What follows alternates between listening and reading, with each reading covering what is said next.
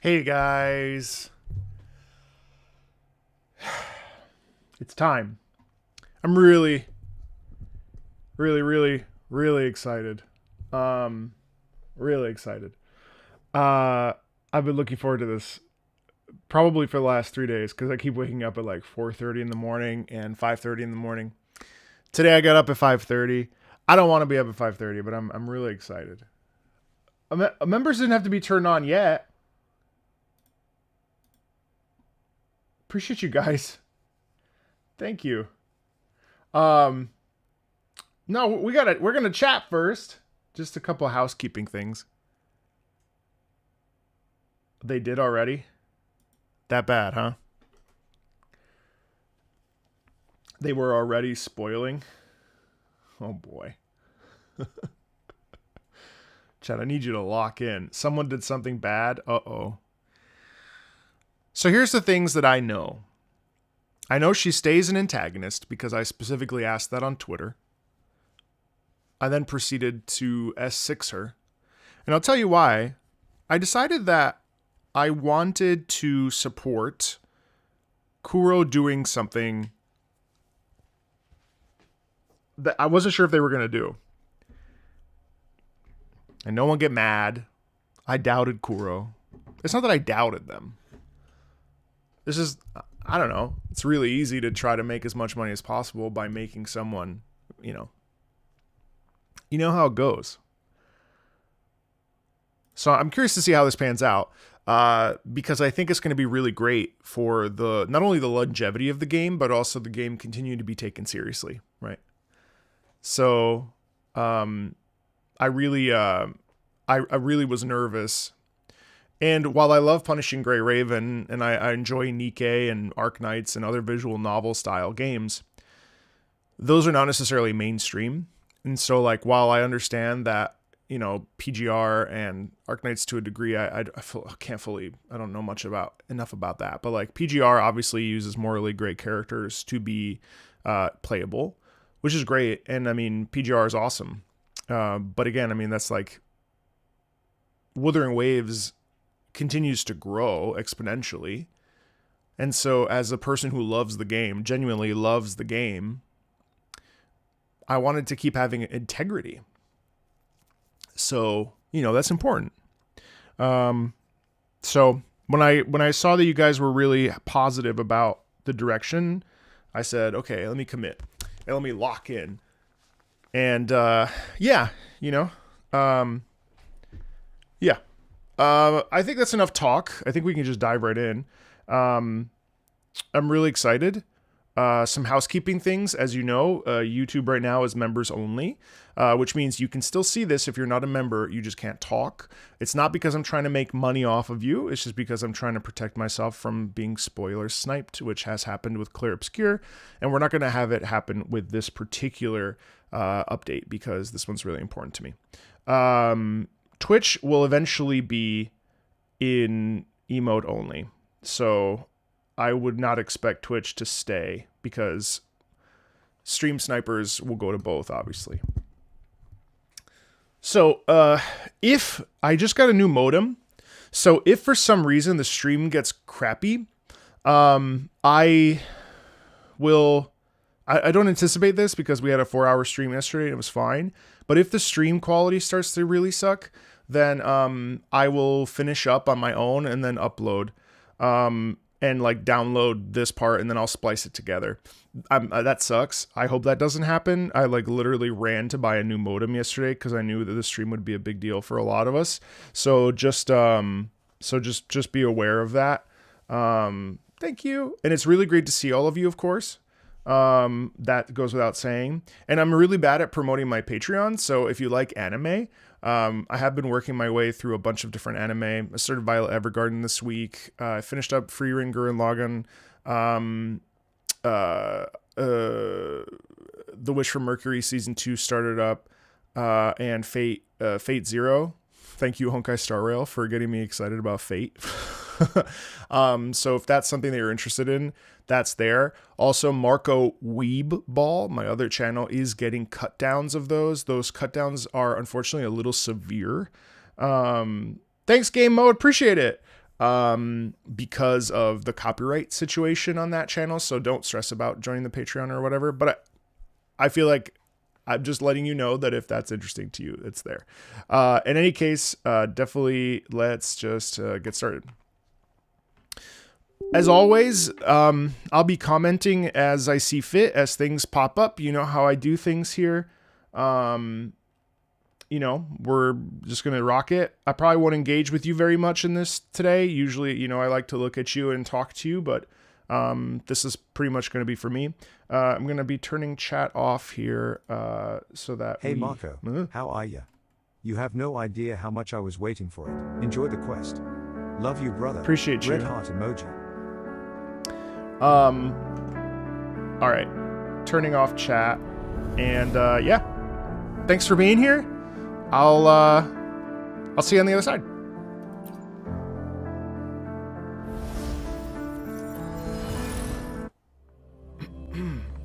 Also, Frolova's great. The other reason I wanted to S6 her is because I didn't want Rocha, and while obviously the echo rotation is great with Cantarella, I kind of just wanted to have my spender team of Cardathea, Frolova, and Camellia.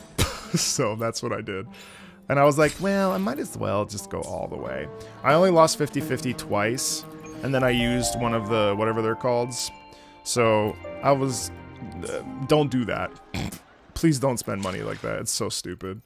But also, I do like this little thing. And I mean, when am I going to get another music character in the game that is like so connected to my past?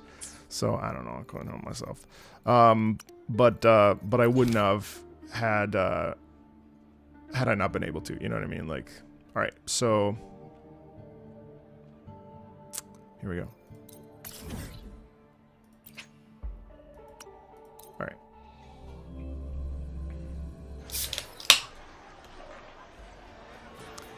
Subscriber only and probably emote only on Twitch as well.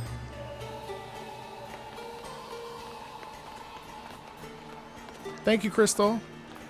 Oh, subscribe. Never mind, you're right. Never mind, don't worry about emote only. Subscribers the same as members, you're right. No, it's okay. Subscribers. Sorry. Can't wait to see your gladiators in action again.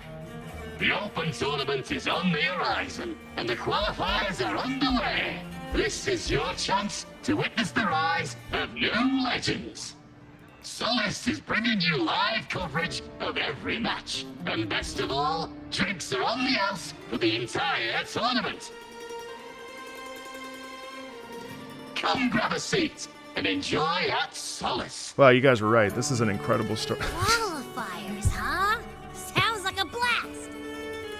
It's nice to hear Abby again. Heck yeah! Free drinks. I'm there. I thought you wanted to watch the matches. And we will, just with a drink in hand. Come on, let's get going. Is she just gonna like show? I wonder how she even gets.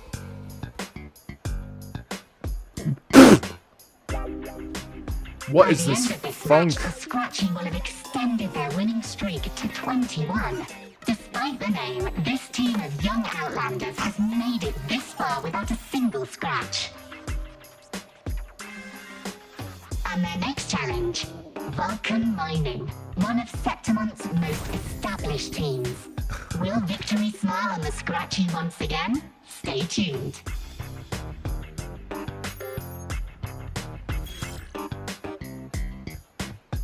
Huh?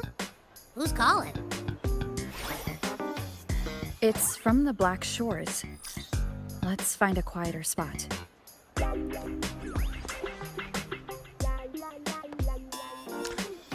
From the Black Shores. Shorekeepers in this? Consultant, we have Cardathea's inspection report here. Have you figured out what happened to her? Unfortunately, not yet. Since this case is unprecedented, we'll need more time to fully understand it. But we've confirmed a few things. After merging the power of the Sentinel and the Threnodian, she subconsciously absorbs nearby energy whenever she uses her forte. Last time, she fought in a sonorosphere tainted by the Dark Tide. This may explain why she felt the Threnodian's pull growing stronger. Perhaps this is exactly what the Fraxidus was after. Tainted by the Dark Tide. I'm all right. Please, don't worry about me. On Tuesday, I think at 10 a.m. my time, I'm going to take Amanda through Warframe for the first time.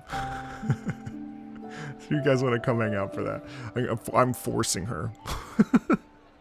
I was like, yesterday we were talking, and I was like, I think you should play Warframe, it's fun. And she was like, okay, because we were talking about like WoW Classic and Mists of Pandaria, and we were trying to figure out a game that we could play together. And I was like, why don't you download Warframe and I'll literally like guide you through the start of it. So if you want to watch that, we're gonna co-stream, so you can watch either channel. No challenge is too great when your will is strong. Trust in science for a simpler solution, Miss Cardathea. For now, she should avoid using her forte. Based on the data you sent back, the inverted tower may be the ideal place for her recovery.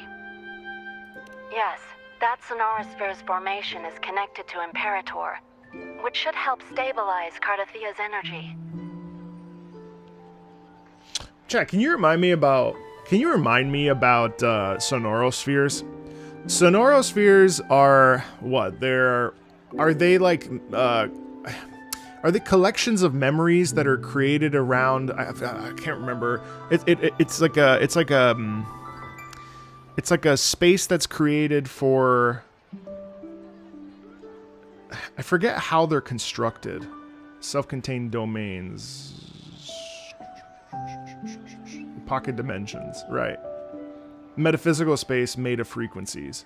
But who makes them?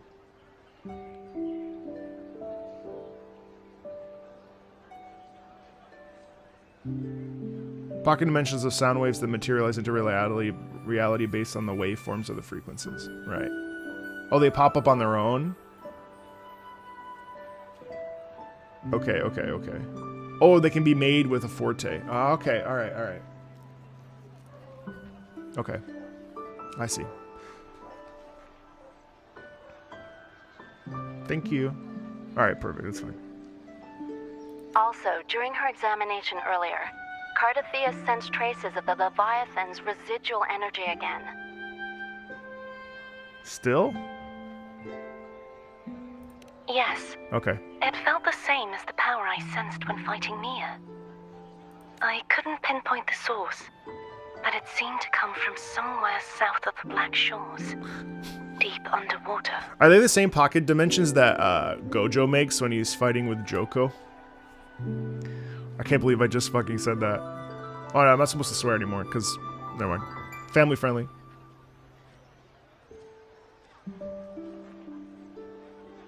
Kind of. Okay.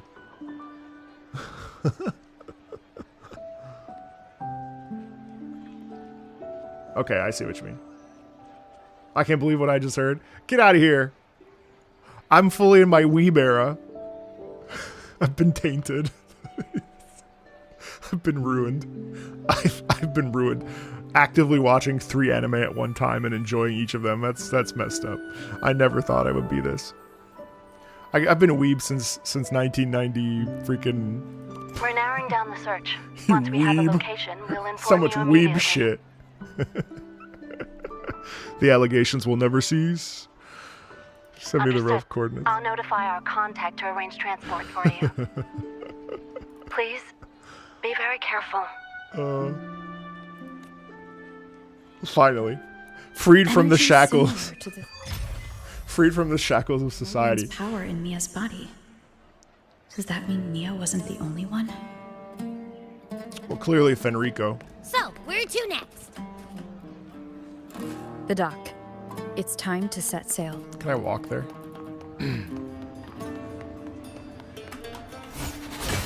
I always forget how to do this.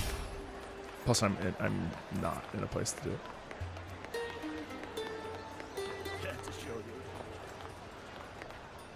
Papi papi pari papi. Well, we won't walk. Well, you don't tend to watch streams. Welcome, welcome. What's up, Cammy? Cammy keeps kicking my ass in Street Fighter 6. It's pissing me off. Hey, Axel. How you guys doing?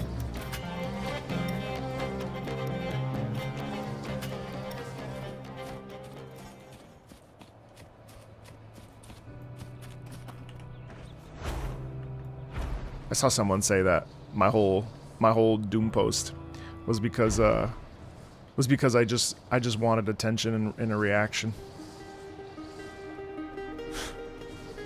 Yes, I planned this several weeks in advance. My goal was always to get just the most amount of people here as possible. I've been caught. I've been caught! Caught red-handed.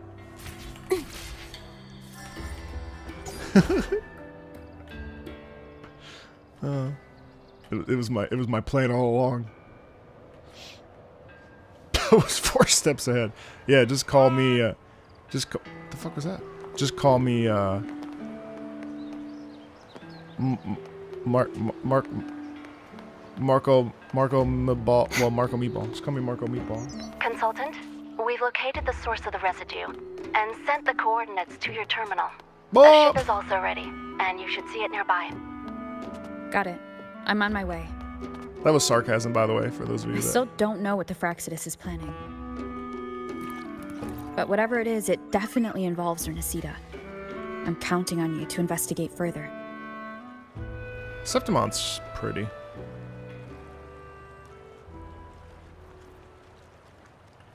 I'll be streaming this more because, well, I just spent a lot of money. So I need to actually commit to playing it, not just for every story update. These coordinates bring us closer to Raguna. Sunk cost.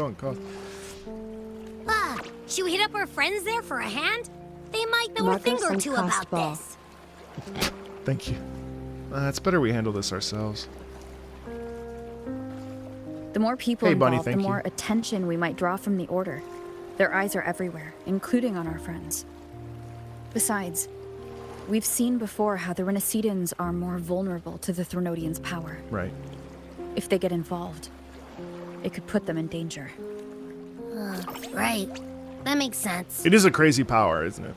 The ability to influence, and, like, basically hijack a person or their mind.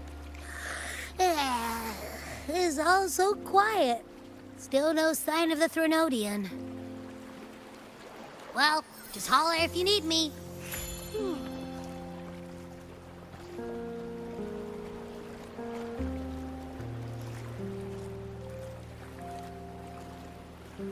Is that?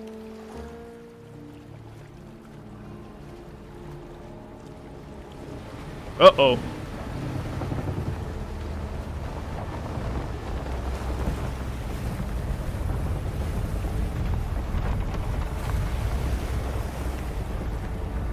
That's an incredible ship design. Look at this. Fenrico just...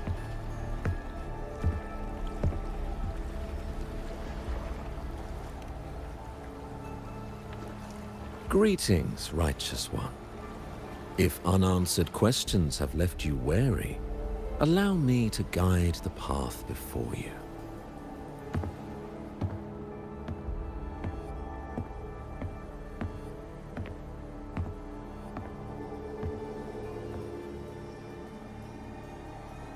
What brings you all the way here? With the divinity's blessing, I follow their words, for I am bound to their will. Your divinity is gone. Oh! Blasphemy.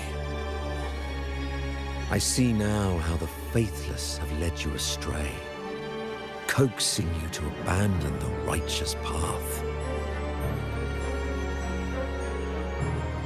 Damn, he like flipped quick.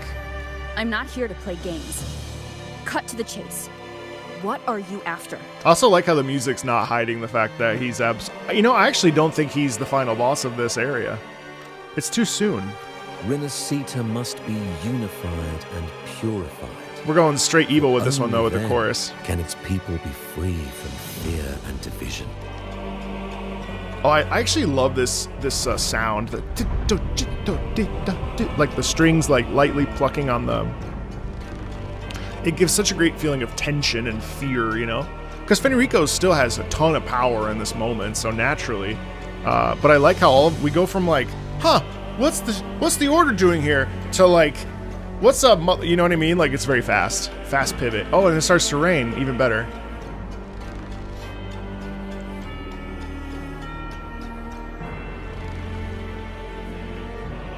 As their grace and divine will shine upon us once more, Why is he...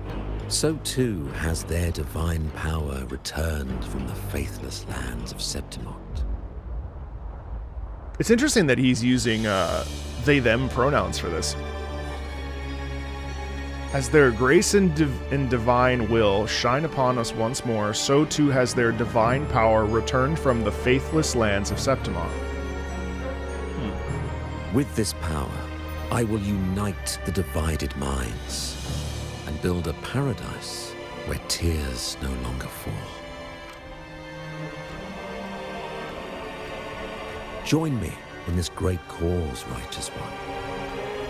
This is also a chance to rid yourself of a foe that has long plagued you. What? The Fraxidus. Oh, he tries to strike a bargain? So you and the Fraxidus can't agree on how to split the Threnodian's residual energy. Ah. I serve their will. It is the only true path. Oh! As for the hubristic faithless, they deserve no salvation, nor will they obstruct my course. Shanti. Chanton.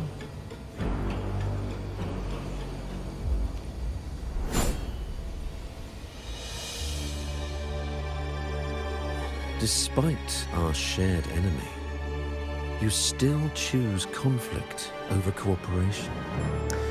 Chat, I wonder I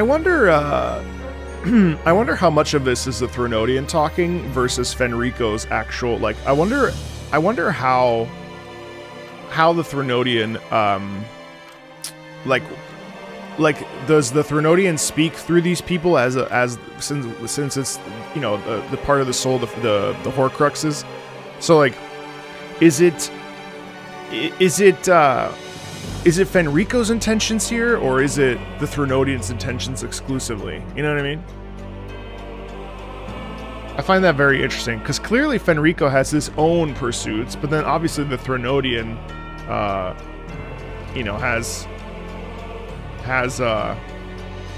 yeah, no, these are rhetorical questions. Sorry, I shouldn't have said chat. Oh, by the way, if I actually want chat's help, that's what you'll get. I trust what I see. I'm not asking for that, but there you go. There is no need for me to ally with you.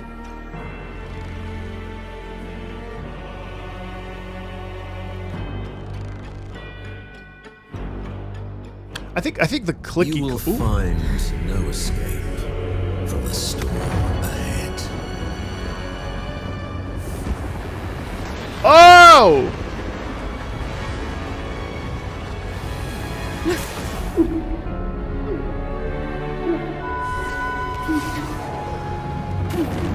What? What?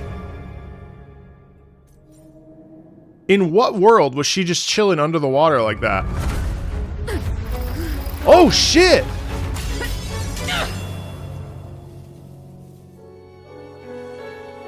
Oh. Oh my god, that was beautiful.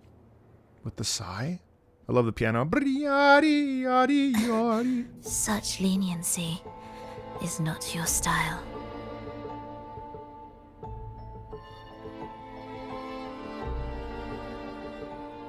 Why did you save me? Oh wow, her theme. Beautiful stuff. You're welcome. Shit. Why did I ask 6? Twitter told me she wasn't good. Oh no, I have to quit today. Answer the question. The story you experienced in Septimont? The one of the girl lost to the sea. Really nice instrumentation choice there. Feels like I wonder what.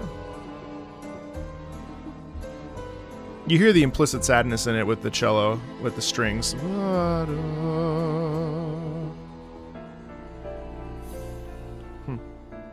at that smirk. A soul in defiance of itself, its essence seeping into a brilliant gem. It drifted here with lingering whispers of resentment.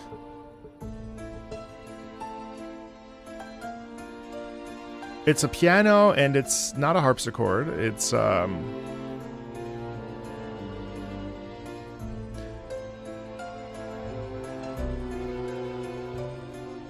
actually don't know what that is.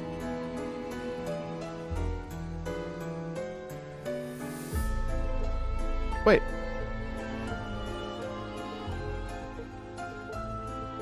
I don't know what that is. I feel like it almost is a celeste, but I don't think so because the celeste sound is shut up, celeste.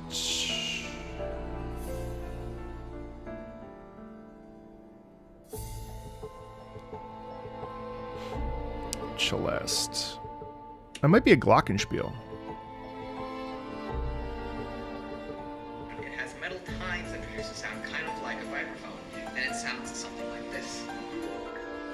No, that's a glockenspiel. It has a very, very beautiful sound. Now, while the Celeste kind of looks like a miniature upright Oh, that's a piano, celeste. the Celeste lid on this one does not open. There are four screws, metal hammers that will hit the tines instead of felt ones.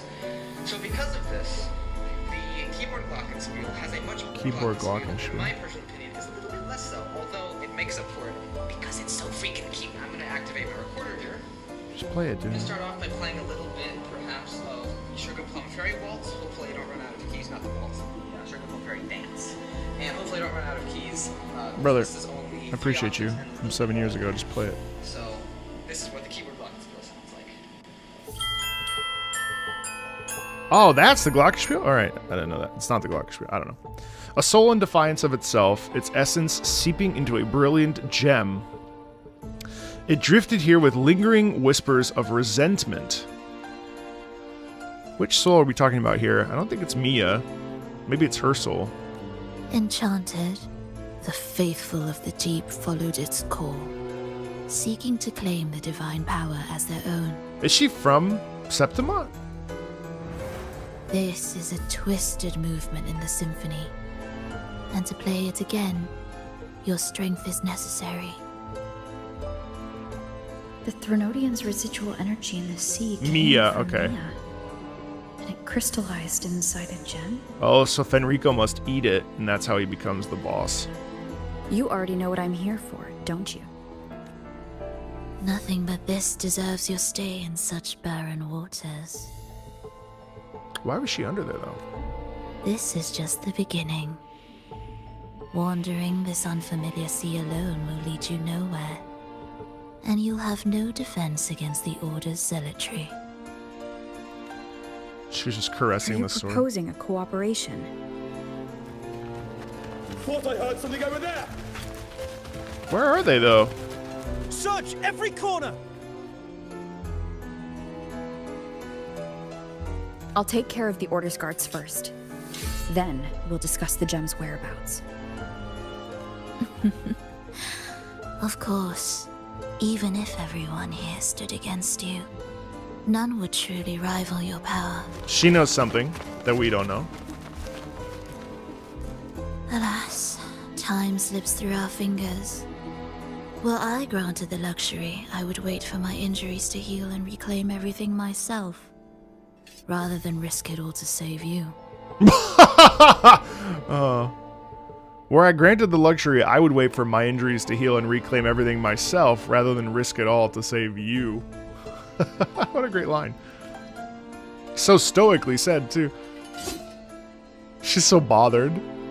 I love it. You might find the right path on your own, but listen closely. Hear those distracting footsteps. They will never cease pulling you astray. Oh my god, the look over. By the time you finally silence the noise and find your way, what you seek may already be lost. The choice is yours. Think you can turn the tide with words alone? Nice try. Nothing there! What about over there? Glad you made the wise choice. Remember, it's just for now. Nice. Good. Okay.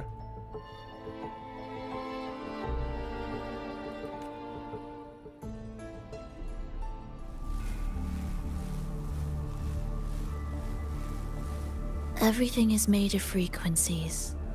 Once the melody is distorted, its rhythm is skewed. No blunt force can ever rectify it. Unless one orchestrates its essence anew.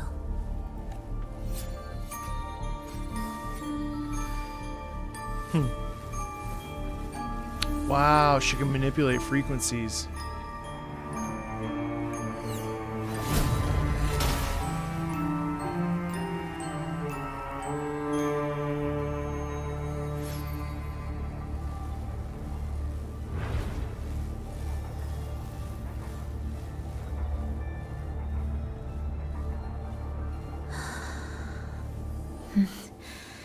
After you.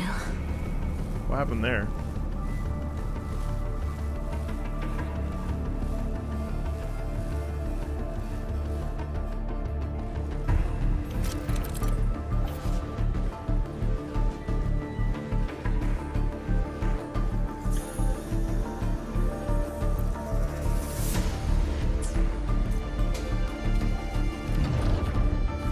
Oh wow, cool. Same door again.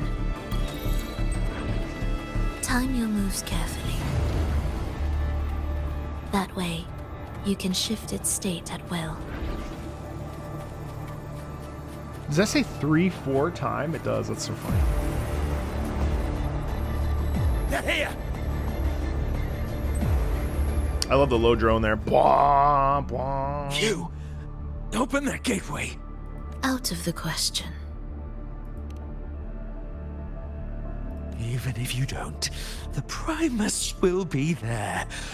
He'll never get the gem. This is the only way.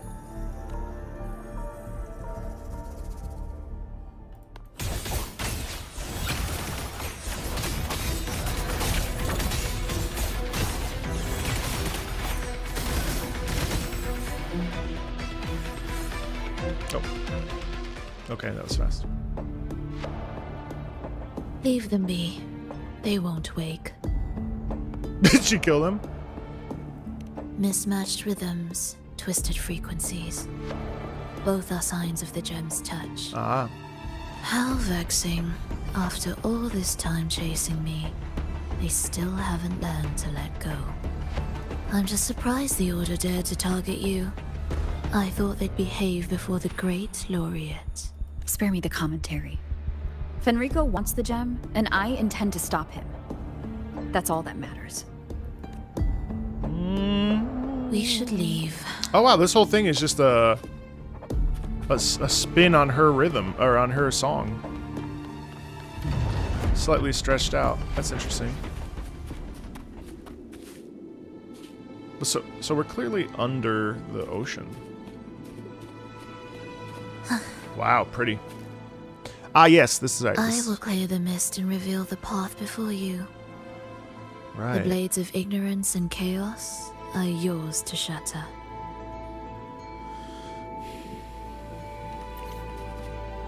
Abyssal Lunaire. Music to my ears.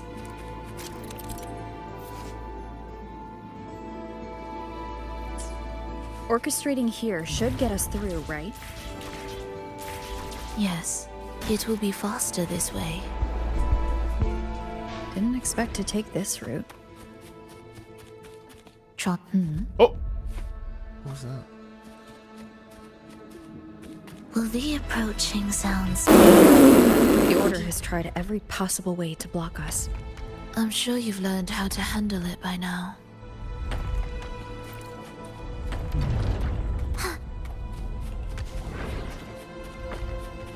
Has the Loris, or the not the Loris, the Are we there yet? same flower design as her.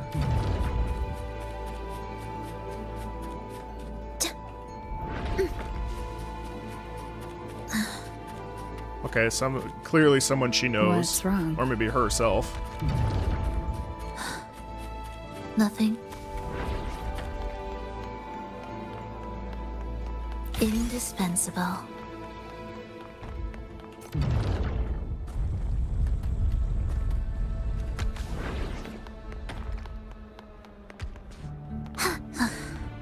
Fraxidus. Why are Fraxidus members here? Finish them. Huh? That's interesting. Are you sure? I am.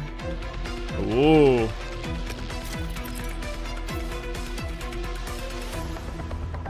Oh, cool. It actually slows them down, too. Neat. Heed the echoes. Witness blossoms in wilt.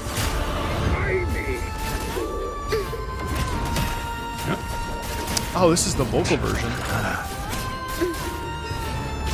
I love how dangerous that sounds. It's full of like melancholy and also like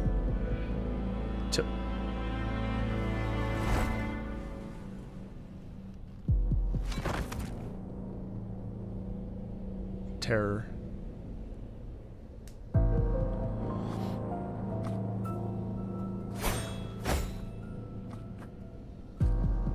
That's odd. I wonder why. So she's definitely there for her own means. You're stone cold. Those ensnared by the discordant melody only strike out blindly.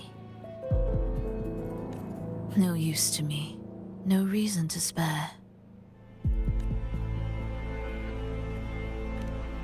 Why? Are you afraid? There is nothing to fear. The worst that awaits is simply death. When we joined the Fraxidus, we accepted that this day might come. Super pressed on her voice too. So that when we joined the Fraxidus, we accepted that this day might come. Really cool. Me, them, everyone. We're all the same.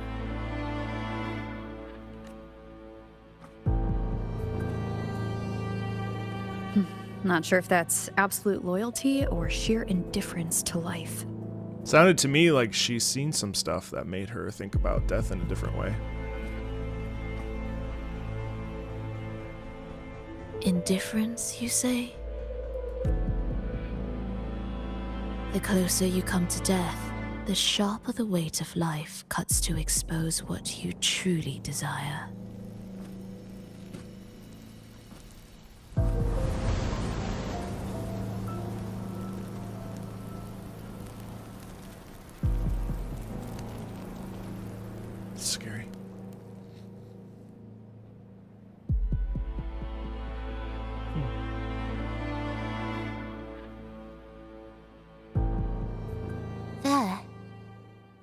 suppose that's true.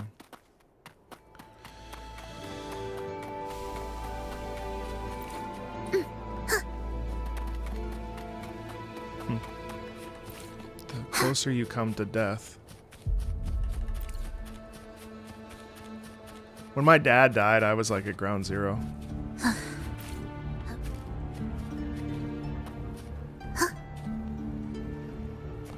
I probably think about death all the time now.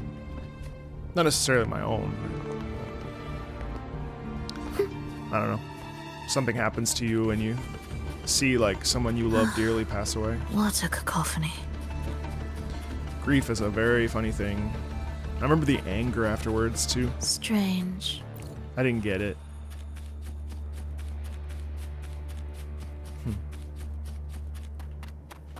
They're here! Noisy. Take them down!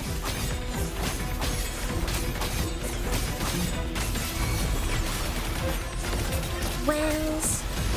Rejoicing. Witness. Blossoms in Also love the discordant piano there. I like this vocal version because it feels like she's controlling it, like she's controlling Hecate in like this sort of really like twisted fashion.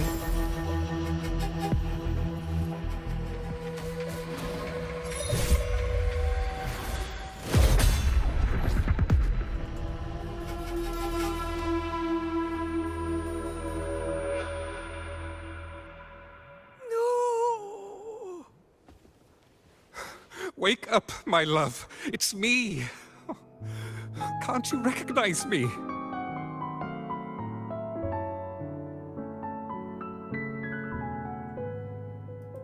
Frolova, it's happening again. It's time for the rehearsal. I don't want to go! No! Don't go! Ooh. Feels like Debussy and Scriabin had a baby. It has impressionist big chords, rolled chords, big sort of... But the dissonance is disturbing, because what we're watching is the mental state of someone completely unraveling, and so the piano creates the sense of total, like, it's very jarring. It's very uncomfortable.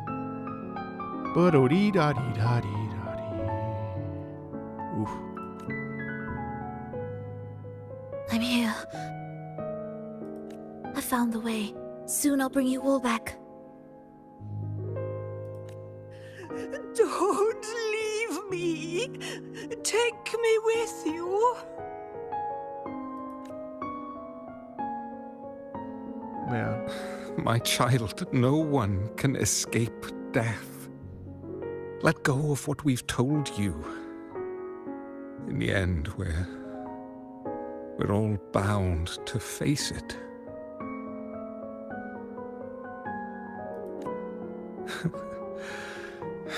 And perhaps the only thing left for us is to accept it. Really, the piano here is just this constant cascading down, which is causing a lot of distress. It's ultimately... Iskalas, over all these years, each of you has spoken to me in contradictions. And there's like moments of beauty. But it's chaos. Words of surrender, of perseverance, of fear, of pleading. Fate is fickle, ever ready to devour. Death comes swiftly without warning. And in its shadow, I have seen you at Lots peace. of half steps. In fear, in sorrow, and in madness. But worry not, for I am here. I will always be here. Frolova, my poor child. Oh. How many times has it been? How many times has he tried to let go, only to tighten his grip again?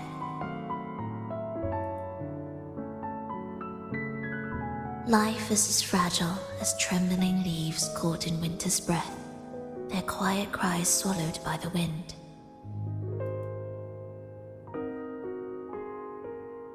The more fleeting, the harder to judge if our choices were ever right. To find meaning in them, one must first walk a path that stretches into forever. I think part of the reason why it has that dreamy quality is because... What? Is because it is a dream state for her. Oh. She has this interesting connection with these TDs. Ooh. With That's a some... soul reaching toward the world's end, like mine, and like hers. Total mental torture there for her. Huh. Even when lost at a crossroads, there's no need to despair. No matter how far you've gone, you can always turn back and find your way home. Kind of hard to listen to, if I'm honest. They shouldn't be here, right? It's very, that's a very taxing piece of music. Yes, but given how twisted the melody is, anything could happen here. Thank you. Thank you for the Is gift this sub. the gems doing? It's Fenrico's. Fenrico's doing. Are we there yet? Oh wow, when she does that, her frequency...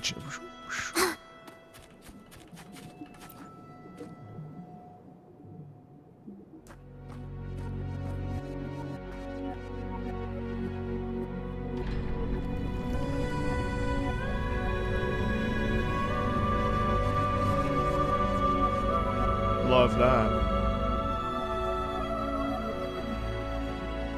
We must return to the tower before Fenrico finds it. What exactly are your people planning here? My people? Why do you care? Now I'm intrigued. Tell me, if death were closing in, what would be your final thought?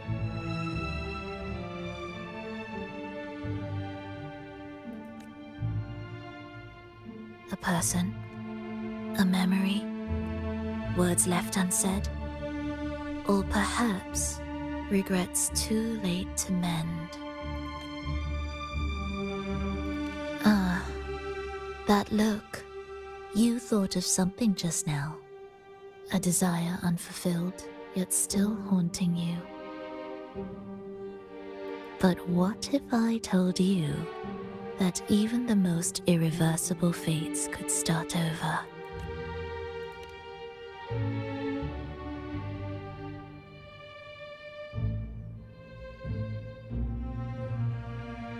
Ah, how careless of me. I forget I'm speaking to someone who chose to wipe their own past. Chose to wipe their own past? Hold on now, I don't remember that. Here, we shall witness the advent of the lost beyond. I mean, I know that... Maybe they said that before. A land of serenity. I mean, I know that she can't remember harmony anything. and perfection. A sphere beyond the reach of time. A new world, never to be marred by tragedy. An Elysium. Or a Sonorosphere. How crude. That name strips it of its poetry and warmth. I composed it, note by note, and within the tower, it opened its arms to the world for the first time. It is my chance to mend what was broken. I didn't realize fulfill we wiped every our wish mind. I could never make true. Yet for the lost beyond to truly endure, for its melody to bring joy, it still needs a divine texture. The gem. Yes, Only with the texture can each movement resonate in perfect harmony. That's right, when she was at the Black Shores. Only then will this new symphony truly come to life. But Fenrico smothered its first breath before it could even cry out. I won't let him twist its melody to serve his own ends.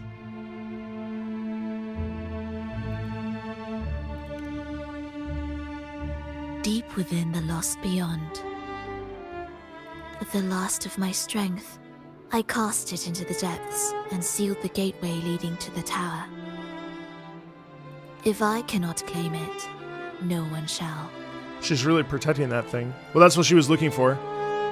If it's hidden in the Lost Beyond, why are you worried? Sealing an entire realm drained my power. When my strength failed, the Order's betrayal was no longer a mere sting, but a blade, heavy and sharp. But with every strike, I saw things more clearly. Yes, I could not resist the pull of the next blade.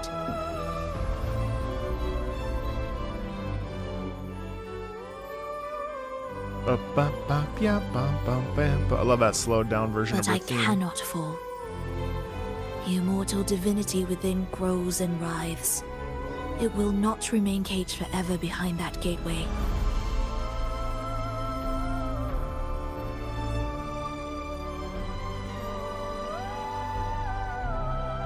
Wow.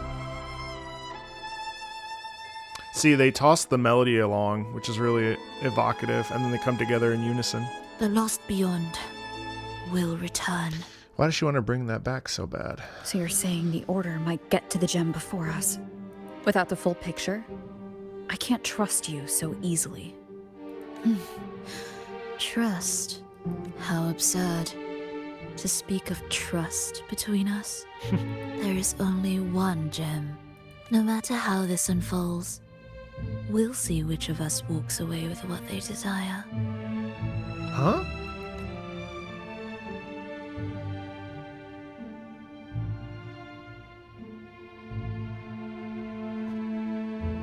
Okay, we're most certainly not in this together. Where should we go next? This path is a shortcut, but difficult to pass through. That one takes longer, but may be smoother. In truth, either will take us.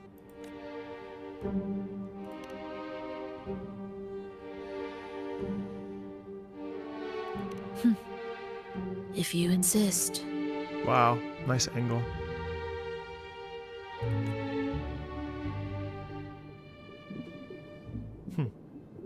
All right. Fenrico wanted to keep this place under wraps. There may be more to it than meets the eye. Let's take a look up ahead. There shouldn't be any interference from here on out.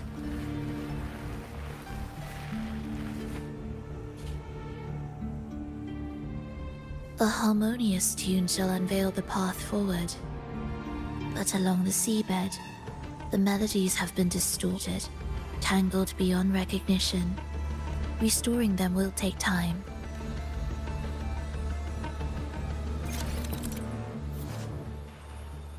Special music stands are found around the orchestration altar. Put a complete music sheet on the stand corresponding to the altar to activate the orchestration altar and initiate the polyphone orchestration mode. During polyphone orchestration, drag to link the music notes by numbers in ascending order up to 5. After connecting the numbers in ascending order, the missing notes on top of the screen will be restored and the orchestration will be complete, returning the chaotic melody to its original form. If there are multiple notes, link all notes up to the number 5 of their corresponding color. I think I get it. Let's see. Orchestrate, really? Drag to link the vibe in ascending order. Okay.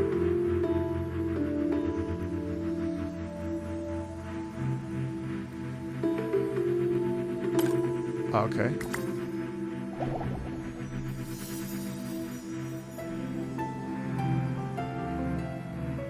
Da dee da dee da. That's cool.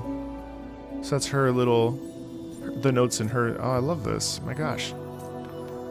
Look at that. That's so pretty.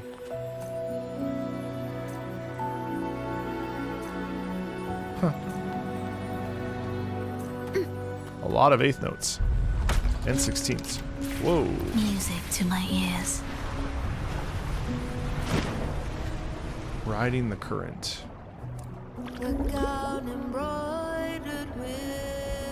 Steel yourself for the twisted hymn. What? Why?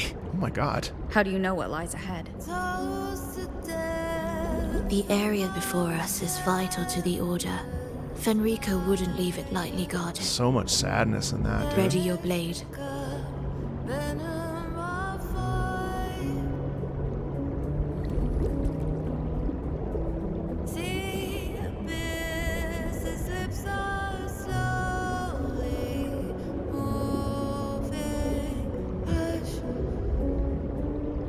God, there's so much sadness in this. Makes me think that Frolova kind of hates herself. Or hates life. Whoa. Anima Cradle. Their choice of using vocal music to connect us to our emotions is really something else. Man, there's so much heaviness in this sound, though. Prelude to Arrival. Wow. I wish that lasted a little longer. More guards. Stunning. Just like you said. They're all yours. Will the approaching sounds be beautiful enough? The frequencies of these Order echoes feel unnatural. The Order created them. They know how to warp them just as easily. Chant songs of old. I love her smile.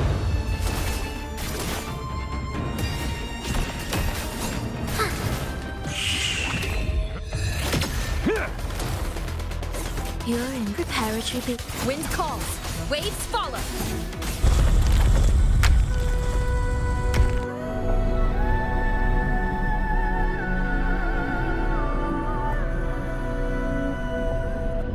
So melancholy. Body, body, da. Organs, okay. Could use some healing though. There we go.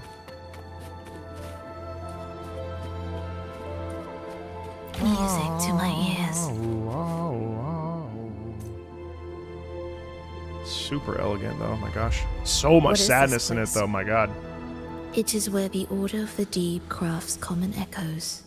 Yes, the orchestration altar is there. However, keep your eyes sharp.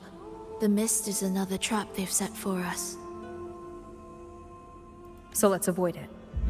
Which way? The left one.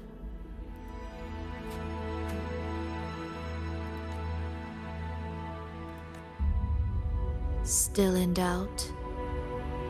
The right one seems closer and safer. Suit yourself.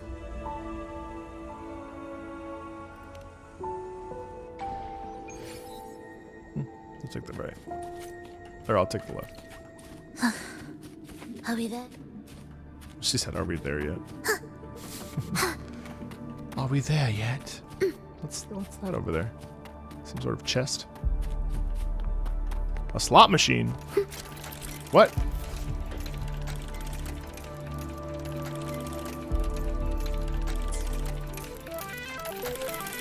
What?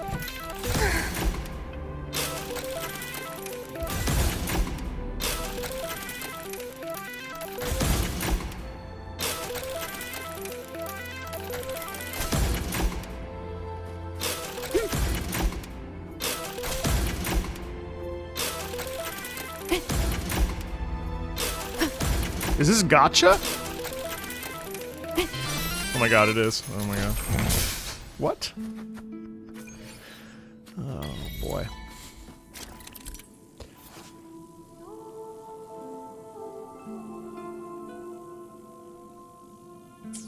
Well, I'm gonna go to the other side anyway, because I told her I would take the left.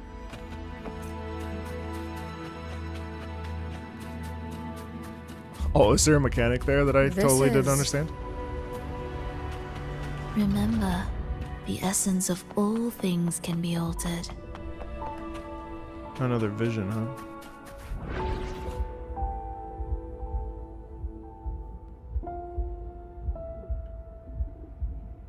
Echo brooders. Echo brooders.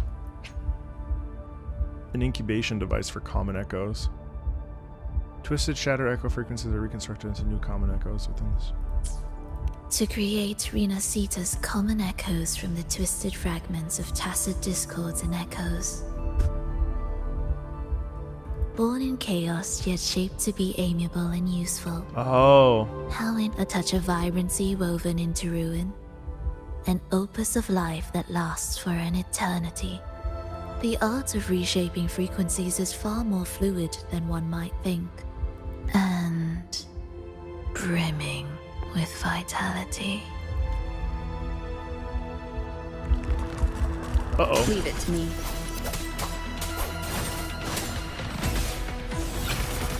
We wither together. Ictus, ready. Ictus ready. So cool.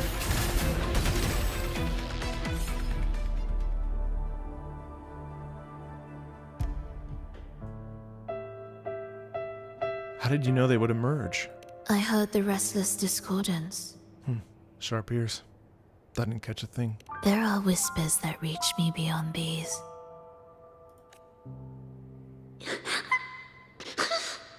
It hurts. Vulova. I don't want to be here. Take us away. Only you can. Don't leave us. Don't leave us here.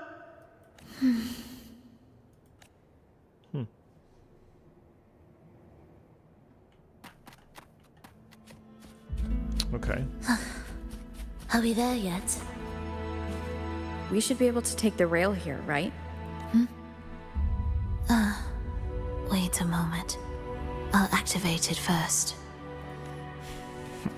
Haunted by her past, it looks like.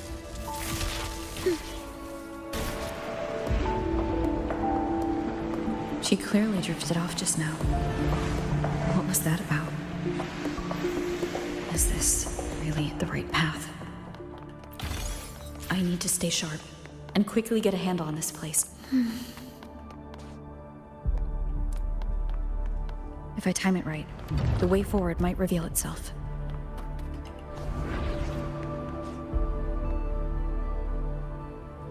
It's time for dinner. Careful now, my child. Watch your step. Time to switch the rail. Got it. She seemed to have just noticed it. Strange.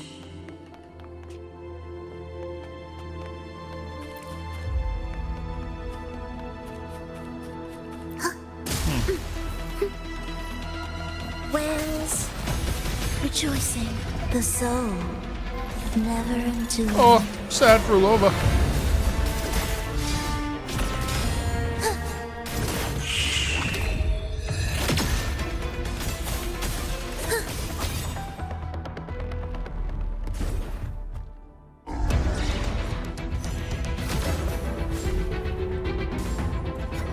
Rolova, you're back.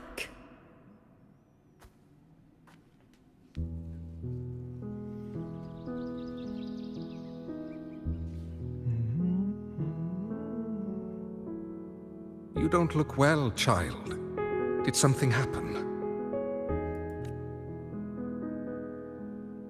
Nothing to worry about. She will take care of it.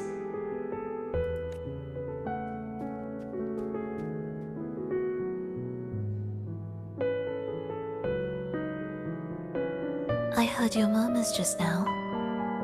You didn't seem this frightened the last time you met Leia. Frightened? Nothing gets under my skin at this age. What about death? I should go there. Now, there's a true demon. Always unwelcome. Always reminding you of the shortness of our days and the regrets we can't mend.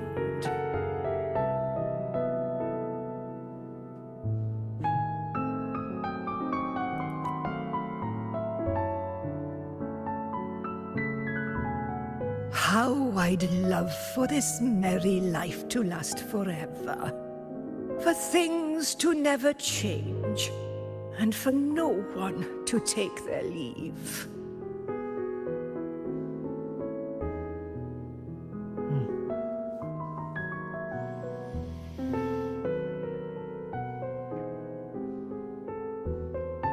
Sometimes you don't even realize you're in the good old days until they're over.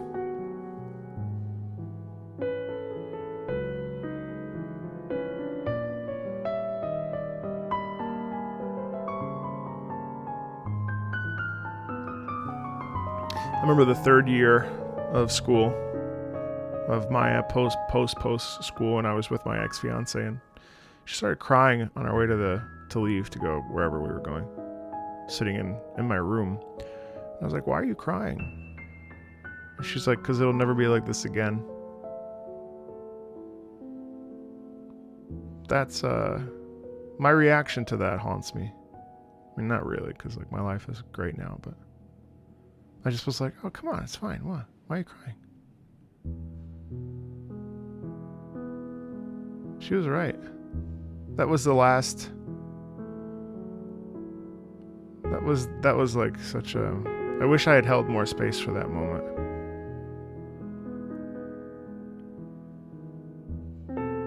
She was right. It was never the same after that.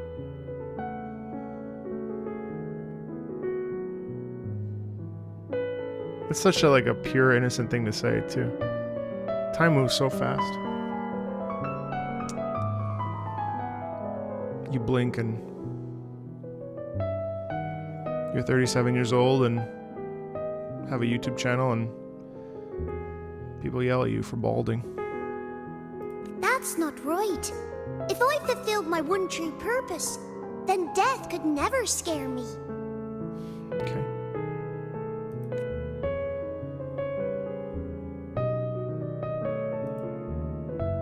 Oh, not this nonsense again, Tris. Come on, dinner's ready.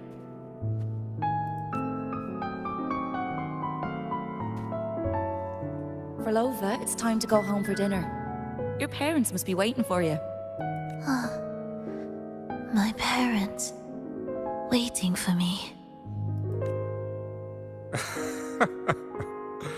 Oh, Triss's words remind me of myself 50 years ago.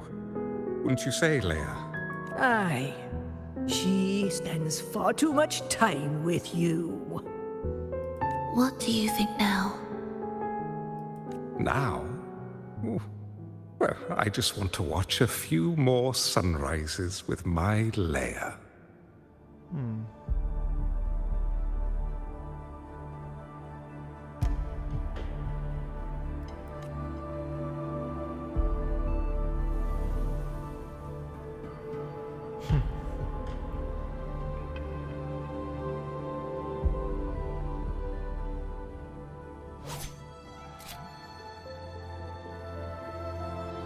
My. I thought the meticulous rover was supposed to be flawless in battle.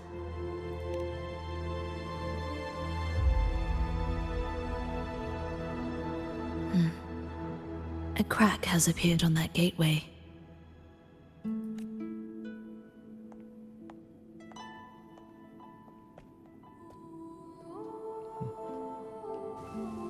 This one also needs... I'll activate it.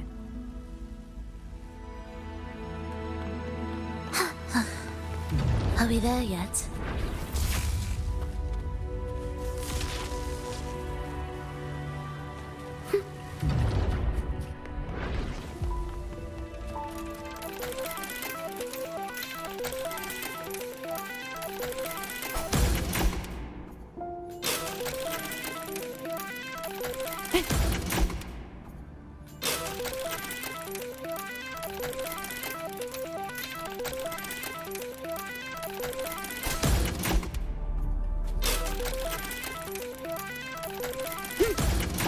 Almost.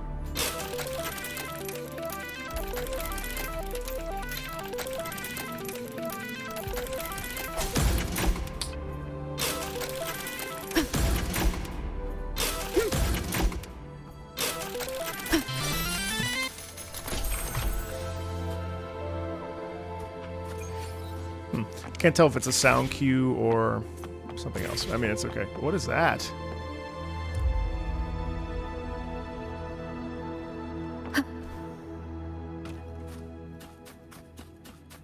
Huh? Oh, this is the Hecate Nightmare. Hold on. Just let me build her. Damn it.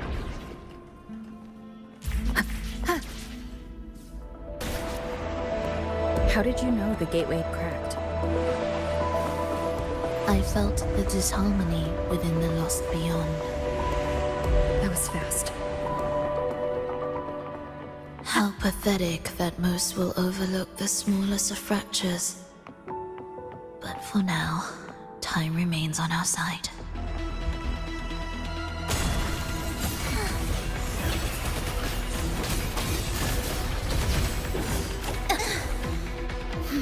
Sentence is due. I feel nothing. This changes nothing. Preparatory beat. Begin. Wails. Rejoicing. Witness. Blossoms in wilt.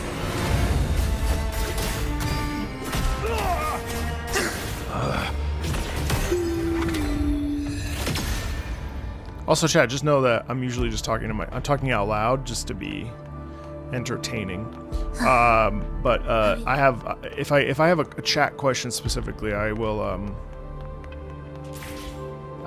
actually ask. I have a button here, so no stress on trying to answer things as I say them.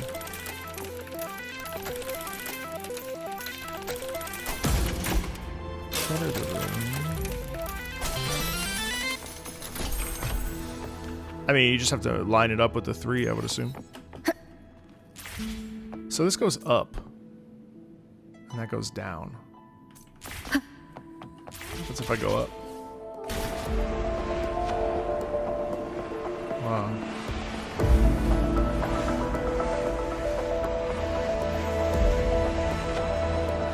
Oh, these are quests. So like, take the gondola for a leisurely stroll. Huh? Leave it to me.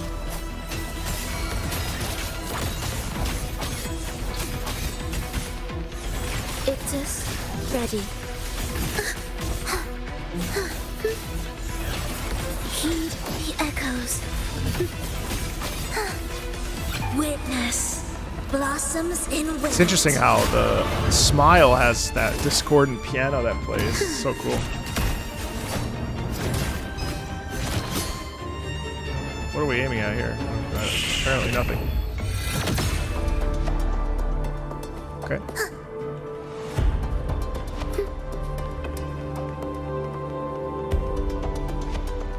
Will the approaching sounds be beautiful enough? Cadence, halt. B-ray, preparatory beat, begin. Life or death, no alternative. Chant, songs of old. There's no one here. Okay. Disregard. Alright, let's do this. If there are multiple notes, link all notes up to the number 5 of their corresponding color. So...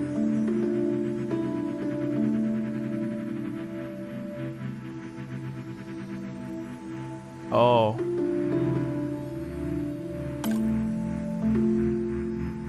The vote? Oh, I see.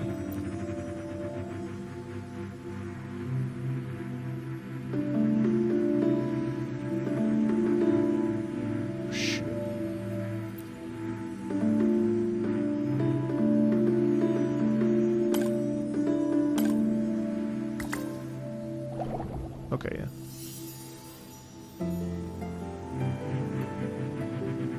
Ta-da! Is that right?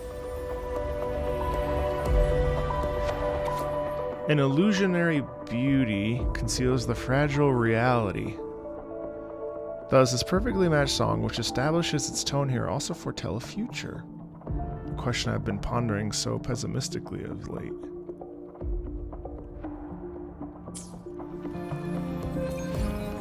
Huh. Are we there yet?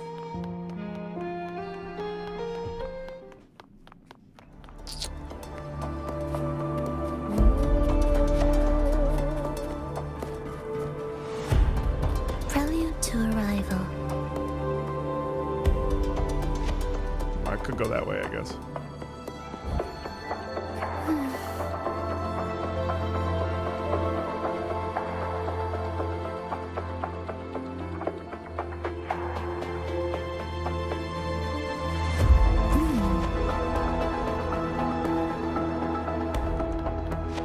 What significance will you grant them? I need to heal.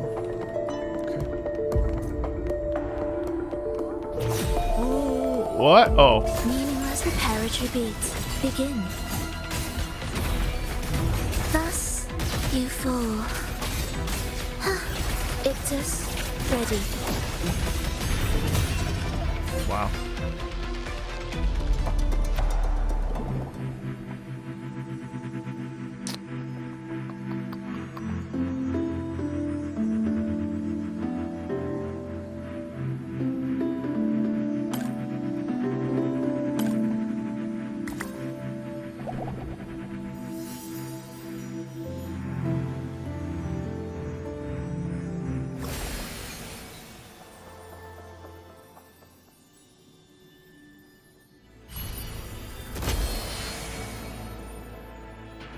A biblically accurate angel there, huh?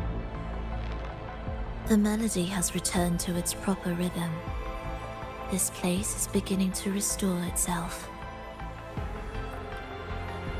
Soon, it will recover too.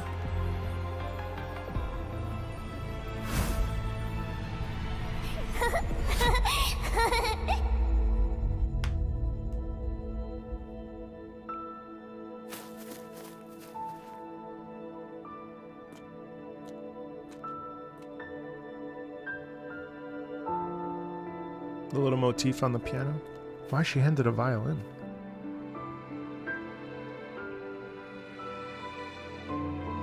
Wow.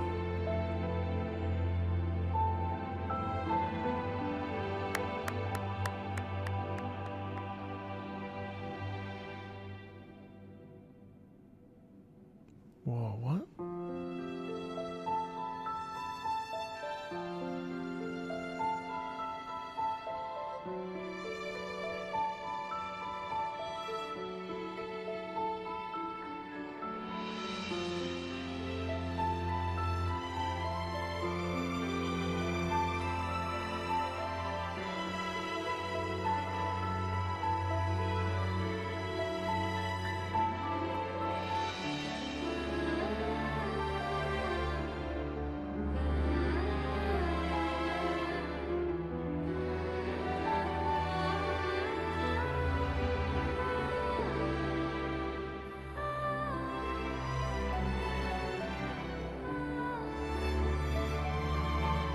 She's lost everything.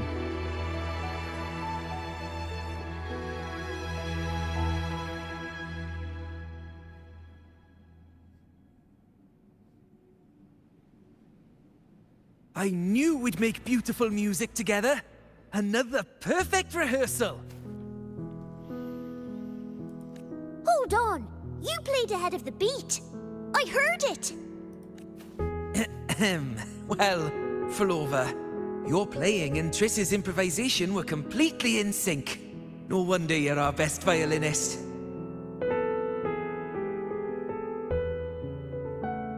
Oh, almost sounds like Chopin.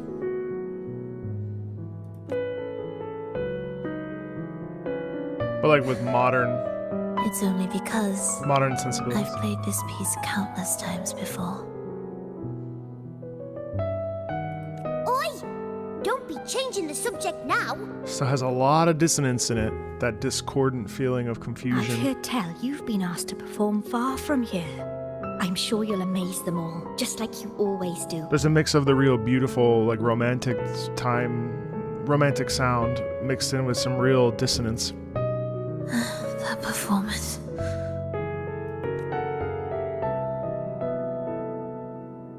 Is that what happened to her eye?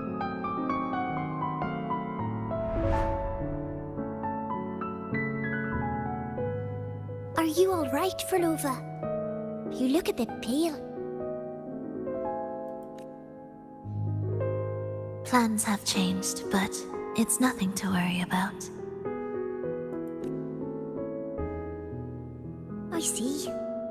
When you can, come back and rest, will you? You've been working so hard. I remember you said this is the only place you could truly rest. But you're always busy. And sometimes things here get a bit messy. I'm here with you. Triss, do you want me to keep going with my plan? Of course. I want to sing and sing forever. Even though this isn't the home we once knew. I know it's not. I'm not the same as I was either. I died in an accident hundreds of years ago. But I still feel me inside. And I can still laugh and sing. It doesn't feel any different. I know you can do it, Frolova. You'll bring everyone back, and I'll be right here waiting for you. I'll wait for that day.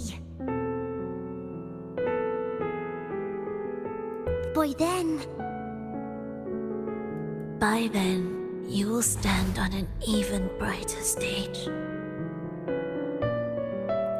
I'll be here. Always. Rover. This time, will death be real?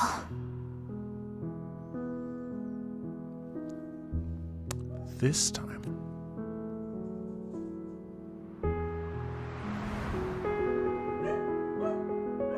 Am I finally going back? But you can't, Frolova. You can't simply die. Didn't you promise to bring them home? Frolova? Frolova? Wake up. Frolova? Frolova?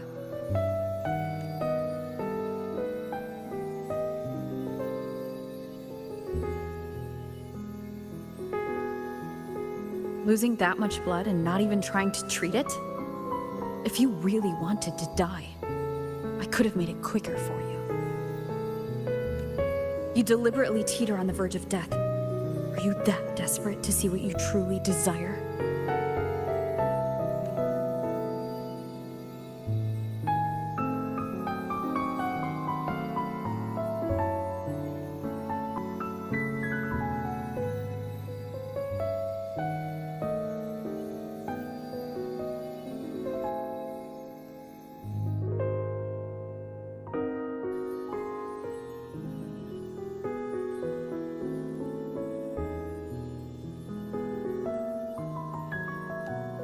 We should move. She saw a vision of Rover.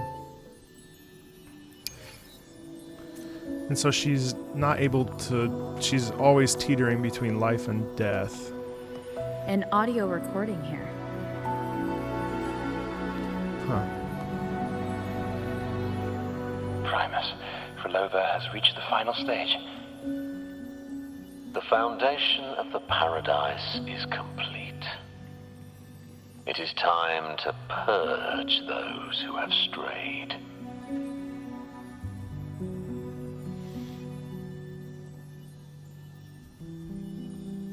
The souls trapped in darkness need a temporary dwelling. For that, we need her work. But, Primus, you hesitate.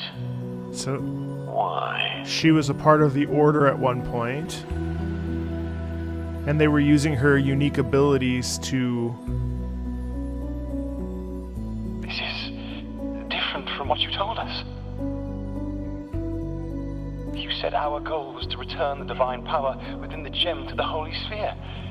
You never mentioned this part. Has the plan changed?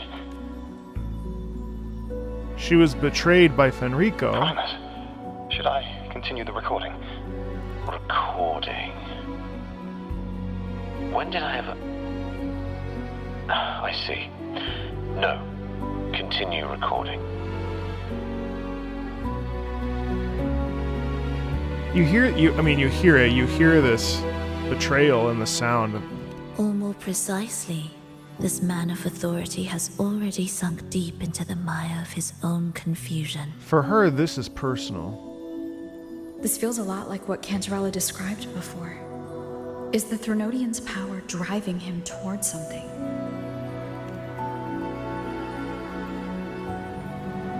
Was she forced to create the Lost Beyond? Because I made a promise long, long ago.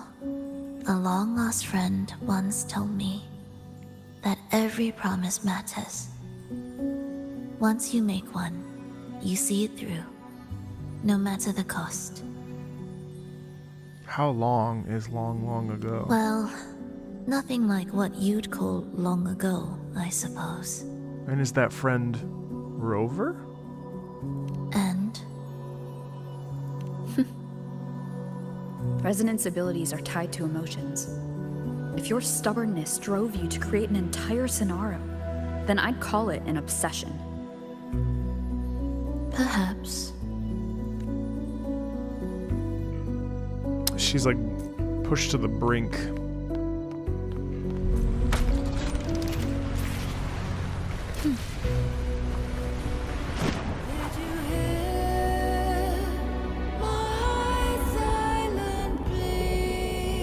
Finally, some peace. You mean? The chaotic melodies, the distorted hymns, the clamor of life's rhythm. Everything we left behind was nothing short of a disastrous symphony. If that's the case, can I expect the path ahead to be different? Perhaps the lake ahead remains undisturbed. Wow.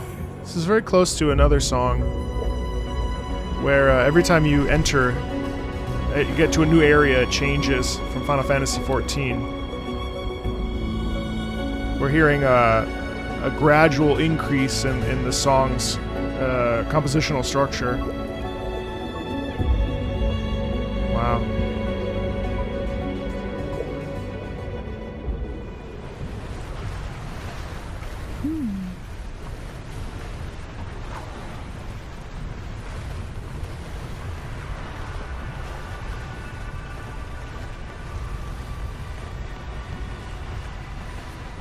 Oh, here we are.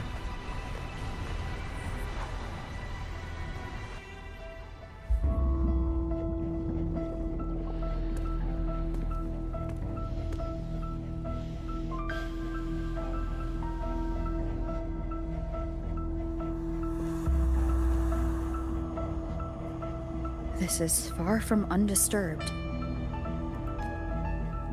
It seems the chaos has seeped into every corner of the Fabricatorium.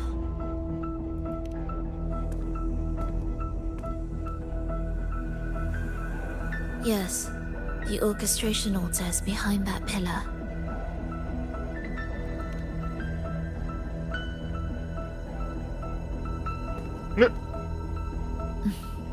Water? It's the energy source that keeps the site running. I love that she paused there like that. Tick-tock, tick-tock. What's happening here? Hold on. I'll orchestrate this area first. Let's see if the path will reveal itself after the mist is cleared.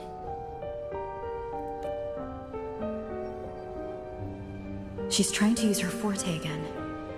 And she looks better now. Her injuries and resonance ability are recovering. God, I love her theme. But you... Our alliance hinges on her weakened state. I'm not sure how long it'll take for her to fully recover.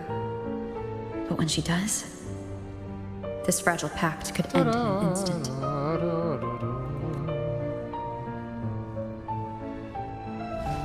If this world can't be changed, then maybe it's time to take a different path. Even if it's nothing like before. Rover from the past. If this world can't be... A different mask she was wearing, covering her eye. Some sort of eye injury. I'll do whatever it takes to help you achieve your goal. We stand in the same place. And I've already shown you that what you seek is within reach. I am Thancred. Peter Brumhill again. Oh, that's a beautiful black outfit. Oh my god. It's possible. Oh! Uh-oh, what? Frolova. What the hell is happening?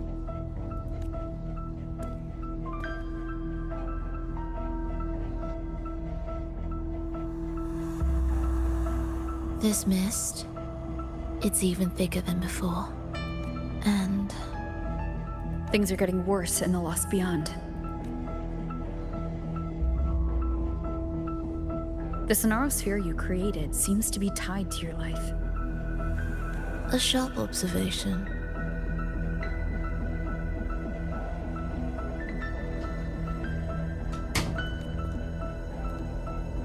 Worry not. It won't affect our goal.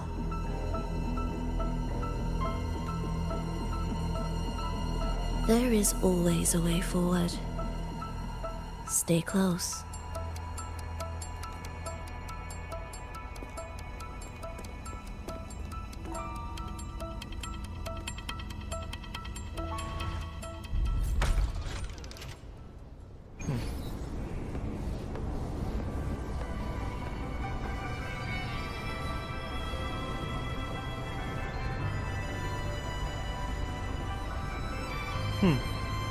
Same as with the, I think now's a good time for me to just take a quick bathroom break. Give me 2 seconds, okay? 2 seconds.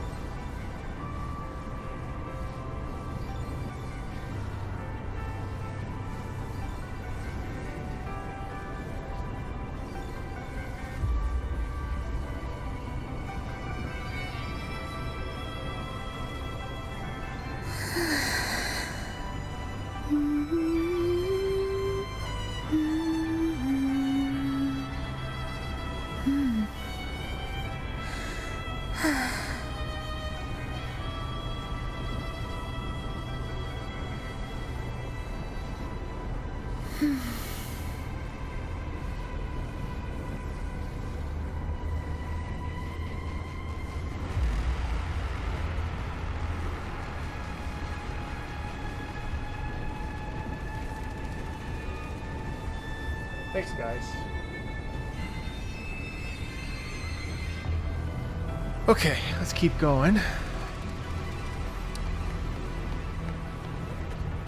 The music makes me feel like we're building up to something, so Look at this. Some kind of sheet music. It looks similar to what we saw back at the altar. They are different movements of the same composition. Only when they are all orchestrated can the piece return to its original harmony. As I mentioned, everything is made of frequencies.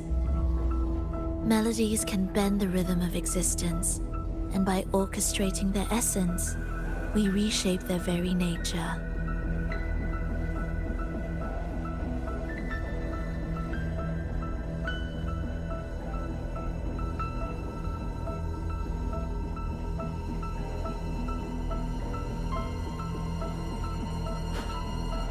Can I say this makes no sense?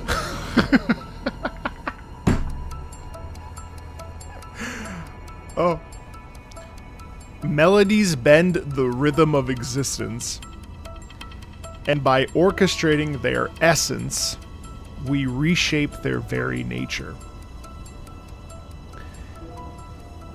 Everything is made of frequency. Melody can bend the rhythm of existence.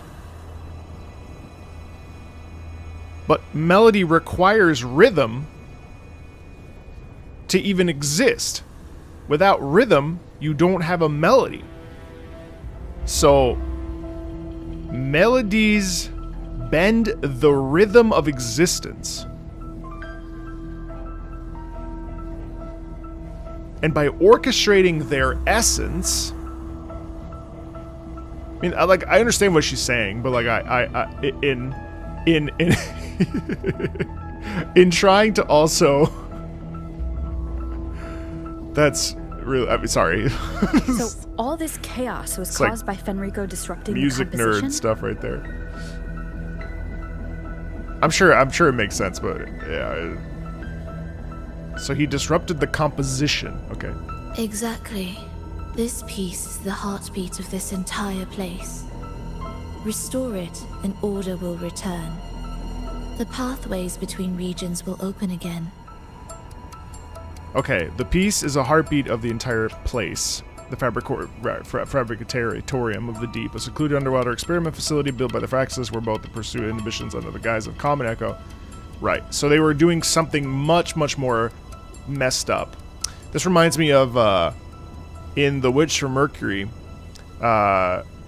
I just got to episode 13, and, well, I don't want to spoil it, but at the end, let's just put it this way. At the end, someone who I think is up to no good, who should be a good character, turns to one of our main characters and says, I want you to work on something, which is the end of, like, war. But then they show this really ominous, like, dark technological basement. And I'm like, oh yeah?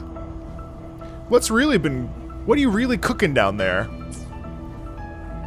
This piece, you can check out my, no. This piece is the heartbeat of this entire place. Restore it and the order will return. The pathways between regions. Okay, you compose this piece, right? You recognize this melody? Oh, I love Witch from Mercury. I'm obsessed. When I finished episode 12, sorry, just to pause really quick. Episode 12 of The Witch from Mercury, like, you know how people, like, complain about when reactions are over the top? I lost it.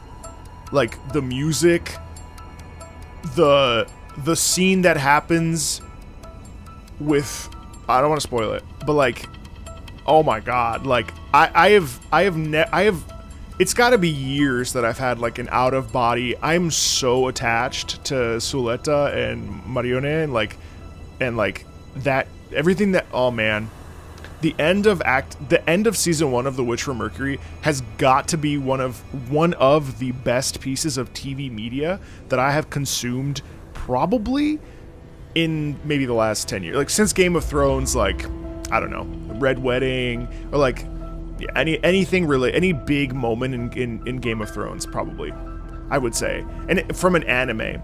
And by the way, like, so what happened was I watched Freerun and I was like, wow, this is beautiful. I'm crying all the time. Then I started watching Gurren Lagann and I'm like, wow, this is amazing. And I'm like, okay, cool. Then the back half, I'm like, oh my god, I'm crying all the time. I must have cried for an entire episode in Gurren Lagann. This shit was so good. And then Fate, my obsession with Fate kind of perked up. And then I started watching Fate Zero and I was like, oh my god, this is an insane anime. Like, this is so cool. Then JJK ended up on Netflix, and we started watching a couple episodes, and I was like, oh my god, JJK is amazing. What a fun concept. And then that was when I realized how amazing anime and manga really are. Because they are never the same. While there are tropes and stuff, and I know you guys all know this much more than I do, I would assume, I'm just crazy about it. Like, I want to consume every piece of anime media possible.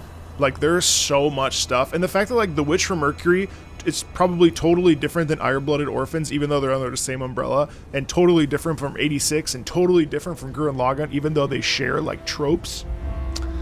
There's nothing like it. There's nothing like it. And I'm not crazy for, like, battle shonen, so, like, I don't think I'll ever watch Naruto or ever watch DBZ or, like, it's fine. But, like, you know, like, even Death Note, like, what? Even Demon Slayer, which I'm loving. I don't know if that's a battle shonen. I don't think it is, but Demon Slayer I'm reading. FMA. I still want to go back and watch FMA. I still need to go back and watch AOT after finishing the manga. So AOT was what opened the portal for me, and I binged AOT manga, like I'm talking the Colossals, in a week. I loved AOT, but you can't go from like reading AOT to watching AOT. It's like way too much depression. My God. It's a battle shonen? Well, maybe I do like some battle shonen. Maybe I shouldn't say stuff like that because I don't even know. But oh, there's an extremely low floor of slop. Well, I'm gonna have to check out my anime list at some point. Anyway, all right, good to know. Let's get back into it. Sorry, I just I'm really excited about where I'm at with anime right now. As a person that who kind of was resistant towards it. I'm really in my weeb era. Demon Slayer is totally a battle shonen. Well, I must not fully understand what the definition is. But it's cool. All right, anyway. No, but I can tell.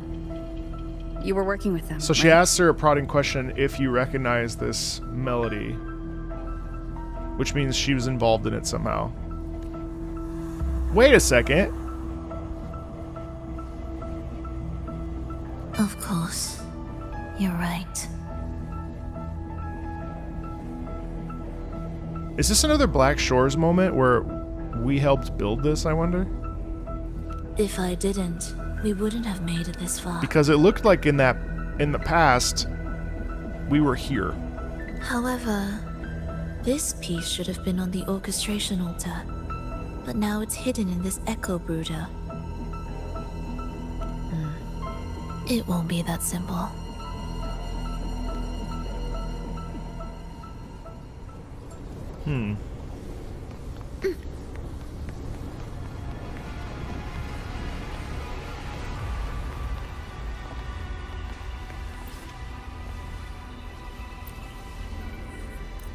Oh, okay, collect music pieces.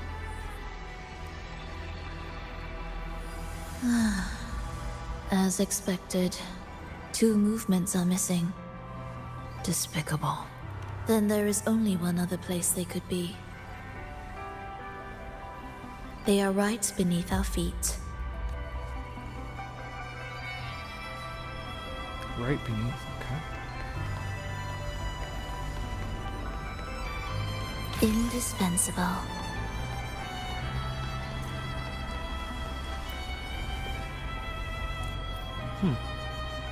This is still like her theme, but with some slight variation. Whoa! Oh, I love that. The light turn on effect. It's a mess here. How are we supposed to find the movement pieces? Try to think from the perspective of the one who concealed them. Oh. Yeah. Well, that probably wasn't an inference at all, but... We'll descend from here. I like how we get the industrial sound when we go deeper into this. Safe. Whoa! Really? Da-dee, da-dee. Well, I didn't expect this either. Resurrection point. Echo Brooder is in here? Stay on guard, just in case they break out and attack. They won't. They're not fully developed yet. Oh. Will the approaching And sounds they did. be beautiful? Oh. What was that you said?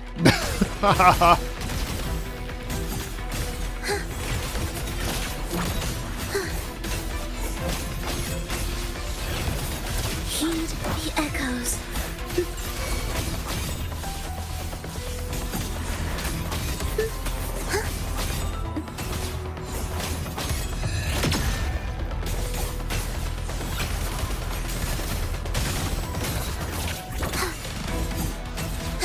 Cadence, halt.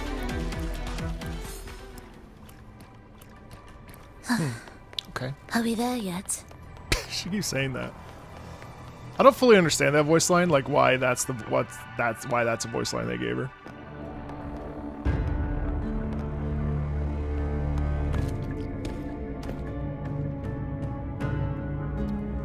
Kind of funny. Oh, uh-oh, it's trapped.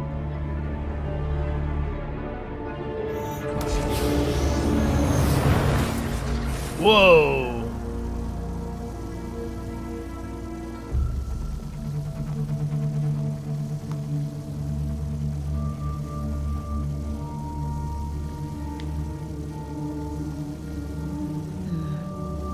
We should each go our own way. Fenrico likely hid the two music sheets separately to stall us. You're wondering if this was all a setup to trap you.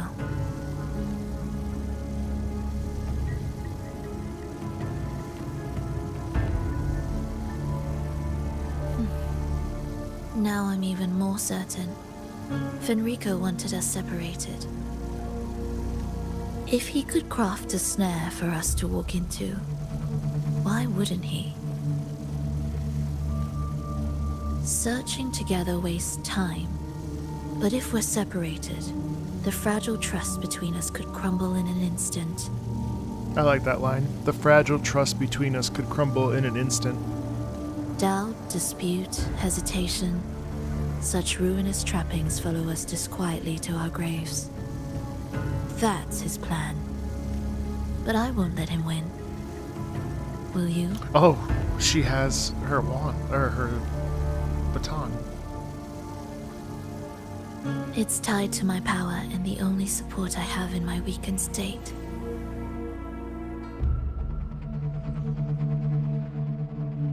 Even if we're apart, you'll still hold my fate in your hand. Wow. Okay. Olive branch. Staying here will get neither of us what we want.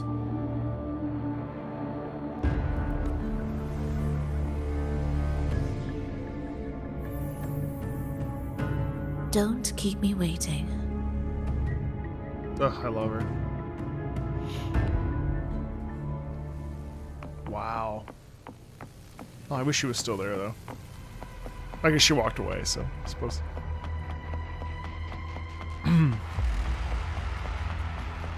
The crunch in this sound is really cool. As expected. My thought is, too, like, we still have a lot to go in Rendicita, because, I mean, this is only 2.5, and the way people are talking this quest up, I am the Tempest. You would think that this was like, you know, one of the one of the finales of the story. Wind rises. Although I did see that people are mixed on it, and some people really don't like it. Huh. I'll be curious to see where I land. So far, so good. It's fine. A lot of nice exposition. I haven't been bothered by the pacing very much. I think the pacing's fine. A lot of cutscenes. I mean, I also think that any scene that Furlova's in, she kind of draws my attention This to device it. So looks the same as the ones I saw earlier. I'm kind of just enjoying it because I enjoy her.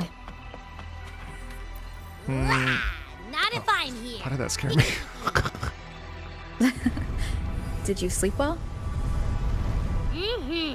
Feeling great. But where are we now? So many twists and turns. This makes me dizzy. Let's figure this out together. Good. Roger, Roger. Roger, Roger. Why is that a reference to the Phantom Menace? Hopefully this helps. And the wicked will face judgment. hey, Lilia, thank you. Waves rise. Judgment strikes. Annihilation. I think the story pace is really nice.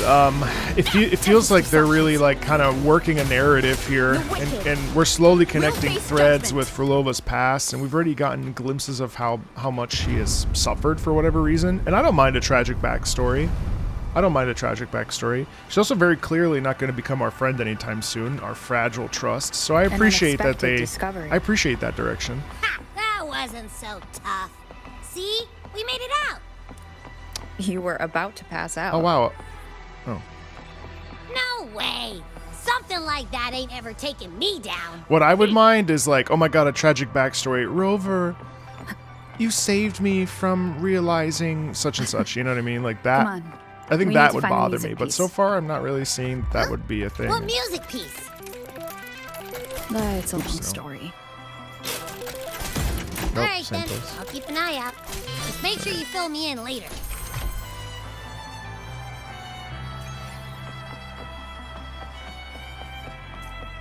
Like, clearly Rover was involved in her past somehow. We saw her in that black dress, which I love, by the way, with the mask.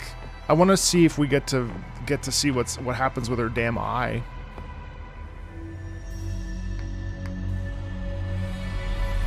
Why are there so many tacit discords?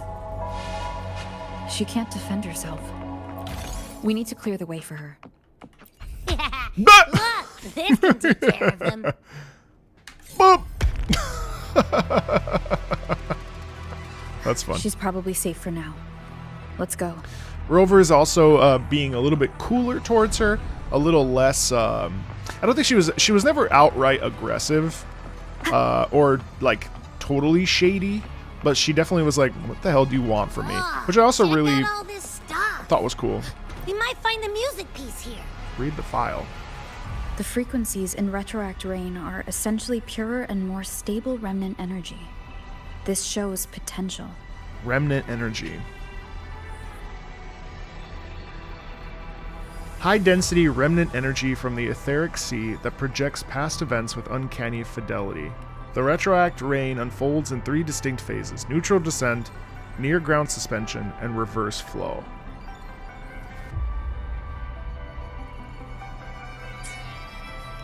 The human consciousness retained within the rain is too weak, resulting in only brief, repetitive fragments. Retroact Rain is unpredictable and cannot independently form tacit discords or echoes capable of maintaining human consciousness on a large scale. Research terminated. Recorder, Frolova. So she's trying to bring back her family, or people that she knows, while also trying to do work for Fenrico, it seems like. Tacit discords generated by the Dark Tide consist of fragmented frequencies intensely fused together. Okay. These subjects lack self-awareness.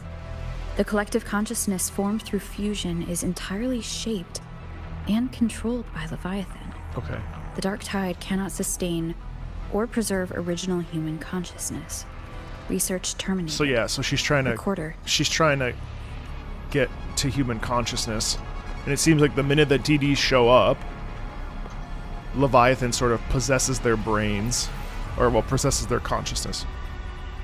Artificial sonarospheres have a short duration and are unstable. Additionally, the influence of fortes can cause unintended changes to them. Okay, yeah. Creating a large, stable sonaro capable of sustaining a reality for all would entail significant costs. like a Truman Show, almost like a. Additionally, the process would demand the sustained application of my resonance ability. Right. Okay. So she would want to make that a massive This research sonoro direction space. has gained solid support and will continue. Recorder. Okay. Frolova. Which is what she did These here. records all link to the wave-worn phenomenon. Why did Frolova even study this? There's a pattern here. She was searching for a way to preserve human consciousness. And if Fenrico's recording is real, who exactly was she trying to save when she created the Lost Beyond? Well, her family in that case. Seems like her little sister. Are these guys guarding something? Looks like the music piece is nearby. Waves rise. Judgment Whoa! strikes. Cool fusion of the two. Wow. Oh, they could have been really lazy about that, and they were not. Wow, that looked really good. Little details matter, don't they? The wicked Little We'll details face matter. judgment, and Little hopefully this details helped. matter. That's cool. I didn't even. That was totally by accident too. Like. Okay.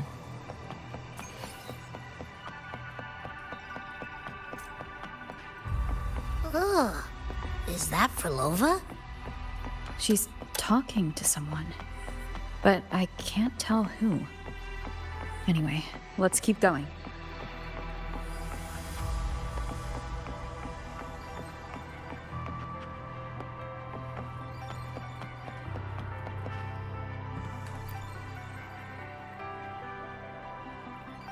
Here it is.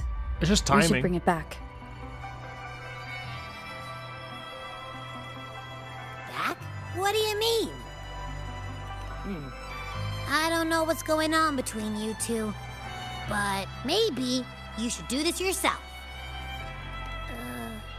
Her frequency smells off.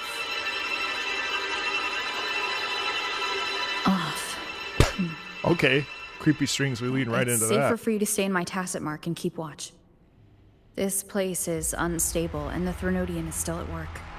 Copy that. Be careful out there. It's just timing. I'm just watching when the 3 are in line, and then I'm just hitting it slightly before.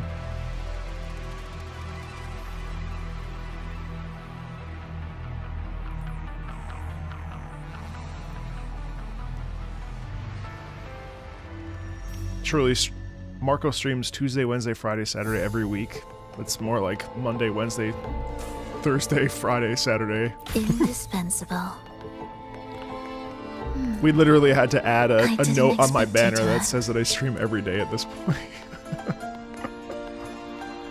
I am slowing down on my uploads though, More gods. so that more people can and watch. watchful eyes. I've accidentally oversaturated you guys because Find another way. because I'm terminally online and constantly making things. I can't help myself. Are we there yet? Oh, I see what happened. Sorry, I wasn't paying attention. Just talking about myself. The more watchful the eyes, the louder their fear sings to me. Oh, come on. Why'd you have to spoil it? Why'd you have to tell me the mechanic? When the Well, melody beckons, you were asking a question, and then I their happened to eyes may look turn for 1 away. second. So you're supposed to use her tool to the do shadow that? slips through. Oh, Well then, now I know. show What a bummer. me how you conduct your symphony.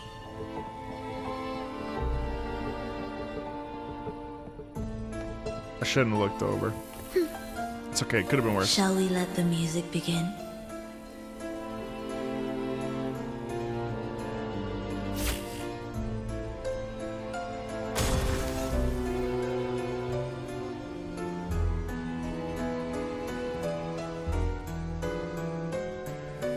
No, I didn't know.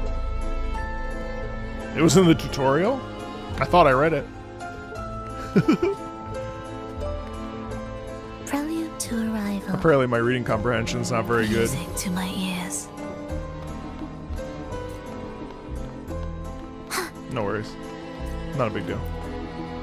Of all the things you could say. Of all the things you could spoil. Frolova. Triss. In a bit of trouble.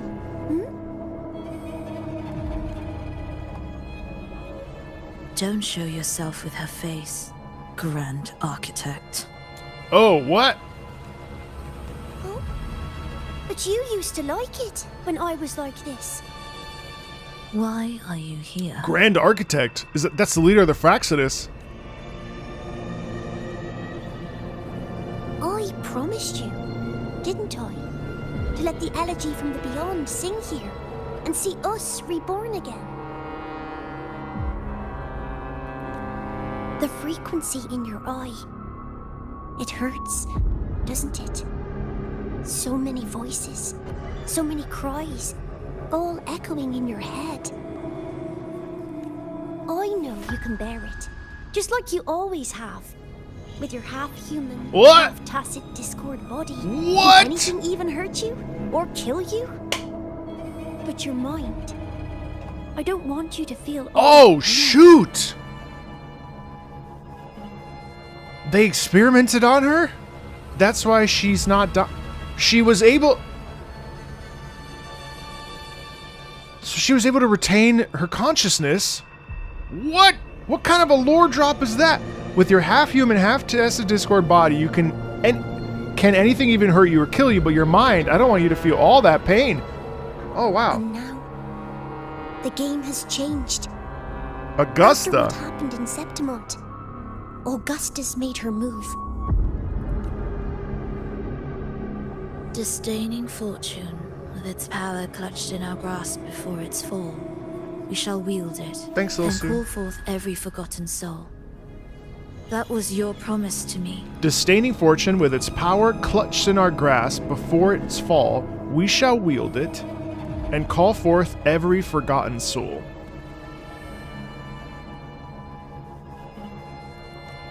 But without Leviathan's power of unity, I can no longer grant them all a rebirth within the beyond. Oh, Leviathan's power. But you still can. You're saving us now. I just want you to finish Cristoforo's plan first. He's trying to keep her locked in. The seabed is in chaos.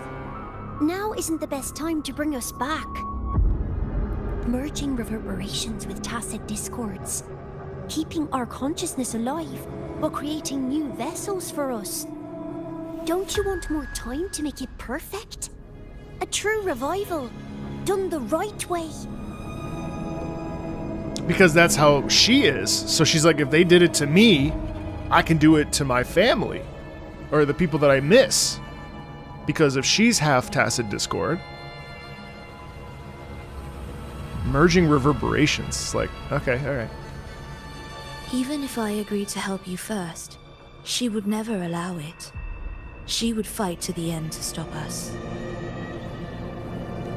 The Beyond is merging with you. Once you gain the strength to open that gateway, you can keep her there. With us. Forever.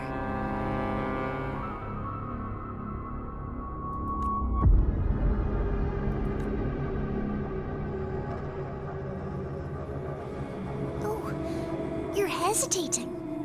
Is that moment you two shared really more important than us? Ooh, that's some rough manipulation. The Grand Architect can take on the likeness of others? You And are they the leader of the misunderstand. Fraxidus? A seat in the Beyond has always awaited her. Trapping her now changes nothing. In the end, she will fulfill her promise to me there. Her promise to you from the past? Hurry up, Frolova. Why would you seal her there, though? The Beyond is holding on to you tighter and tighter. I'm scared you won't have much time left. In the Beyond, does that mean death? Or is that in this place? Again, guys, I'm just talking out loud.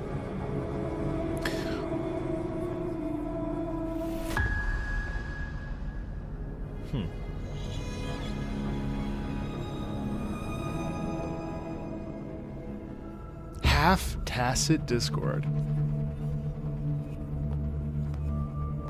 The stars never blink. The sun never sets. It would have been a total, like, when can we leave? Not lore drop if they showed it a little bit on her body. No, I can't do it. I can wait. It would have been But cool when to can see we? some deformations, but that's okay too. I mean, Silence. I need silence. so she's assaulted. She's like she like sees dead people. Frolova, when this piece is truly complete, I'll come back. Do you mean to tell me that Rover is the one that was doing this? Is that a promise? Yes. No matter where I am, I'll return. Oh, the discordant sound there is really messed up. Every promise matters. Once I make one, I'll see it through, no matter the cost. So she lied and betrayed.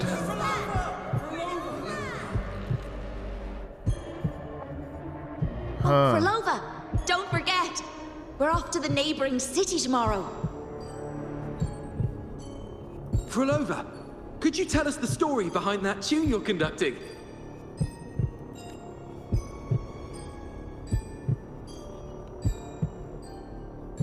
Frolova, we made a promise. Friends forever, through thick and thin. Neither of us will ever leave the other behind. Frolova, reverberations from human death are destined to disperse or distort. If they become tacit discords, they're no longer human.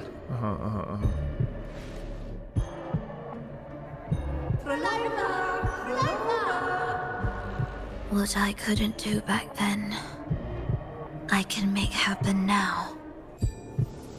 Your bones will no longer be marrowless. Your blood will no longer be cold. Frolova, keep living. We long to be by your side.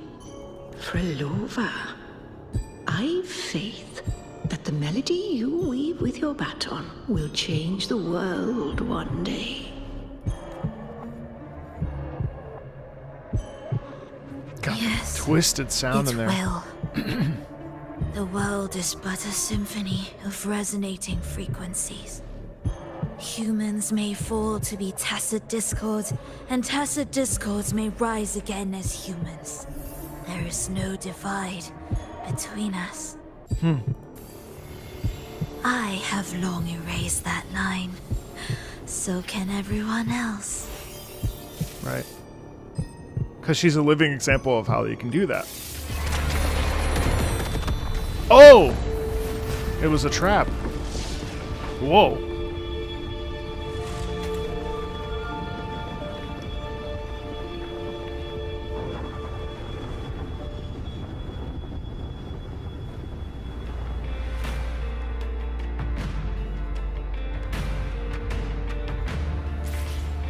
When did she come?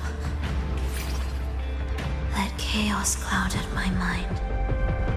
Did I just... Intruder alert. Intruder alert. Engaging intercept protocol.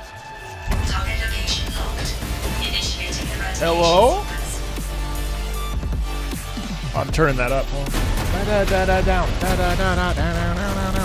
Oh! Oops. Absolutely.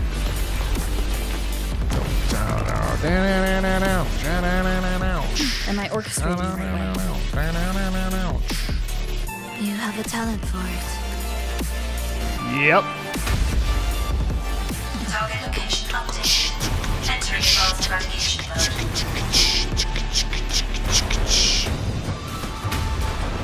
mode. All we need is some vocals, and we get pretty close to PGR levels of EDM there. Wait. Miadodo.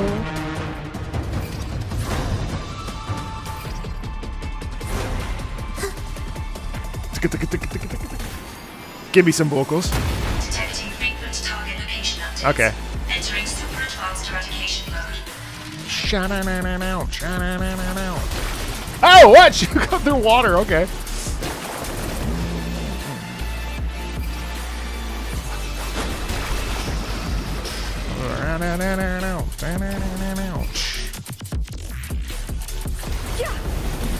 Ah! She's split. She's Moses. We can't take the elevator. We need another way. Then let's make the quake spread further, shall we?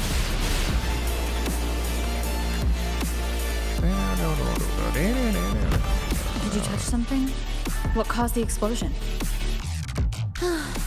Fenrico Skrillex is nice. to the security system. He'd blow up all the energy here just to stop us. He's really putting everything into this. I could have used some vocals in that track, but it was pretty sick. It was pretty nice to have some EDM in Wuwa. That was fun. May he enjoy the music we prepared for him. It also just showcases how like tough. Oh, thanks, Alexis. It also showcases what a badass Rover is. I think it's easy to like sort of undermine or forget how powerful the character is. Here, as we agreed. If New Fed doesn't have EDM as the predominant instrument, like the predominant sound choice, I will be very perplexed. Can you still orchestrate? Of course. That was fun. And surprising. But it also makes sense given the environment that we're in. I'm enjoying Furlova's journey through all this. I'll leave the rest of the orchestration to you. Are the changes here truly coming from the shifts in the melody? Are there hidden plans woven into these pieces? For all your little doubts, taking the conductor's baton yourself is the only way you'll believe in what's unfolding here. And that's how we move forward. All right.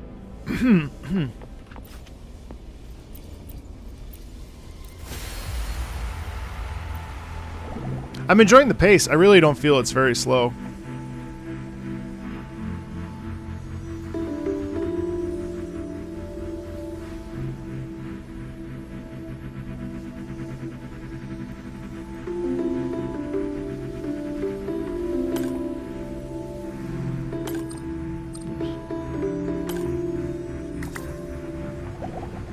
It feels very dense, but not because it's like overwrought with the dialogue is paced really well. It's not a lot of exposition, not a lot of talking. Well, there's a lot of talking, but it feels all very intentional.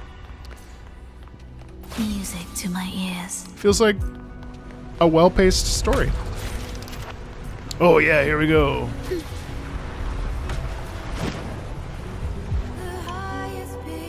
I bet Fenrico never imagined these pipelines would end up making our lives easier. This place depends on them to transport energy across the site. What happened? Oh, Pipelines to transport energy. That means more noticeable frequency. I wanted to listen to it more, so I stopped. Exactly.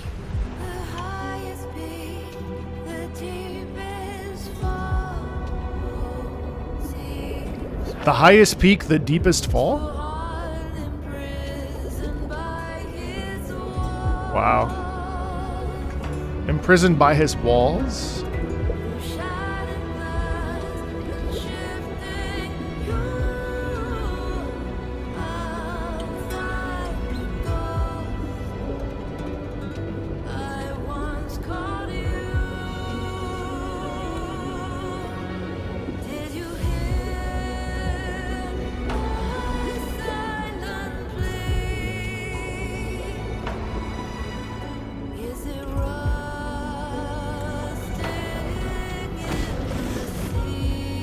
Should be landing around the gem's location, right?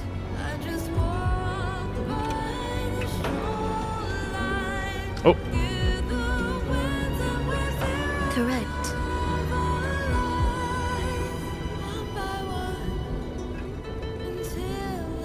From what the Order's pursuers said, Fenrico will have his men guarding it. Something's not right here. Even the most unpredictable story will one day welcome its conclusion. And when that moment comes, we must act. It feels like Frulova at one point put a lot of trust in Rover because she said that she would promise. And so this sound is actually the highest peak, the deepest. So Rover betrays Frulova. There's no way. Because this music is so sad.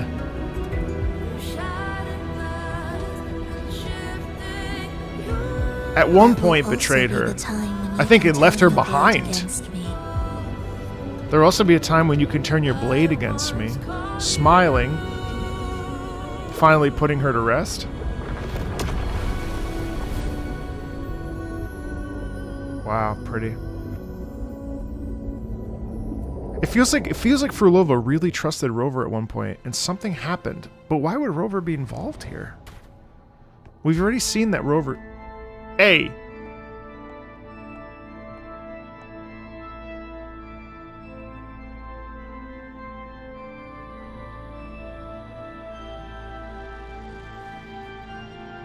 Whoa!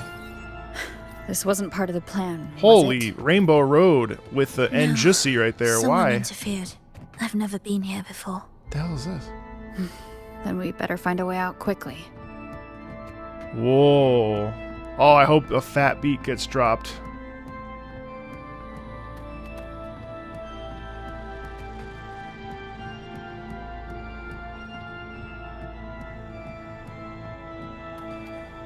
Throat singing. What the hell's going on here? Dear brothers and sisters, you who stand before us shall be an irreplaceable force in Renacita's salvation.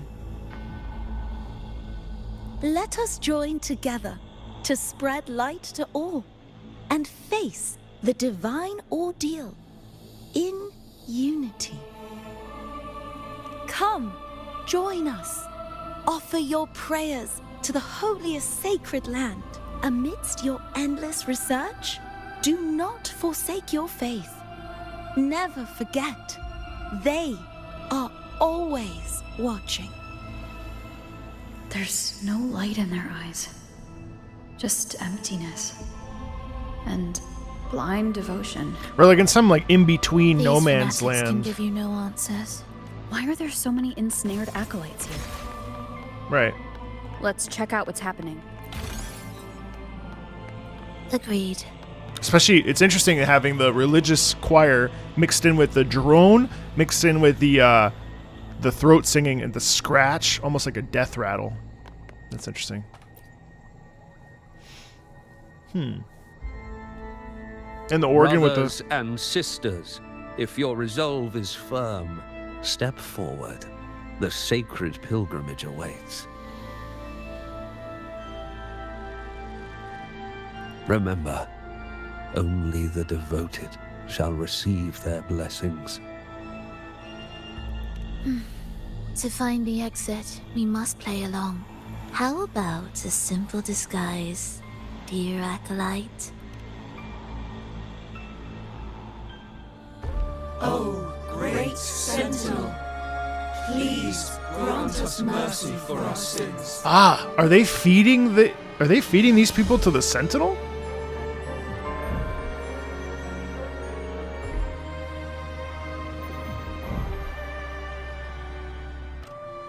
Oh, forgiving Sentinel, grant us serenity.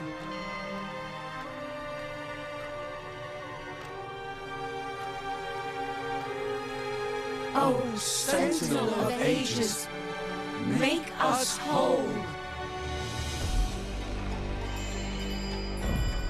Whoa. I love the low drone.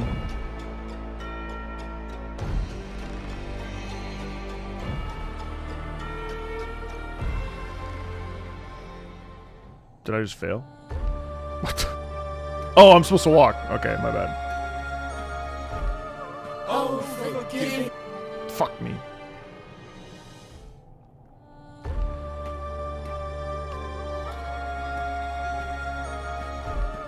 Oh, forgiving Sentinel, grant us serenity.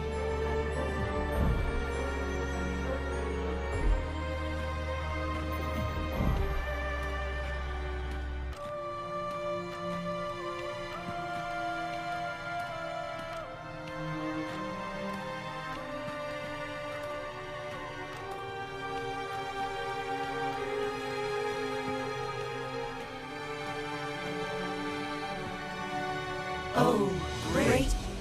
Oh, sweet God. Wrong button. I meant to push R.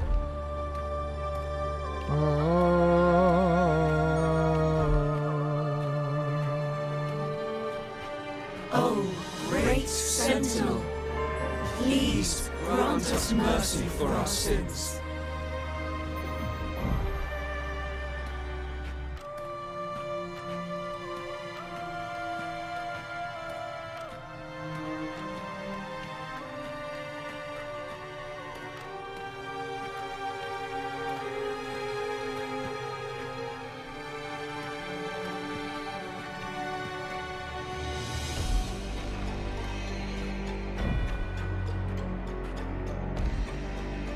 Oh, Sentinel of ages, make us whole. Man, the music with the ticking clock and the low drones is viscous. It's just so dense and kind of freaky. How do we lead people to worship you? And the organ, too, is obviously just so evil. We guide them closer to your boundless grace. How do we lead people to believe in you?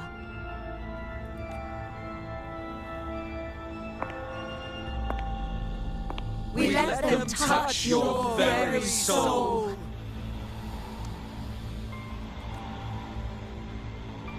Come closer.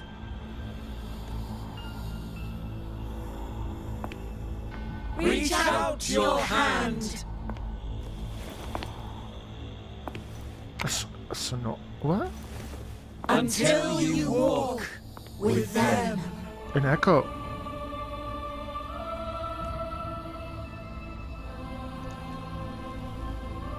There is an inscription on the altar. I am no longer them. I will lead the people forward. Imperator's statue is gone. Is this Fenrico's ambition? The next line reads, it reminds us that the Sentinel walks with us, illuminating our path with wisdom.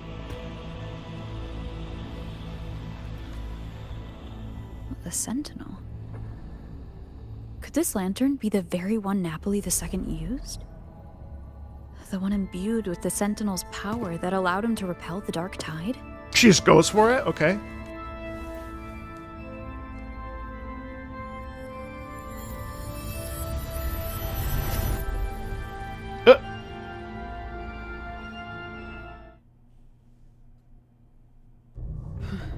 That lantern wasn't real. Where am I? Whoa. Where's Frolova? Wow. He wants to trap us here forever. Right, it's some sort of an Frolova? I'm here. Do what I said. Take the red gate.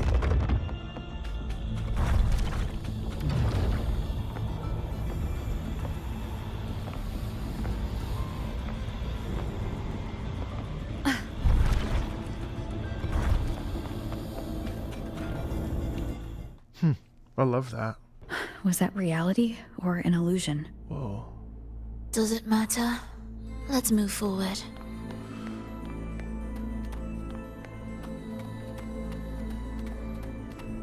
So now we're inside. Okay. Are we there yet? Indispensable.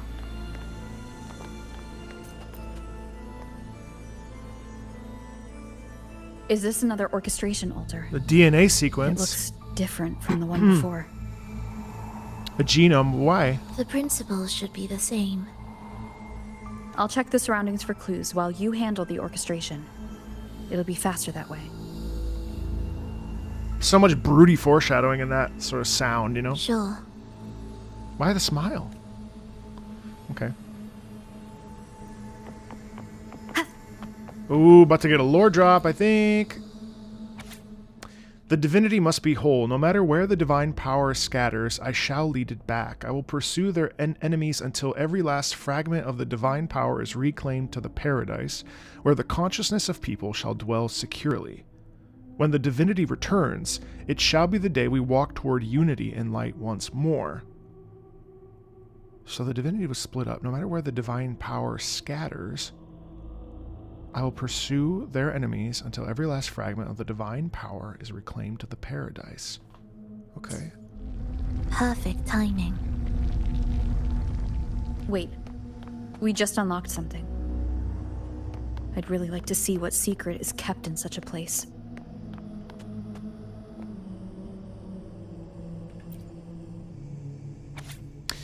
Why do I forget? Is it the erosion of time or some deeper feeling? I must inscribe these secrets. I must remember. The dark tide descending from the sky is the divine ordeal. It is born from the shadows of our hearts, twisting faith to fuel its unjust force of So faith... Okay. This unfathomable darkness had long shackled the Ragunese's subconscious mind, blinding them to the true righteous path. On this journey of survival, the weight of the martyr's sacrifice has become unbearable. The martyr's sacrifice? Who's the martyr? People cannot perceive what lies beyond their own consciousness. Yet I, who have glimpsed the truth, must use external force to restore the Ragunesi to their true and complete selves. From among the faithful, a powerful harbinger shall arise, bringing both life and annihilation from the dark tide into this world. Only by striking down this harbinger, by descending into the depths of the darkness and using their power to merge all the trapped souls into my own body, can I lead them all away from the dark tide. The safe, undisturbed lost beyond shall be our new sanctuary. There these souls shall find rest. When tens of thousands of restored spirits unite as one to form a fortress of unshaken faith, believing together that it shall not come, then it will cease to exist. Unity is our sole deliverance from the divine ordeal. Should the path falter, remember the Lord.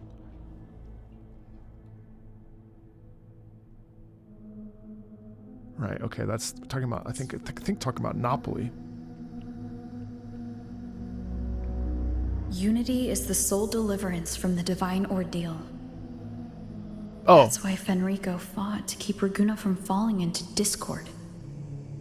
The record says darkness has long shackled the Ragunese's subconscious mind. Only by defeating this harbinger, descending into the depths of darkness, and bringing back all trapped souls can the dark tide be resisted.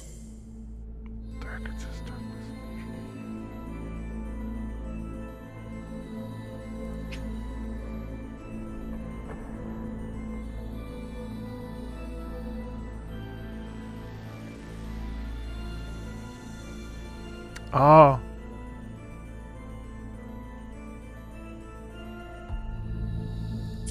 So that's why he's after the gem in the beyond. He intends to use them to house the Ragunese's subconscious and fend off the dark tide. Huh. The acolytes we encountered. They were probably the martyrs who tried and failed.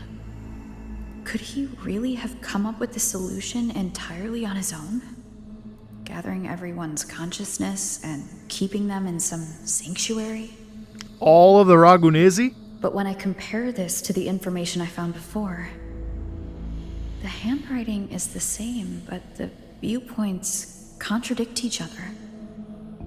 That recording I found earlier also mentioned Fenrico giving conflicting orders to the acolytes at times. He doesn't strike me as indecisive.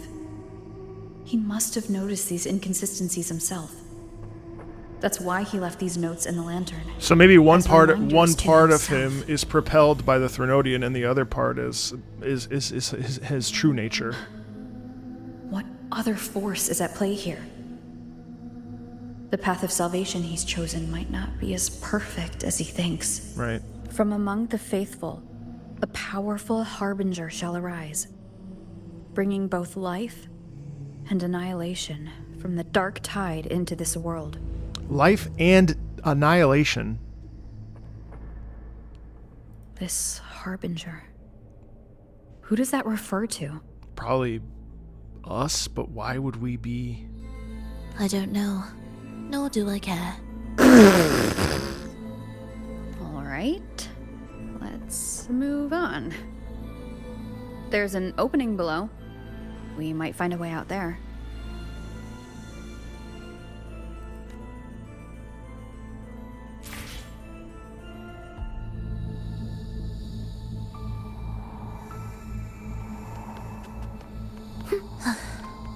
Are we there?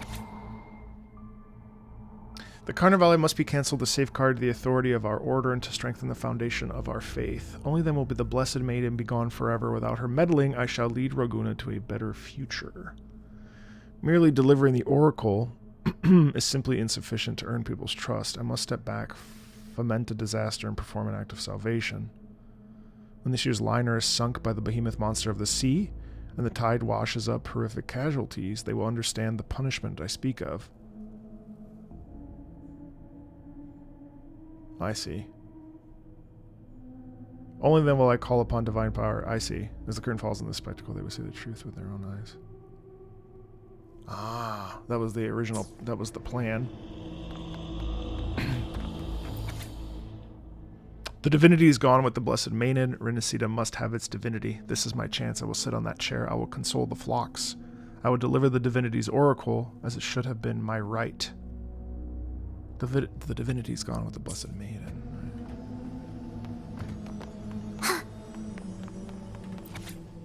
Fenrico's devotion, wisdom, and determination are sufficient for him to become a second significant priest in Avenolium. Unfortunately, compared to the other one, he seems to lack spiritual insight and flexibility.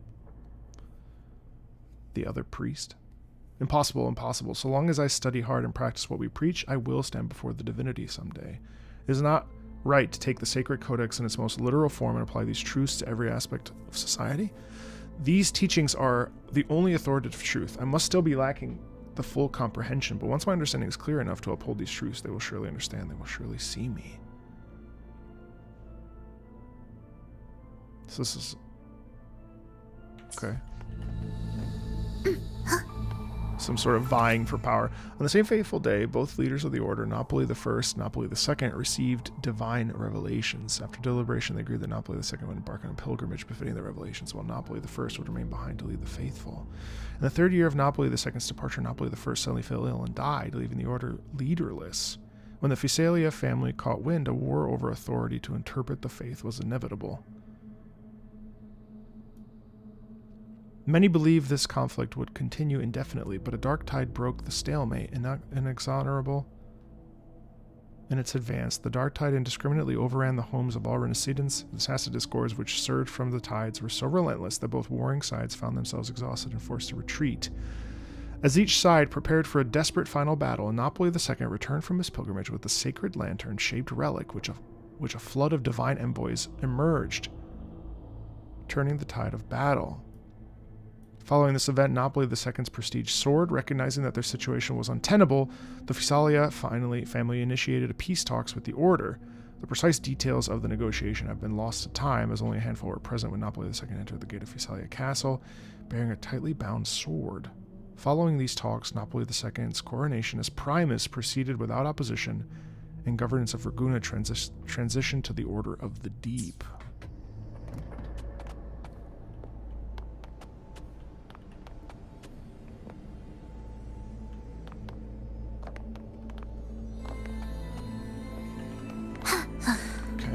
Are we there yet? Will the approaching sounds be beautiful enough? Cadence, halt, meaningless rumble, absolute futility. Thus, where's rejoicing? Witness blossoms in wilt. Guards of the Order. Wind calls, waves follow.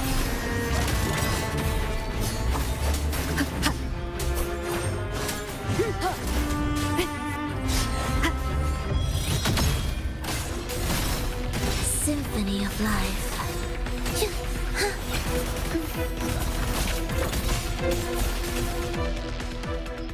I actually love using Furlova. Oh, she's so cool. Oh.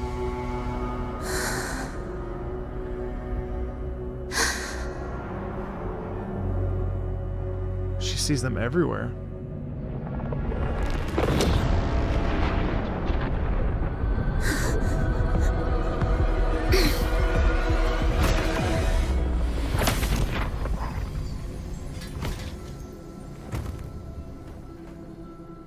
Her eye had a... Oh, sinful dream. Why do you disturb this tranquil slumber? Whoa!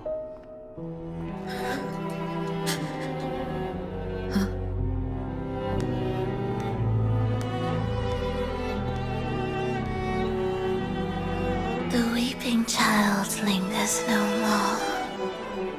Instead, she raises her hand and claims that vaporous drop.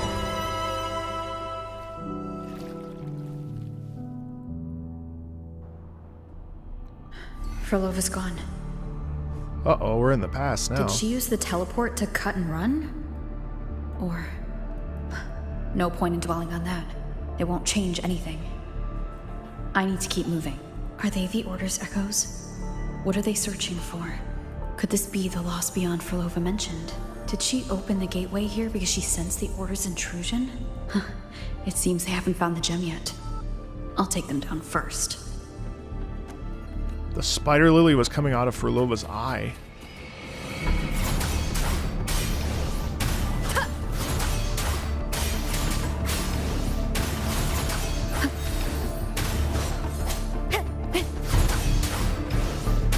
Hopefully this helps.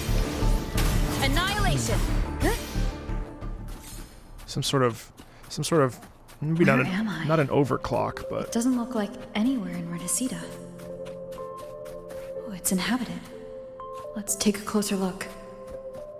this is definitely the past, or at least something related to Frolova. Is it quite far from here? How long will the journey take? Well, now. Her theme in a I different, can't say for sure. more pleasant, more calm. Ah, sure. As long as the bags are packed, it should go smoothly enough. Frolova lo-fi. Frolova, you're here. Did you forget something, dear?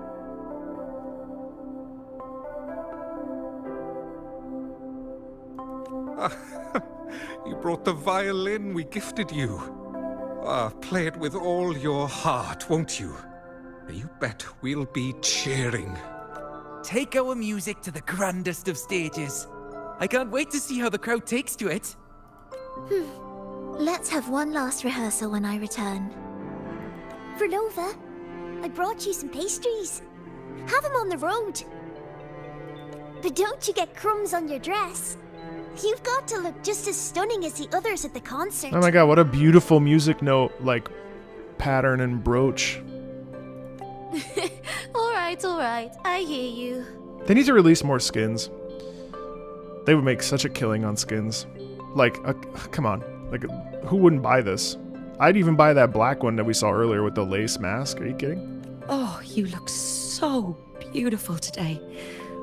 I wish I could capture this moment for you. Like, it's time. Open up the shop. Thank you, Melissa, for dressing me up. Actually, your mother prepared it. She never really minded your performance. Not deep down.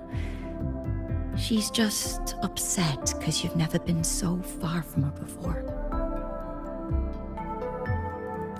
And promise us now, don't be causing us worry. Let us know you've made it there safely, okay? I will. And I'll bring back the applause when I return.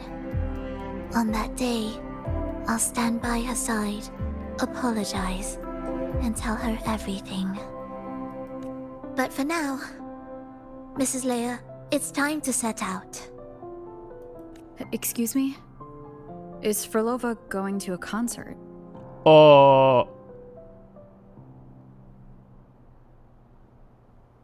Sorry.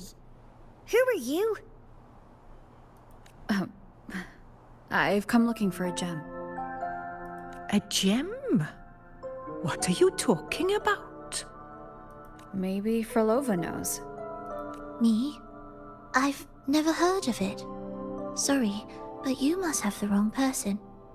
We haven't met before, have we? What? She thinks we've never met. All right. No time to dawdle. We should head off now. No one here knows about the gem. I should look elsewhere. Whoa.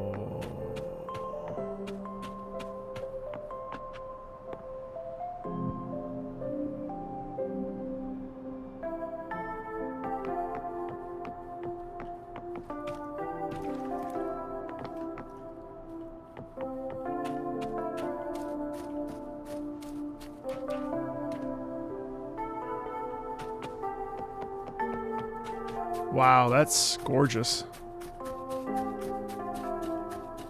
Holy smokes, this is a massive area. The Pines of Rome. Look at all these Wind guide me. Some sort of music festival.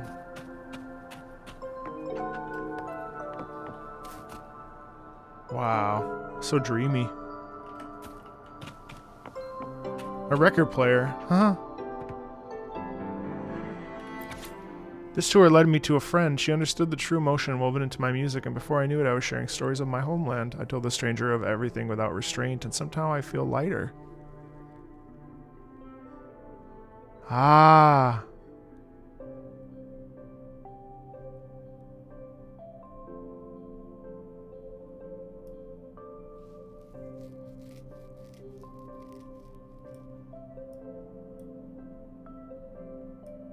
Trick Town, she didn't come. So, okay, so this is for Lova's apartment. What experience allowed her to understand such despair? I want to know more about her story and what she meant by starting over.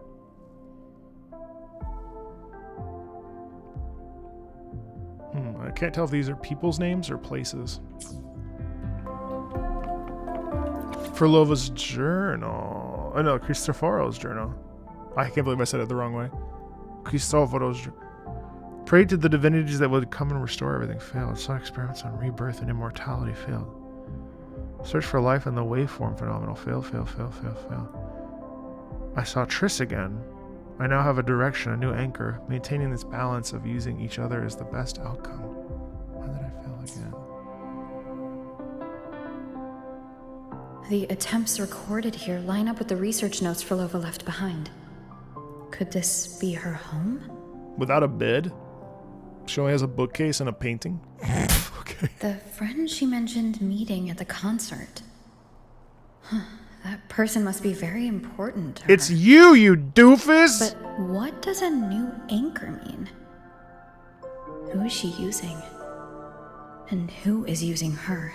What if it was never Triss to begin with, but it was always the Grand Architect because he has that ability None shall stop the final cadenza. Frolova? That was her voice. I'm sure of it. But why can't I reach her? A true musician never sleeps or eats. I won't find any more answers here. I should check somewhere else. I think there's oranges on the table though, so I mean... Nope, there isn't. She only... she eats those flowers. Uh-oh. Why are there so many tacit discords now? Oh, because the people... Where is everyone? Are they hiding in their homes? Okay. This is the forms the people ended up taking? Did you forget something? Run! Run! This place will soon be devoured! Oh, I love the crunch in that. Da-dum, dum, da-dum. We can't escape. No! Let's practice the performance. Yummy! Why do these tacit discords sound like the people from earlier? Could they be one and the same? It can't be possible. They looked indistinguishable from real people. I didn't notice anything off at all. Wait. Frolova said there's no divide between humans and tacit discords, and their frequencies could merge. Merge. I see now. She wants to use the gem to fuse the bodies of tacit discords with human consciousness, bringing them back to life. She's trying to fulfill the desire that's always haunted her. That's insane. That's insane? I mean, it seems pretty reasonable. Given their unstable nature, these reverberations have never truly become human again. I'm on Frolova's side in this case. It doesn't seem that bad. Why insane? Why did she say insane? It's such a strong word choice. Insane? Insane. I don't know about insane. Why do you keep alone? Frolova? Of what sorriest thoughts do your companions make? clinging to what should have died with them. All life in this world has already died. No, this isn't irreversible. I won't simply succumb to it. I searched everywhere, but why can't I find it? Tell me, have you found it? My violin. My ambition.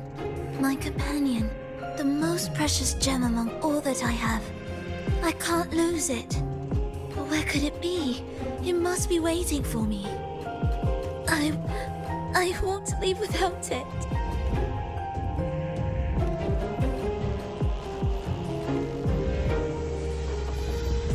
Her violin. Oh, there's her theme as it builds up. Tension, tension, tension.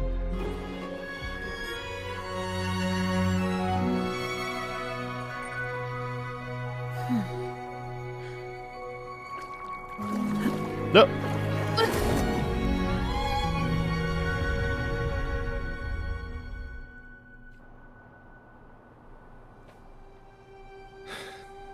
Frolova, this is your debut in this city. Are you sure about this? But taking the stage in a dress of mourning and playing an elegy. I am certain. I want my melody to sink into the very bones of this earth, so that they hear my return, loud and clear. All right. I respect your decision. Time's almost up. I'll inform the orchestra. Wow.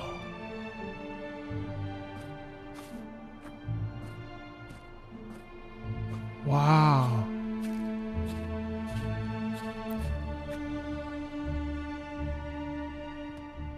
Oh.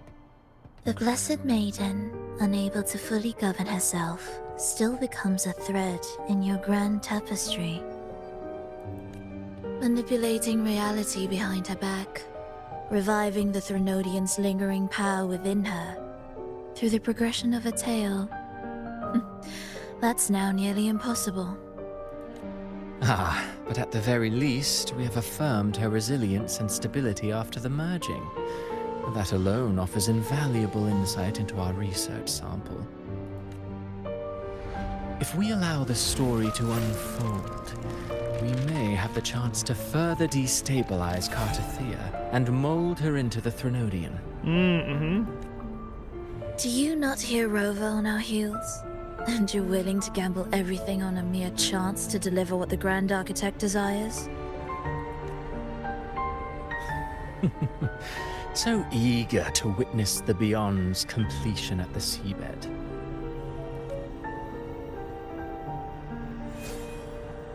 Why not nudge Septimon's plot just a little?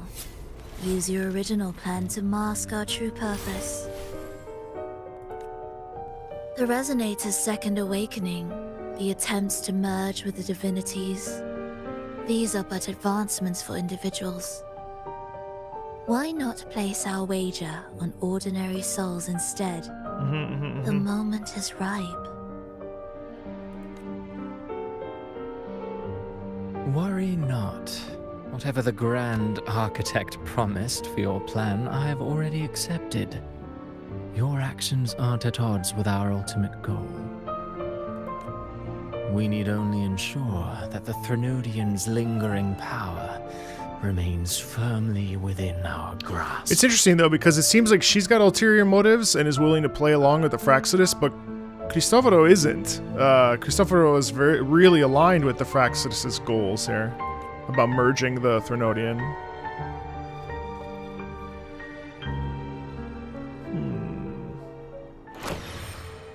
God, that is stunning, though. Ooh.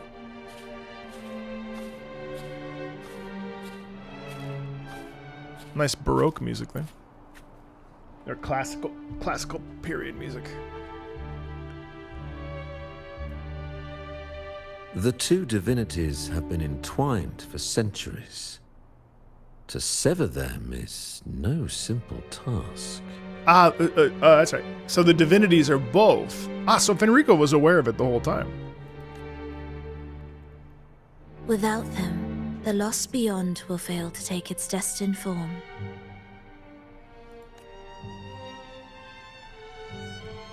Their power is bound to faith. Only by deepening the people's beliefs can we ensure a successful separation of the divinities.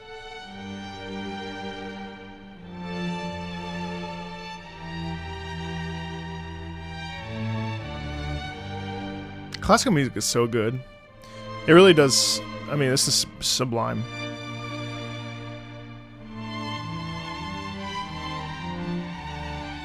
Wow.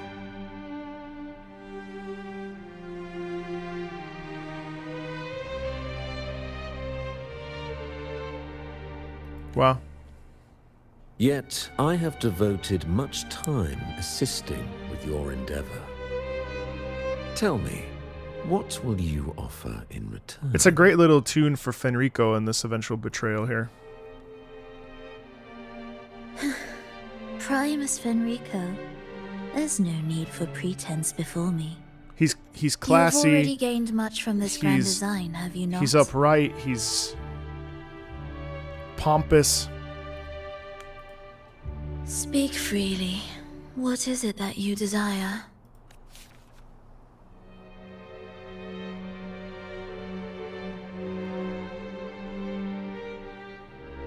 Travelers from far and wide, a grand celebration upon us. Such a convergence invites chaos, and I fear for Raguna's stability.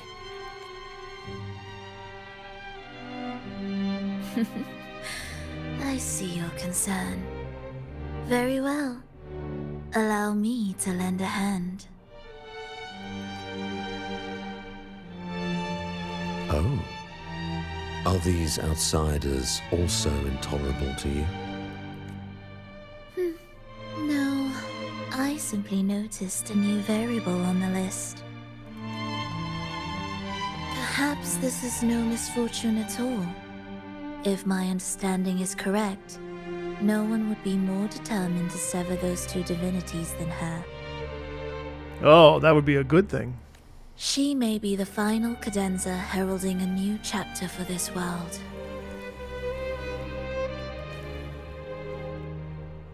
So that actually played right into their plans. Whoa.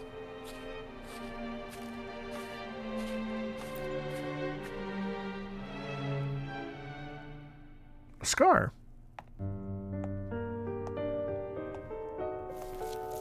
Right, at the end of Act 1. The Threnodian's awakening has slowed. Could the Midnight Rangers have caused this? Soft cries will never command its attention.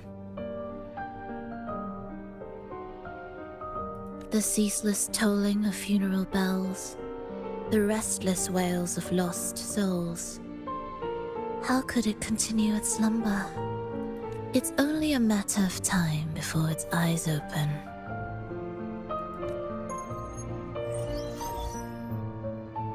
Oh.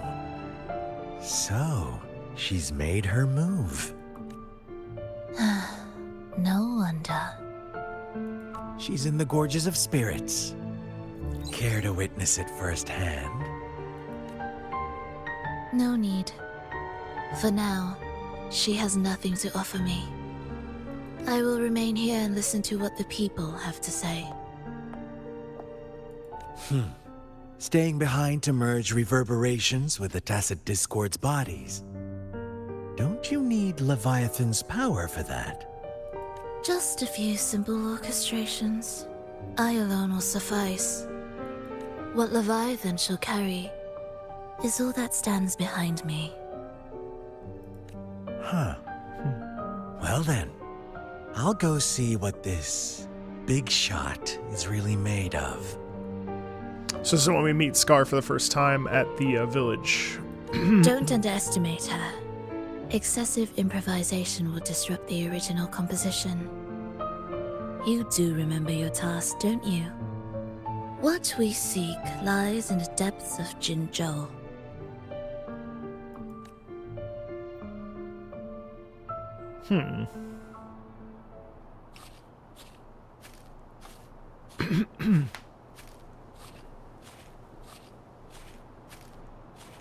Start the performance.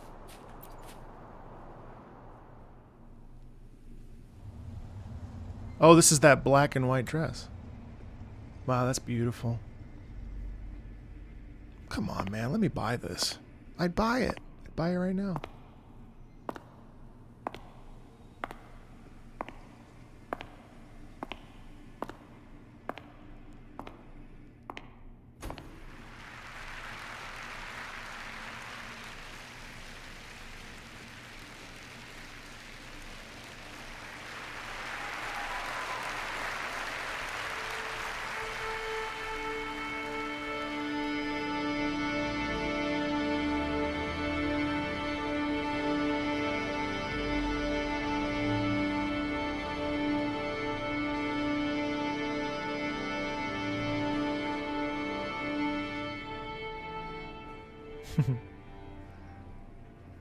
Man, tuning.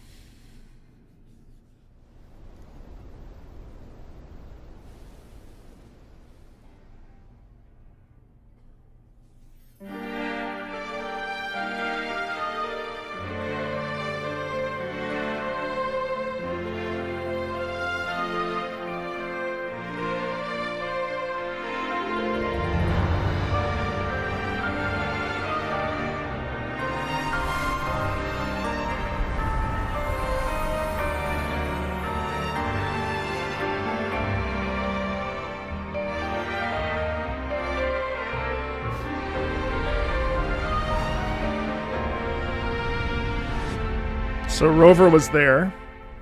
Also,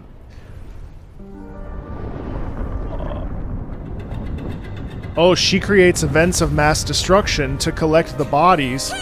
Oh, no. How were your performances? All smooth, I hope?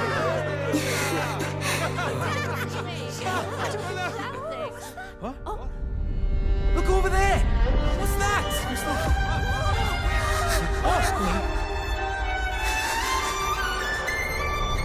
Oh, I love... Oh. Whoa!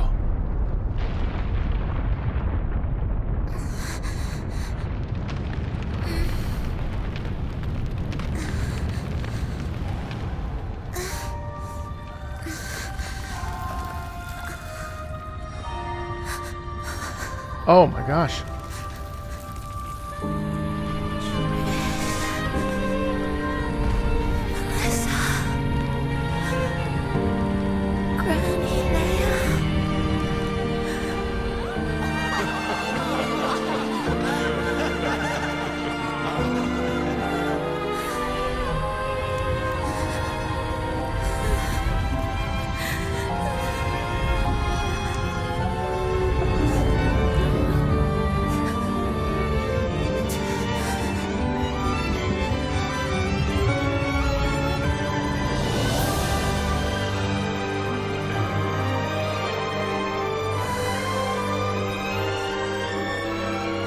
A major version of her theme.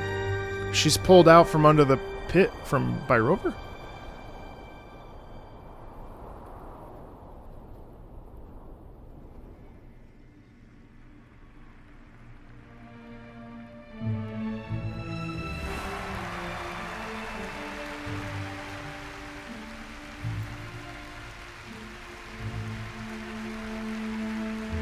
Wow, it's all twisted and mangled.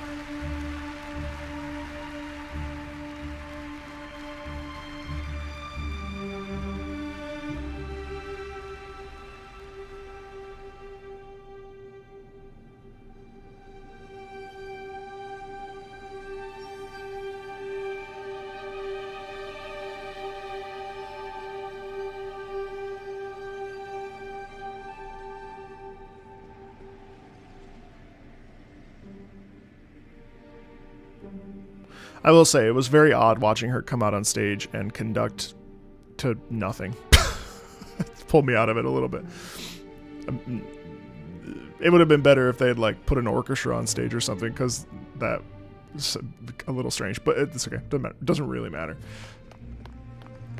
So I'm curious though, So she witnesses a comet. It just so happens to crash the day that she arrives back from her gig. She loses everybody she loves. And she is fading, and there's spider lilies growing out of her eyes. Beautiful, beautiful cinematography. Mind sharing the story behind that piece you conducted? I hear there's been some talk about some ancient forbidden compositions discovered recently, supposedly written by a musician who shared and that's your when her name. forte awakens. That's what that is.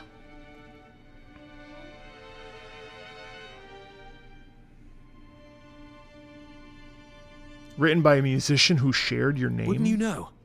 There are all sorts of strange rumors about those pieces. Ah. Word is, they were so depressing they'd drag anyone already on the edge right down to despair. They were condemned as luring people to their ruin. That's why they disappeared from history, they say.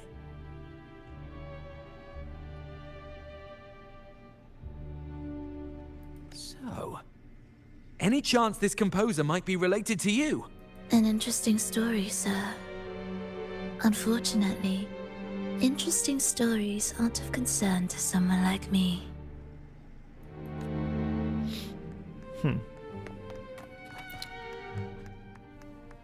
The music you conducted was sensational. Oh, it was so graceful and ethereal. Oh, every note was pure magic, striking deep into the soul.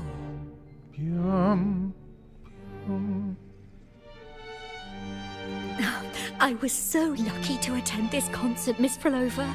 I'm already one of your biggest admirers. Thank you. Yeah, I mean, that guy basically asked if the music that that person made, which is clearly her from a different time, was so morose and so depressing.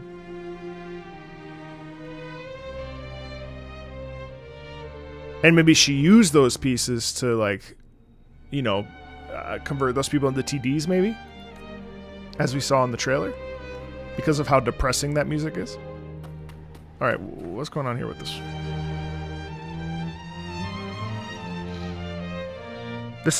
Is this the first time that they meet? It must be.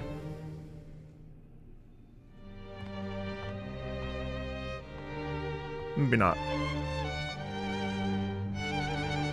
You didn't clap. Okay, they've known each other. Perhaps a silent mourning is more suitable for such a depressing piece. You're the first to say you found sorrow in it. So, what were you mourning for? For the fragility of life, the tribulation of survival. Survivor's guilt is real. That's too general. The sorrow it conveyed is more than that. What makes you think that? It felt uniquely authentic. Like it came from something real.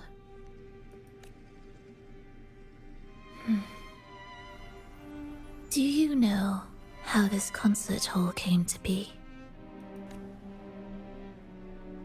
It was built upon the remains of an ancient town. An ancient town? So her former town. Yes, an insignificant one. A tiny grain of sand in the long course of history.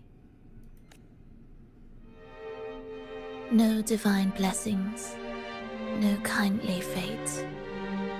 Only desperate hands clinging to life. Despite their struggle, this town was swallowed by a disaster, erased along with the entire civilization in the blink of an eye.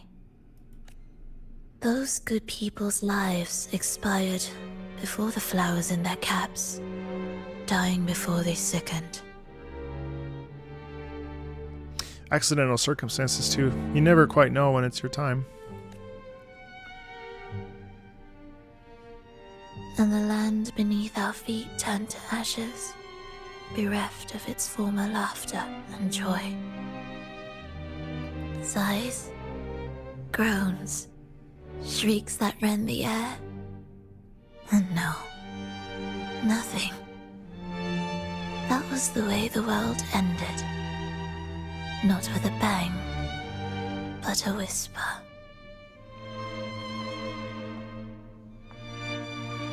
That's that famous quote from a poem. I can't remember. She said something. She said an insignificant place.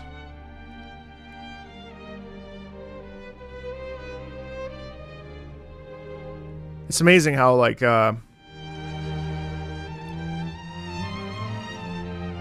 I'll hold that thought for a second.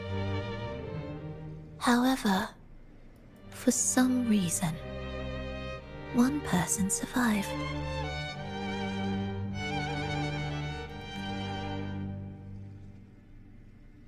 She drifted through the ruins, searching for signs of life, only to find none. On and on she walked. Yet no matter how far she strayed, she could never escape that pit of death. Bro, it's like the peak moment. Can you just go away? Imagine what happens to you after you see death over and over and over and over and over. The human mind and body can adapt to anything, but it also adapts through like immeasurable damage after a while.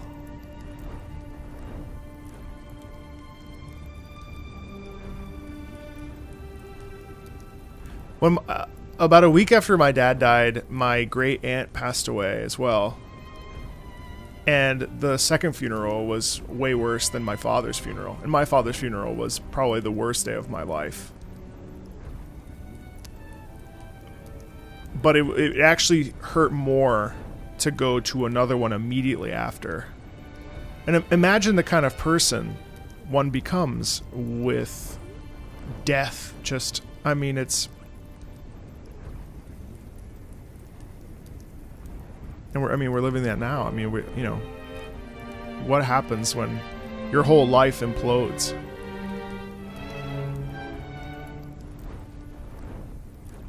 Sort of like survival veil that, you know, like you don't know whether to survive or die. Tell me, do you think this lone survivor suffered more than the dead? I would think so. Maybe. Beneath this concert hall lies the story that gave birth to this melody. I wove her burden into the composition to release it for her. Music can be a really cathartic experience. Music in some ways is actually, again, it's this idea that music is more than words. It hits more than words, and it can express the deepest pain or the happiest joy. And they say that too. I mean, it's like most of the times that it's not the dead who suffer, it's the people that are left behind that have to learn how to cope and manage and grieve and grow and change, and you're like irrevocably changed when you witness that and experience that. Never really understood it until it happened to me, and then you really get it after a while. I'm really impressed with this. I will say this part here, whatever's coming and with this is actually the peak of the story for me. The other stuff was fine, just kind of moving us along. This is gold. This is gold. I wonder if we could have trimmed the first part a little bit. Not that it was slow, because I felt it felt fine, but it was kind of like getting us to this point. I think we probably could have trimmed it down, maybe even an hour. I mean, I'm okay with it as its length was, but just talking out loud, because now as we're getting, this is really the meat of this thing. and it's pretty incredible to watch them like linger on death as a subject and suffering and tragedy, and not skimp away from it, but to really go in and carve out this. I mean, you know, death and grief is really not something. I mean, it's touched on, but it tends to be something that we kind of gloss over. But this is also like tragic death, not just in tragic suffering, not just like, oh, I miss a person. This is like my entire world was ruined and gone, and I watched immeasurable suffering, and like, what does it mean to be alive still when everything you love is gone and dead? So you don't, I mean, certain games handle it. I mean, Clair Obscur definitely handled it, which is why it was so good, and handled it well. I feel like this is a different spin on it, but there's clearly a darkness here as well that we haven't gotten to, but I just some thoughts. Yeah. I still remember the words she could never let go of. Why is our world like this?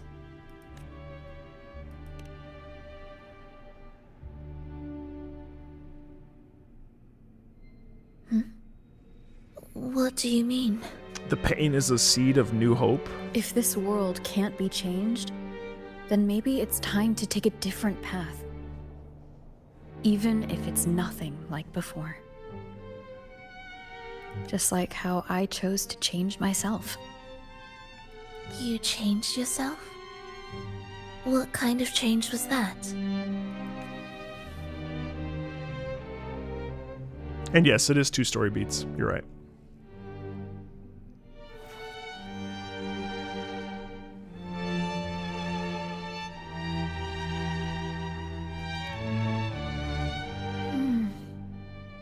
That sounds intriguing. I wonder if each of us can change in them. I started over. That way, I've gained more than I imagined from this performance.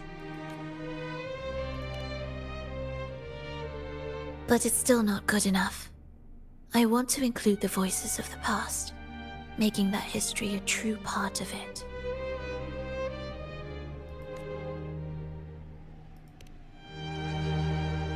Is that a promise?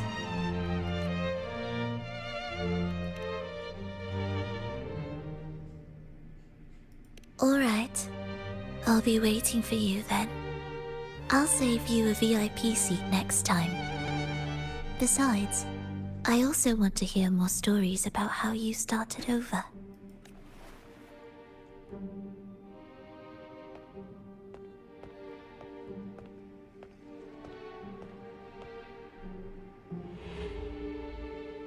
This tour led me to a friend. She understood the true emotions woven into my music. So, the friend she mentioned... Yeah! Was it me? And the one she's been waiting for is... also me? No, that doesn't seem right. Did we really meet at this concert? It could have been an illusion she created on purpose. Not something that really happened. With the gem at stake, this could be her attempt to throw me off. I hope this special day brought you happiness.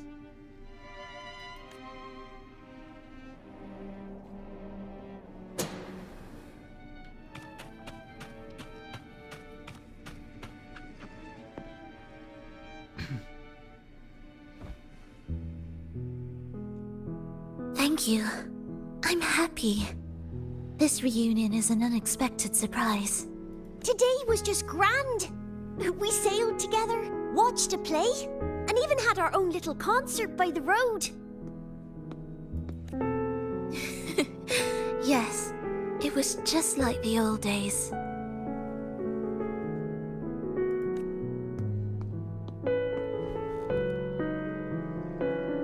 Verlova, did you notice? How many people were cheering for us?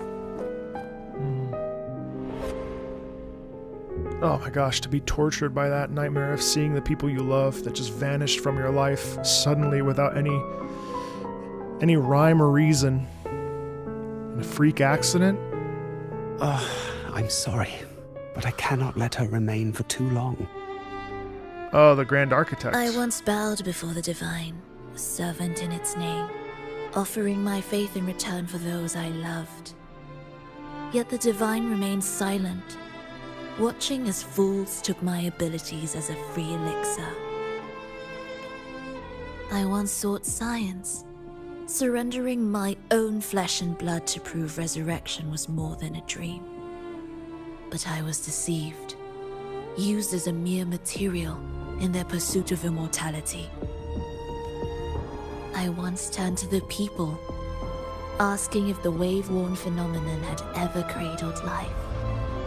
But I was cursed, branded a harbinger of doom by the terrified. Oh, she was ostracized. So I begged no more. I sought in silence. Again and again, failure upon failure, loss upon loss. Oh man, the unraveling of a villain here, of an antagonist. Shunned, used, abused. Fine then, I'll do it myself. And the music swells into that. Until today. Until you let me see Triss. Ah, this is her first meeting with the Grand Architect. A fleeting moment, yes. But this is only the beginning. You seek to start over, don't you? Then make full use of your power. Survive. Be bloody, bold, and resolute. Laugh to scorn the power of humans. Starting over is what Rover told her, so Rover plants the seed. Rover actually perpetuated Frulova to reject the rest of it and all the other stuff that came along with it. The seed of it, though, comes from Rover. She became obsessed with the idea of starting over, and then when life hands her all of these lemons, survive, because that's all she's ever been able to do ever since that tragic accident. Make her last longer than she did yesterday. Tomorrow and tomorrow and tomorrow. Time will creep forward to the last syllable of recorded time until the day she's more real, more joyful than ever before. Her intentions are quite pure. I mean, this is a this is a good villain. Everything that he's saying, the intention is pure to the villain, not to everyone else. That is a good villain in literature. Until the day Leia drives with you to another concert. Until the day old Aeschylus rehearses by your side once more. This is a very pure pursuit. Bring back all the people that you watched die. Until the day who wouldn't want that? You voice the apology you denied your mother all these years. The guilt of never saying I'm sorry. You know, the last thing I said to my father was, I'm sorry if I was ever an asshole. I'm sorry if I ever was a bad son. Turning that pure sadness and flipping it. Wow. Even a fragile civilization deserves the right to grow. And you, Frulova, will be the beacon of that hope. The road ahead will be long, grueling. Such is the nature of any righteous cause. Well, to call her insane is not harsh from Rover's perspective. From Rover's perspective, infusing and turning TDs and shifting consciousness into a TD to make them human is insane and a valid statement. But because we're seeing Frulova, the protagonist, we can't help but connect to Frulova through her past. Fear obviously. not. We will walk it with you. And she's given the opportunity to do it. Technology, all will be as yours. He's saying. You have met the others. Though our pasts differ, Ayo. our goal Oh no, remains these are just one other and for the Exodus. same.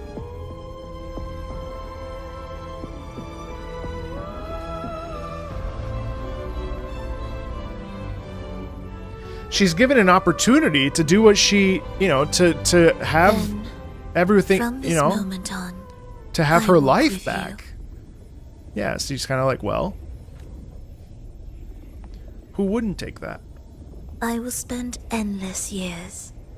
I will pay the heaviest price. I will silence all distractions. I will wield everything at my disposal to bring back the light.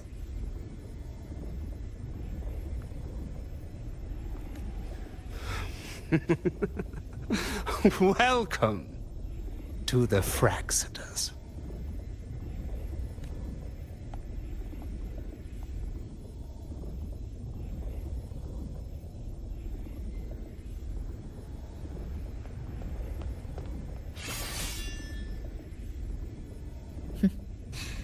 You're too sharp. A shift in melody means a change. That's what you taught me. You're truly one to leave mixed emotions. From operating the orchestration mechanism, to wielding tacit discords at will, to opening the gateway to the beyond by yourself. It seems that your recovery is in sync with the merging between you and the beyond. And yet, there's no reason for you to raise your blade against me. Not now. The gem is no longer in the beyond. If we are to retrieve it from Fenrico, we must work together. The modulated melody failed to play its part, and so once again, the choice is yours.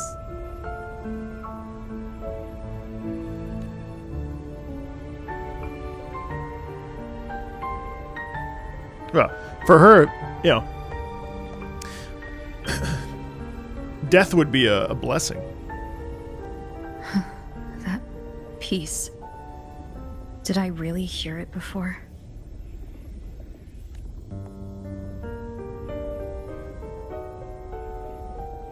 Ooh, she chose not to answer. Whether it's real or not, it changes nothing.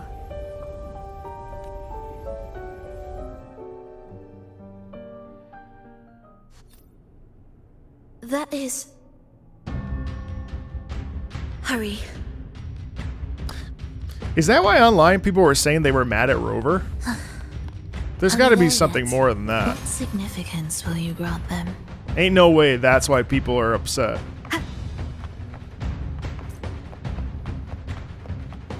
Surely not. I am the first, yet shall be the servant of all. Is that the Dark Tide?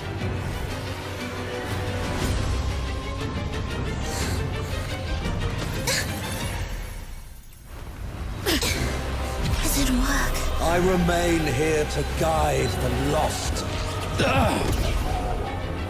And bring true peace. Whoa!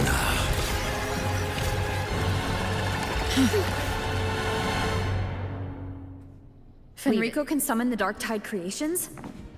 From among the faithful, a powerful harbinger shall arise, bringing both life and annihilation from the Dark Tide into this world. He's the harbinger! Oh, that makes sense. It is ready. Symphony of life. Preparatory beat. Begin. Heed the echoes.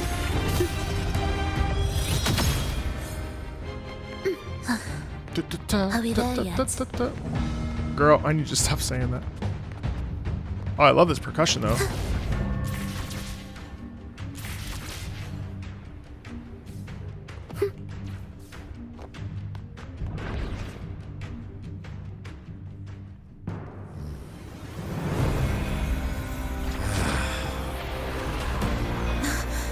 The gem's power grows. What?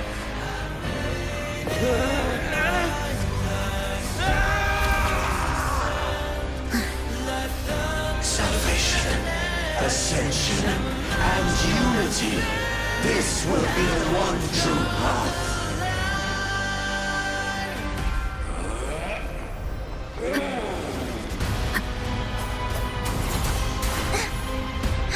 Meaningless rumble.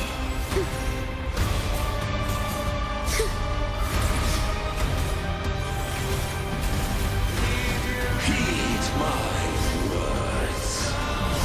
You're in cadence. Halt. Life or death. No alternative. Witness. Blossoms in wilt.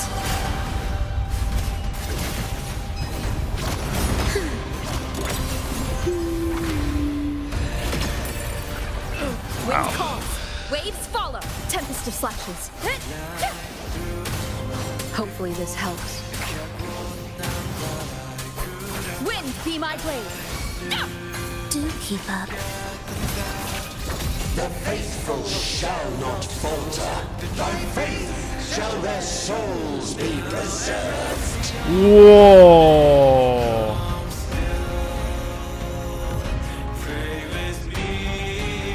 Hey. My statutes and keep my ordinances.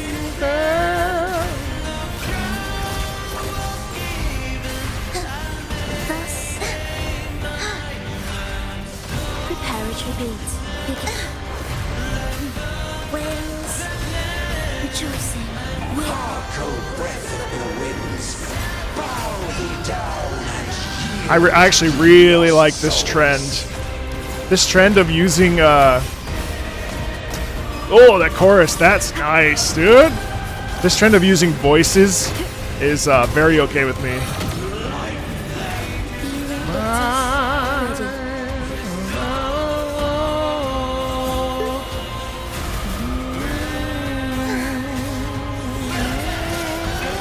Nice, the chorus doubling the... I love the body in that too, it's so rich. Why is he standing in one place though?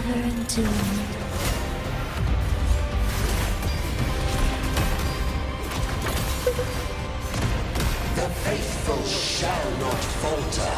By faith shall their souls be preserved.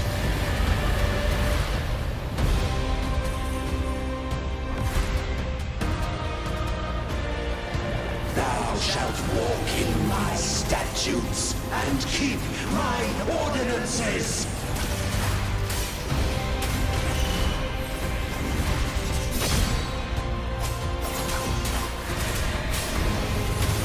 Tempest of slashes. Join me on accompaniment. He's got arthritis. Cadence. Halt. He's got arthritis. Yeah, exactly. Bow thee down and yield, ye lost souls.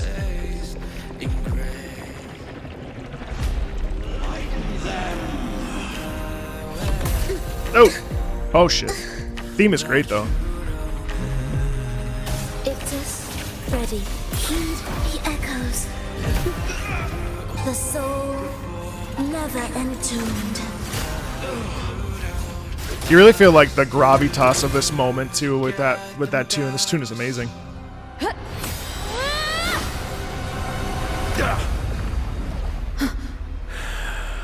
Whoa! Oh! Fenrico, stop! The Threnodian is using you. You are the harbinger of the dark tide. Absurd! I stand against it. How could I ever be his puppet? Alright, what's gonna happen here? Sentinel, return the souls in darkness to this world. Let all wills be made one. Oh, her face! She's cooking something.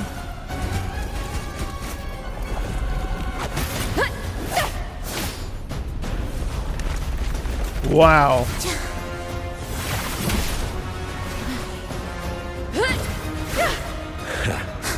The gem is fleeing into the dark tide.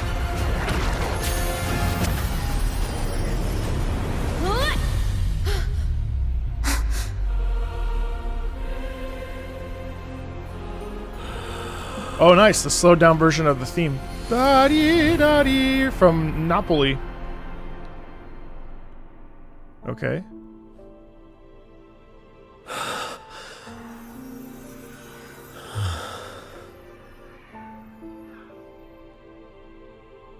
My predecessors.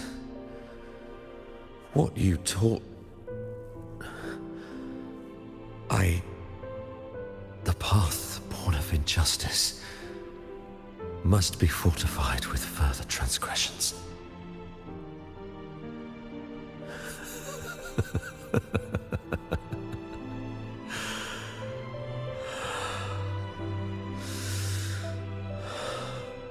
No. Even with the body perished, hope and salvation shall endure. Righteous One, please save Renacita's souls from the paradise.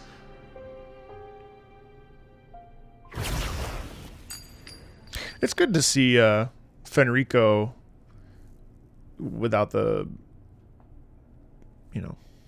Oh shoot. Your plan won't work. Says the one who hasn't witnessed the years, the failures, the countless attempts I've made. What gives you the audacity to pass such judgment? Hell yeah. You've already tried everything. Can't you see? The path you're on only leads here, nowhere beyond. Among thousands of paths, surely one will lead me back to them. And even if I'm wrong, I fear not starting over. I've done it time and time again.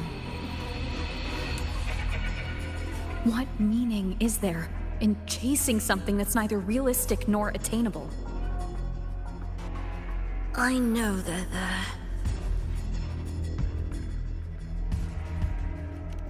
Those fading reverberations did not and cannot return to life.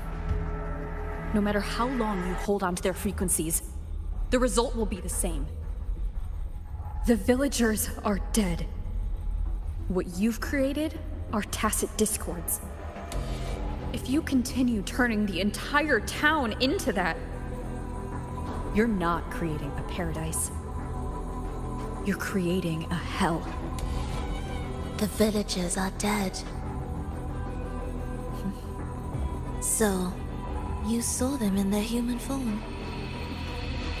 Then how can you claim my goal is unattainable? It's what they forced on you. And the tryst you saw?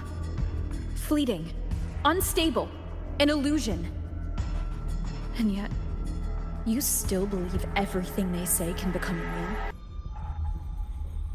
The Fraxidus showed me a way forward.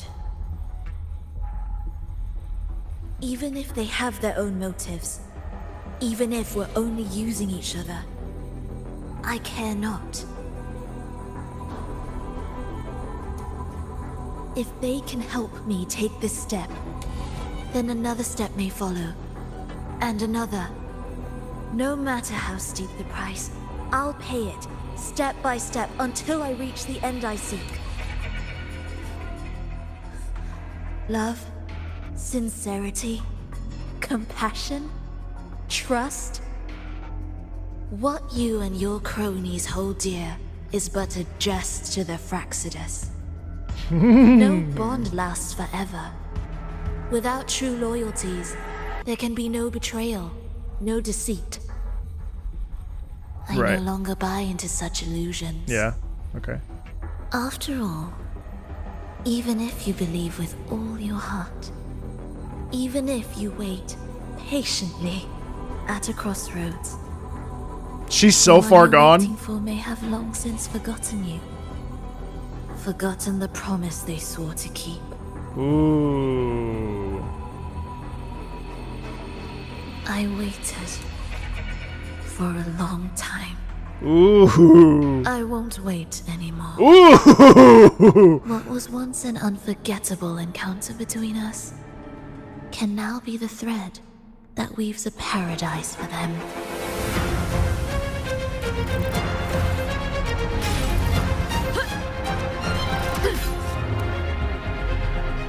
You've gone too far. Ooh! You're one to talk. Huh? How amusing. What does that mean? You, with your long life and its endless possibilities, still choosing to start over, even at the cost of all your memories. Oh, called out.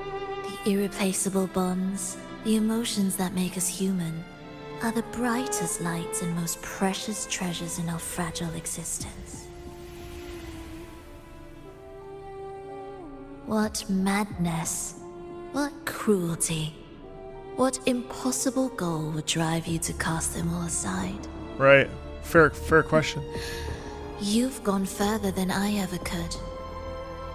Perhaps you believe more than I do, that only in endless time can true eternal perfection arise. That only then will a brave new world arrive. That's true. We don't know. We don't know the motives here because we don't know. Walk different paths. Willingly. Yet in the end, we are both driven by the same madness. That's true. Why argue who's fallen further? Two sides of the same coin. Who's right? The only difference is that you've forgotten it all. Yo, Bran.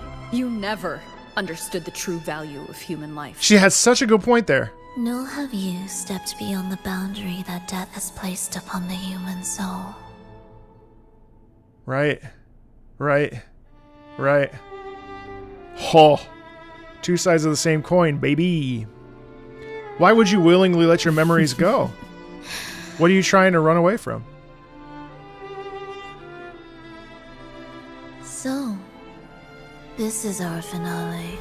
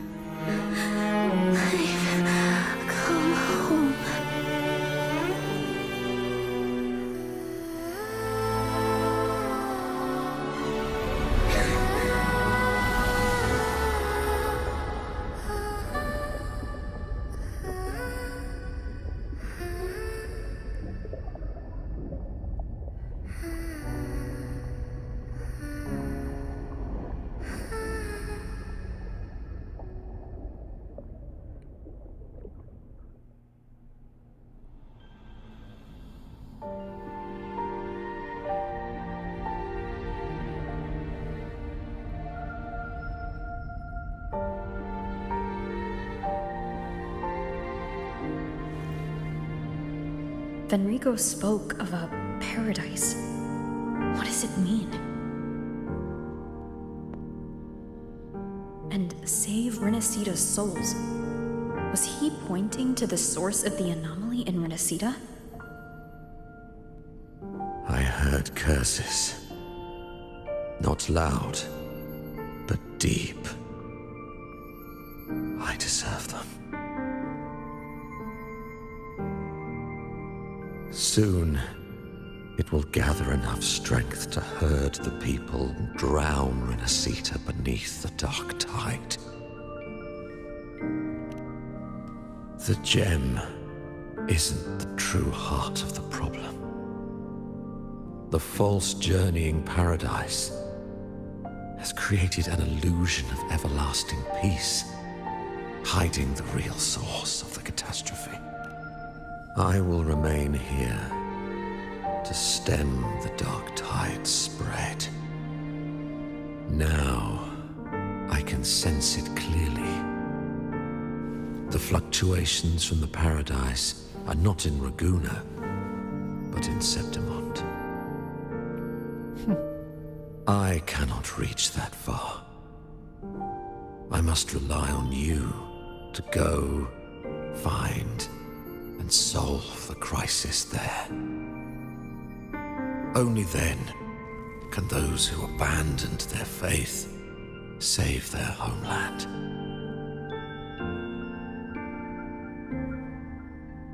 That's great.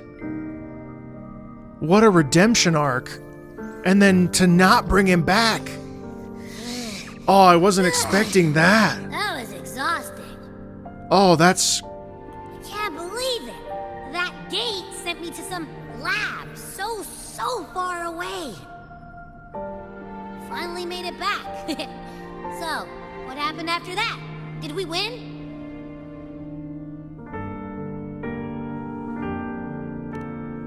What?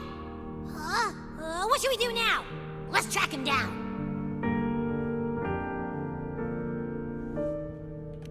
Huh? What's the bigger deal? We were after the gem to find the source of the anomaly in Renacida. Wow, this is... Now we have a better lead. The journeying paradise. This is really... That might also explain why the Fraxidus took the gem, and what they're really after. We'll head to Septimont to uncover the truth. This is really good. Maybe it's time we spoke with the F4. Oh, alright. Are we heading back now?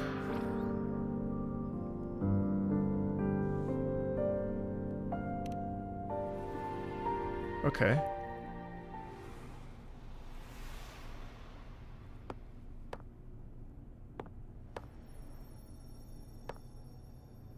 This is my question. Did they really have the balls to kill Frulova?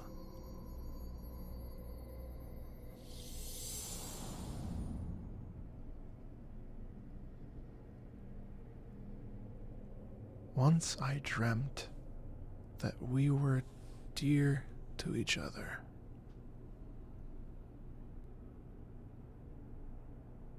I woke to find that we were strangers.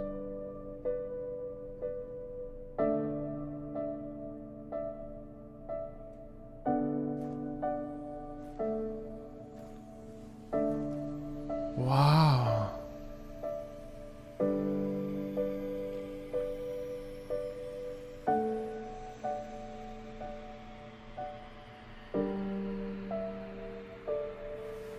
My dear Evelyn, come home in here. Come dance with me in a rosy haze of yesterday. Reverie, don't drift away, please. Keep me here in your warm embrace. I'll trade anything for you for one more day.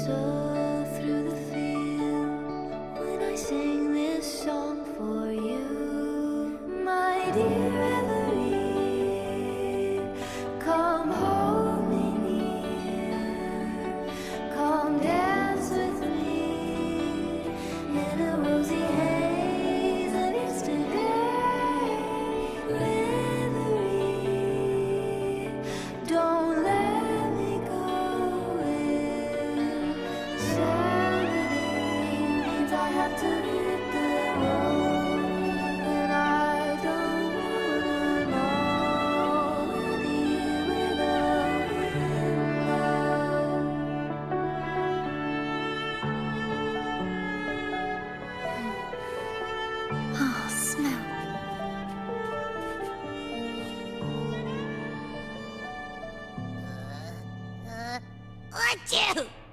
Ugh, the smell here is kind of weird. Wait! It feels alive. I know that sounds odd, but I mean, whatever's on the other side is pulsing along to the beat of someone's life. It's kind of faint, but it's definitely a part of a person's frequency. Hey, what was that thing you were holding? It smelled exactly the same as this place. You mean her baton? It seems like the Beyond has now completely merged with her. If you can feel the pulse of life from the Beyond, it means she's still alive. Okay, I just gave the place a good sniff. Only some leftover energy. Nothing smells wrong. Maybe. It's kind of like we're walking right into someone's thoughts.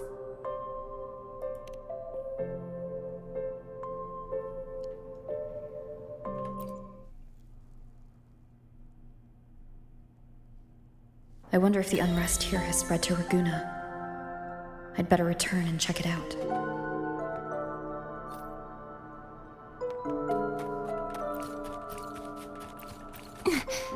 Afterlife. Afterlife. What? Listen to that though, huh? This is like sound of peace.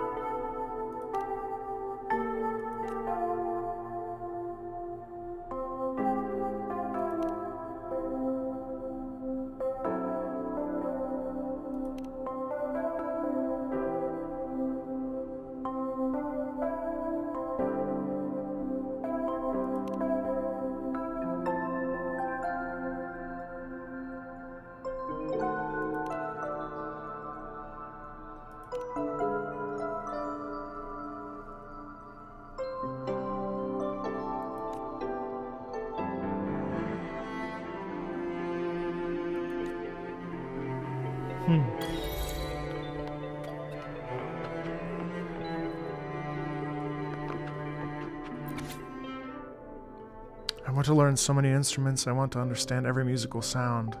Miss Cyril told me that the many conductors are well practiced in a range of instruments. I want to be like that too. If I could make an orchestra reproduce a perfect melody in my mind, surely that would be my greatest joy. Will that day ever come when I can precisely identify and control the sound of each instrument to transform every note into a passionate cry? Miss Cyril also said that there are times when I should give up the urge for control and give the orchestra space to breathe and create. But if I do that, how will I be sure that the music at my command is flawless?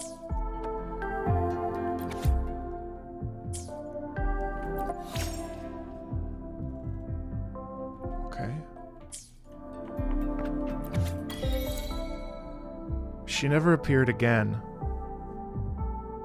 I've already found a path of my own. This new path is the right one in which I shall complete the symphony of life and death. I no longer need friends. All I need is a sharpened sword.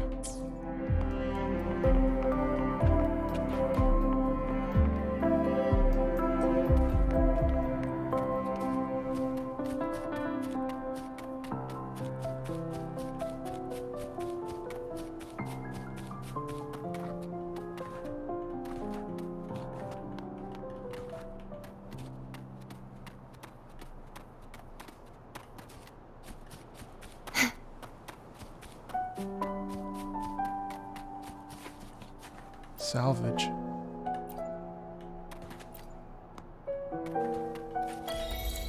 Moon and water.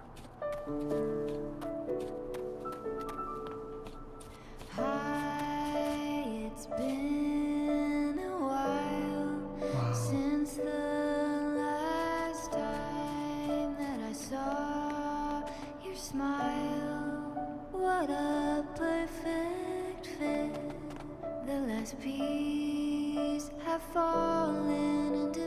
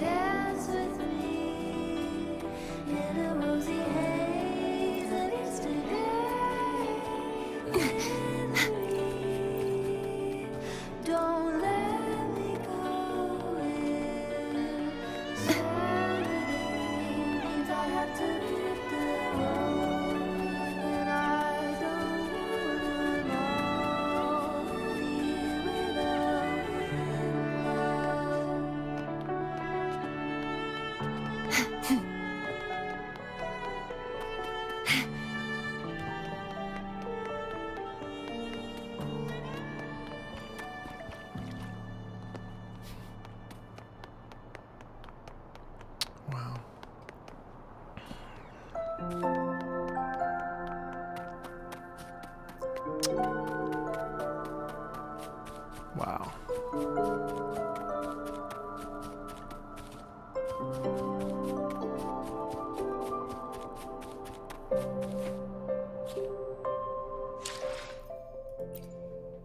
The power to split and merge matter.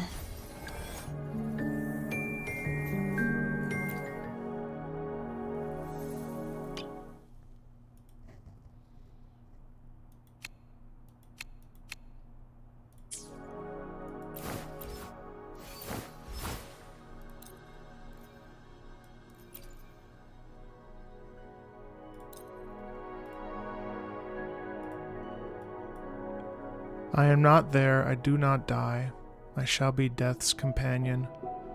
With euphoric delight I drown my fear. With the coming days I trade for my past, for the past.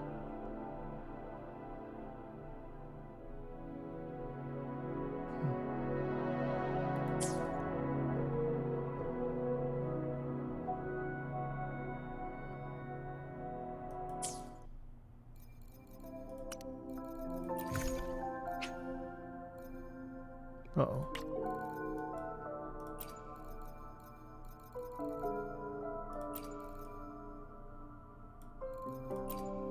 It's interesting to see how different Froliver's tone is with you depending on her dialogue options. Also, if you think about it, Rover technically kept their promise to see Froliver's final performance.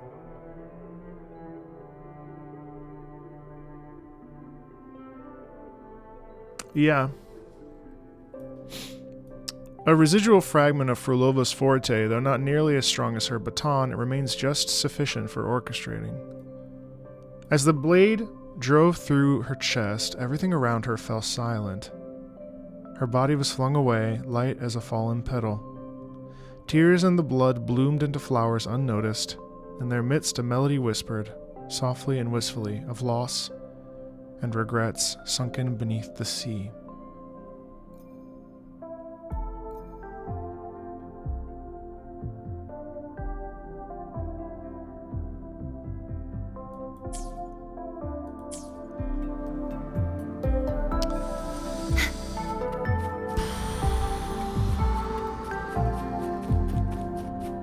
Chat,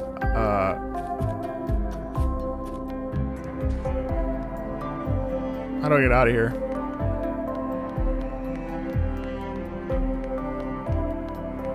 Oh, Ascension materials.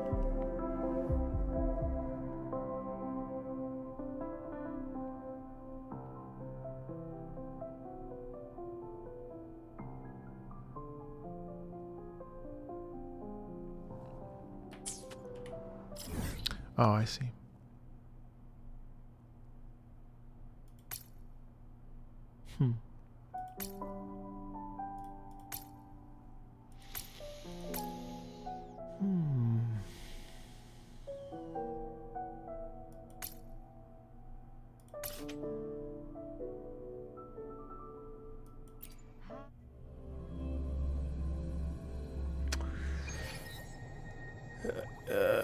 I don't want to be here. This place sucks. That's not the vibe I'm going for. What? Well, how do I go back to that though?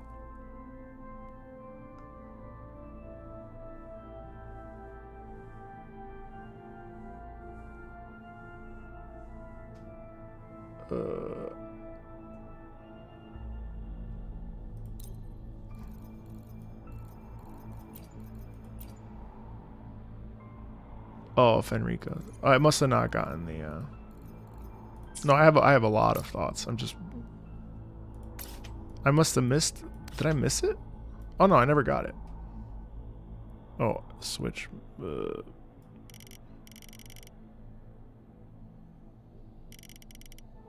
Below the boss area.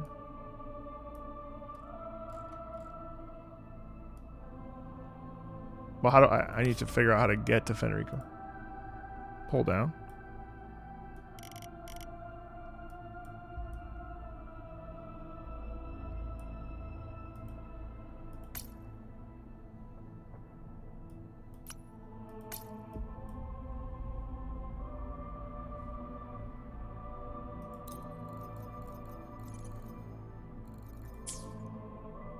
Click on Fenrico.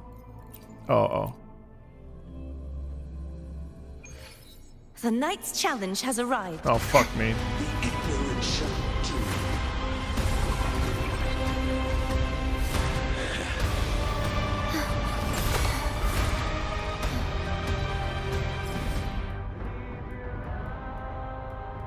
Oh.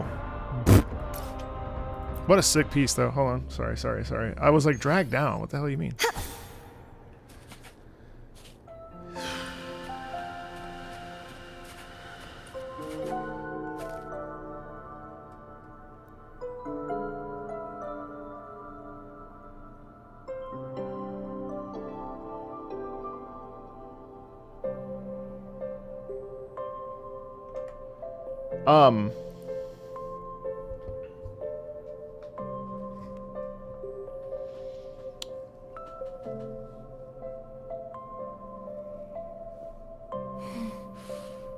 Oh, smells so good.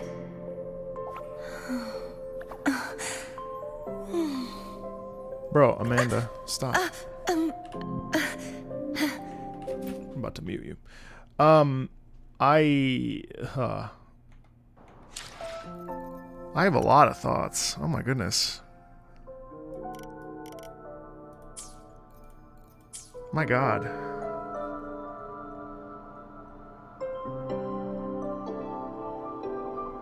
I don't even know where to start. I mean...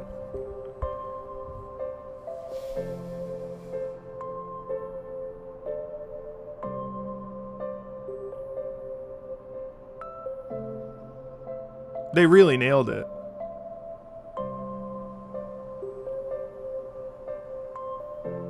They really nailed it.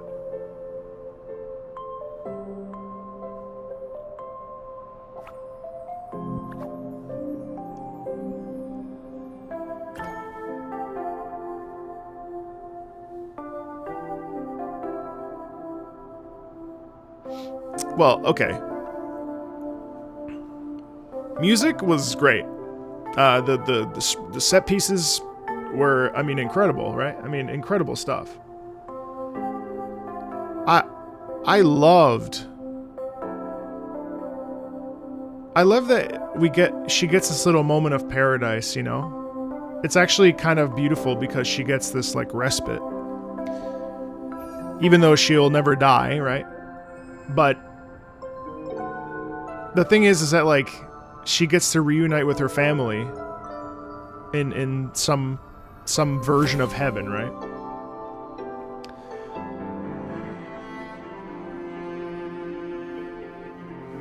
I love this whole idea of like, let me lower the music just a little bit, sorry. I love this idea of her and Rover being like two parts of the same coin, you know? And I love that she challenges Rover, you know? I love that she's like, you denied all your memories because you're trying to live forever. What are you chasing? You know what I mean?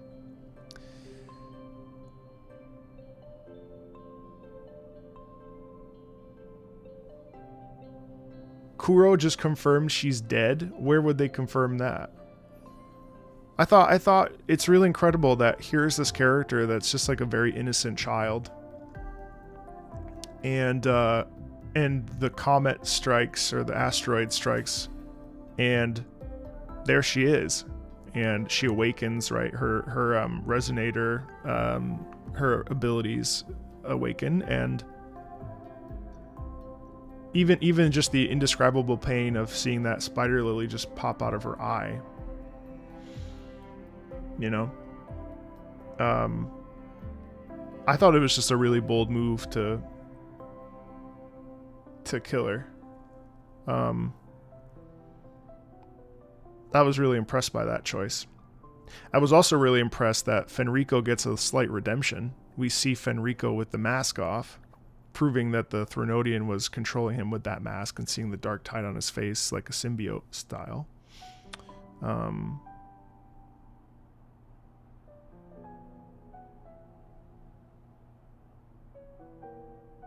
Oh, I see.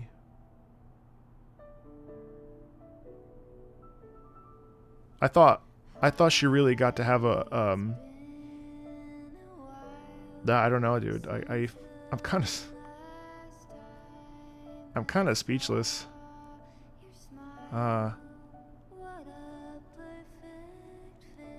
Also, it's not Rover, breaking promises comes across as super selfish. I haven't listened to her EP yet.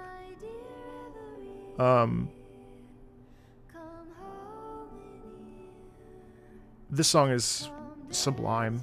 I think like it's so like tender and gentle, and it's this moment of like finally after everything I can rest. I really love that. I love that Rover is sort of responsible for giving Frolova a direction by starting over and what that means, and sort of propelling her, right? But at the same time, Frolova became a bit of a pariah and couldn't find peace anywhere. And when the Fraxidus gave her an out and an opportunity to, have her wishes come true, who couldn't take it? I thought that was really interesting, that it was essentially Rover that guided that hand. I really liked that. I also really liked, I'm still sort of surprised that they turned Fenrico into stone, and essentially like he has this moment, and I was like, wow, we're seeing like the good Fenrico, the good Primus, but instead we get this this death of him, like, coming to his senses, only to be send that justice and light into the world.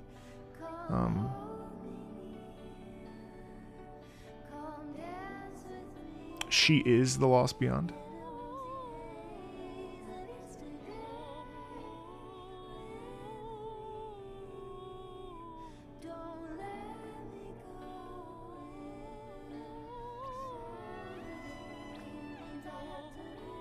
Who's singing? Sorry.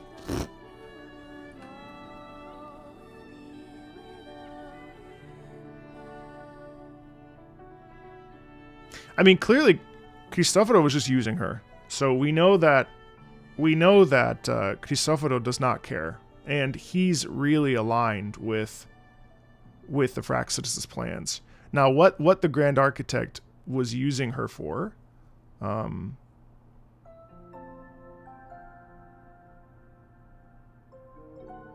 she could have invited us.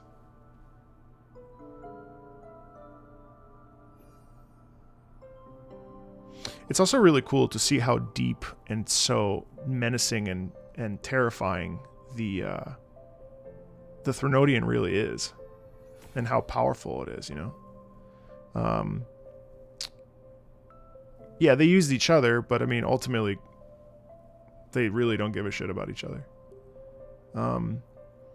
I thought that it was handled extremely well. I thought, I'm speechless. I thought that was really good writing. I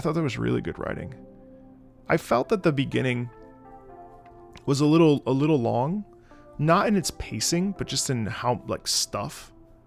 I felt that could have been tidied up a little bit, but it didn't really bother me, because we got some really, like, I really enjoy Frolova as a character, so for me it was fun to, like, watch her and Rover interact.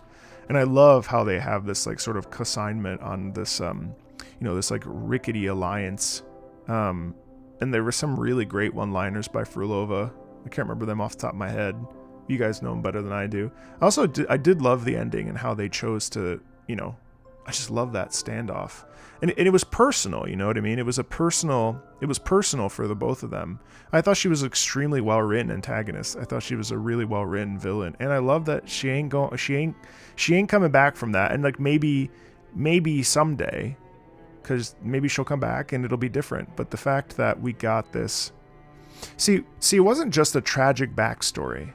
It was like a really deep commentary on death and survivor's guilt and what it means to continue living and searching for ways to be with the people you love, which is a very nuanced and complicated approach and like a subject to talk about. And I thought it was handled with an exorbitant amount of grace. And I think there's a tendency to dismiss gacha games for the quality of their storytelling by like media at large. And so in my mind, my goal is always like, okay, well, how do we get people to play this game and recognize that the game has a lot of merit, right? Because the stigma is that gacha games, and I know that for those of you that play gacha games, you know that the stories are really good. Obviously, the joke is like Nikkei, you come for the story and then you stay for the story, right? Haha, wink, wink. But in this particular instance, like I felt like this, who wouldn't enjoy that? Like I can't imagine someone not enjoying that. I felt it was extremely mature. I felt that the dialogue was paced and written out super well. Sometimes Frolova didn't make any sense because she's always speaking in like musical code, which is hilarious. You know, but the location design is stunning. This sort of Elysium that we get in this mirror, broken mirror, is sumptuous and beautiful. And also I noticed that this song is actually her violin piece, same melody line, which is really beautiful. One side blames Rover for being indifferent, the other Frolova for shifting blame on Rover.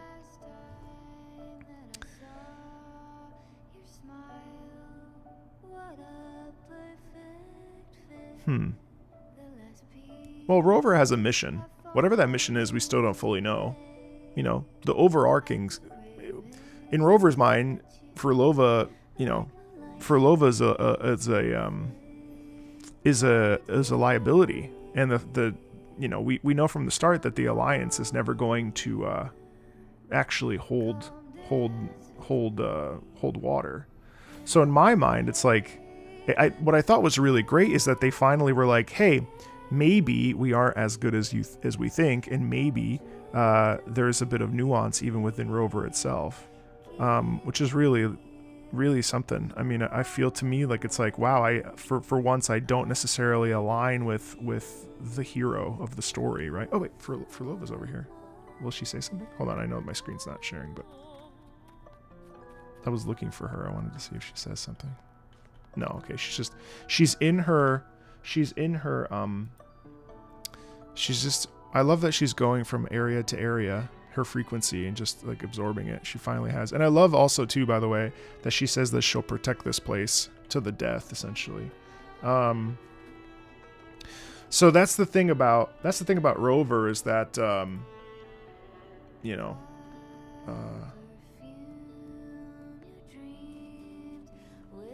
bro's having a lore talk with his 4,000 viewers. I think by the way, we broke another record today, by the way. Thank you. I think that was the most people I've had on a stream before. 6,000 people between Twitch and YouTube. I appreciate you guys. I think that this exceeded my expectations, to tell you the truth.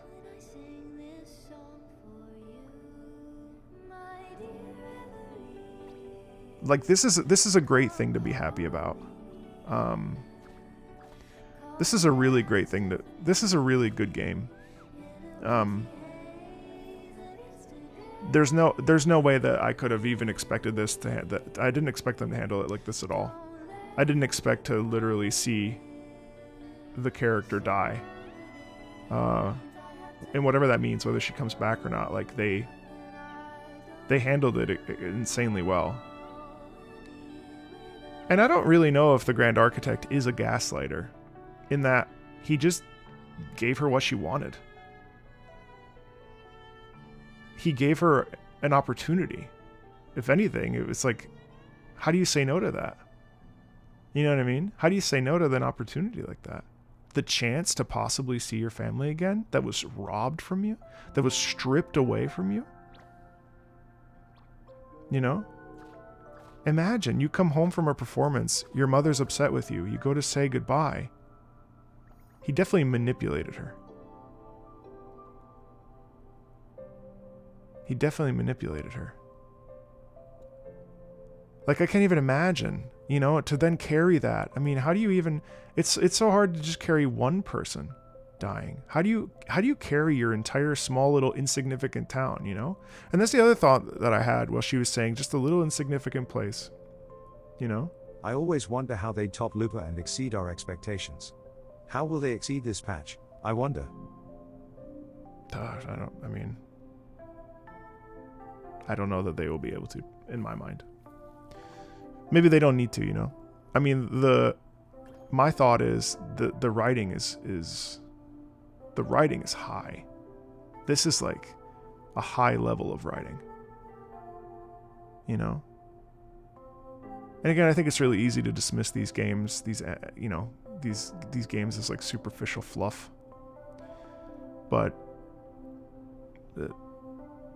I also really love that we got to go back and talk to Scar and experience, like, you know, the process as they, you know, we kind of connected the dots of the alternate timeline. PGR does this a lot, you know, going back and seeing the gameplay from the reading from a different perspective. I thought that was handled really coolly and really well. Yeah, I mean, I love this game. What if the Grand Architect sent the meteor? I highly doubt that. I think that's a stretch. I don't think that's I don't think that's accurate. There's one after quest. Where would that be?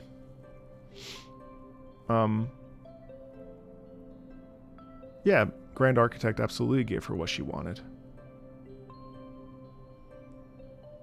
I did notice that she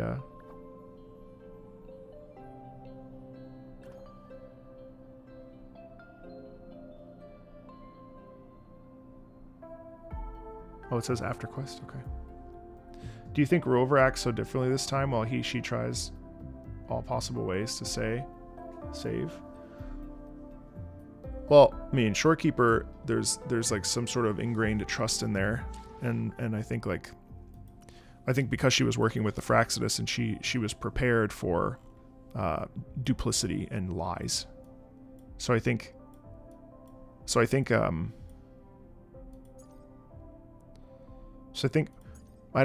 she only acted. They acted differently. Bread and holy rituals. Is this the one, chat? This guy? Bread and holy rituals.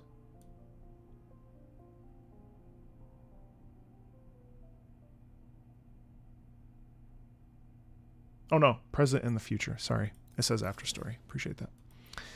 What's my rating of this quest?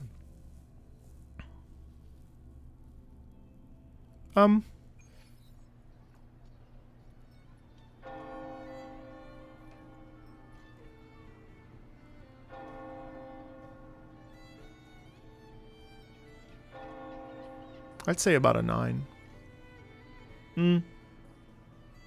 Yeah. I'd say a 9.2 out of 10. I felt the beginning could have been tidied up. I don't mind any of it, but just I wasn't like, oh, it's too long or anything like that. It was a perfectly good length. I just felt like it didn't necessarily I didn't feel like the exposition of this quest built up enough, even though the payoff and the whole sequence at the last third, it felt Gurren Lagann is very enjoyable the whole way through, but at the ending, like 4 episodes, it really like ramps. And this one didn't really feel like it. Well, let me show you. I didn't feel like the beginning kind of naturally progressed to it. Like I felt like the whole thing was just, oh, we just need to get to this, right? And so even though she had her moments, which I thought were really compelling and interesting as we started to unravel what's going on with Frolova, and I appreciated all of that. I liked all of that. I felt like it didn't really start to. There was a lot of highway before the ramp, and obviously you need the ramp to get to the peak of the experience, right? But I felt like the highway was just a little long to then get to the ramp up, which we started to get. if that makes sense. So I think like cutting the highway just a bit, the runway, so then we could have liftoff and then eventually like stabilize up in the air where we got the last, you know, really like the last third is that's, I think the runway could have been a little shorter, but I don't think that really, it didn't detract anything, and it was still just immensely satisfying to experience. And again, I think like, do I regret S6ing her? No. I thought she's an incredible antagonist, so nuanced, and I felt that it was handled really well. Am I happy? 1,000,000%. 1,000,000%. I'm extremely happy. I'm extremely happy with how it was all handled. It really truly low-key defied my expectations, and I can fly too. I thought the story would be good. I was nervous, obviously. After all, I made the sin of doom posting on Twitter. Do I think that no one's been affected? Yes, no worries. Yeah, I mean, leave the rest to me. I was just nervous. How do you handle antagonists? And they handled it extremely well. Ah, it's you. What a coincidence. A short yet violent quake hit Raguna not long ago. We still don't know the cause, but we're checking for casualties. Fortunately, the damage seems minimal.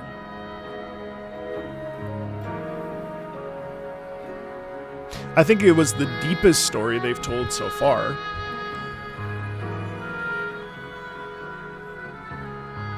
I think it was better than... I thought that was better than 2.2? Avenolium? Avenolium was good. Avenolium also suffered from a bit of runway. But, I mean, it's great. Oh shit, no, I don't need help, sorry. That explains the commotion. It was definitely the deepest. I didn't expect the Order to have a research facility hidden deep underwater. I felt it was extremely not shallow. Sounds like a whole mess to clean up there.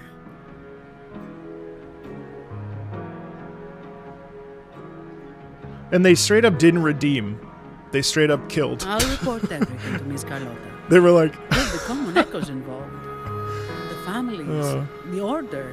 No, the entire city will need to unite. That's kind of funny, actually. They were like, nah, we're not going to redeem her. Thank you. We're going to straight up kill her off. To us. It was straight up... Yeah, 2.2 was great. I mean, no complaints. If what Fenrico said is true, the Order should make the right choice here.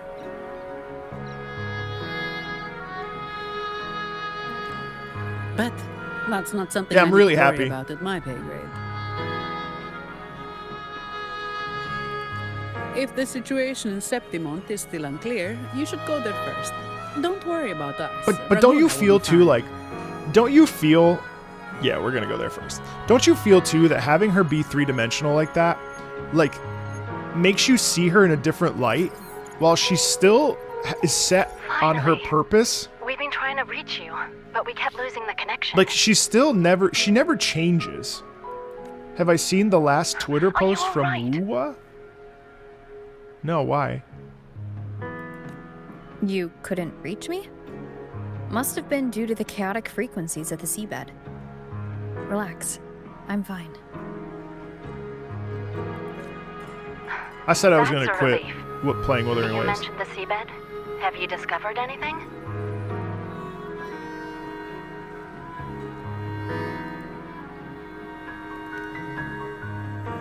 The post is related to Frolova's You were story right. in a way. The Threnodian's power at the seabed came from Mia.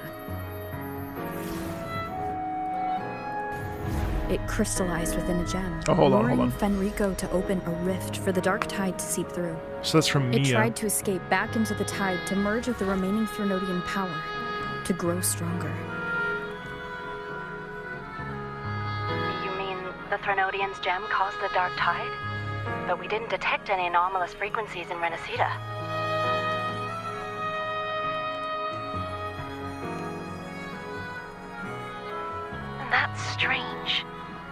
dark tide at the seabed. It's different from what I've seen before. In Raguna, it always came from the sky.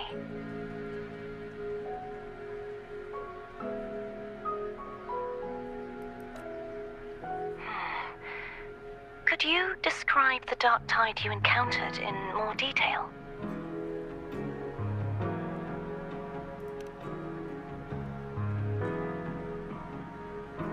I see. I'll need some time to think it through. Sure. I'm heading to Septimont to follow the clues Fenrico left behind. Please take care of yourself. We'll keep you updated with any developments.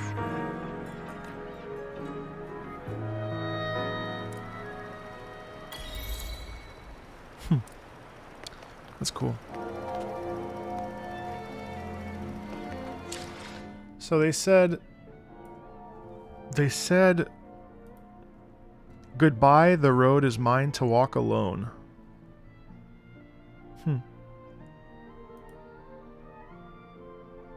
She takes a bow and says farewell. Wow.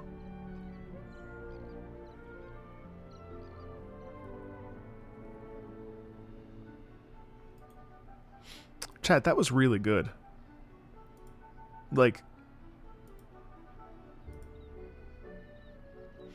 not hokey good. Like that was like deeply introspective good.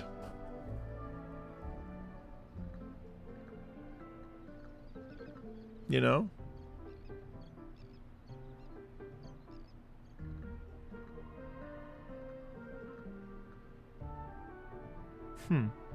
Hey, Carl.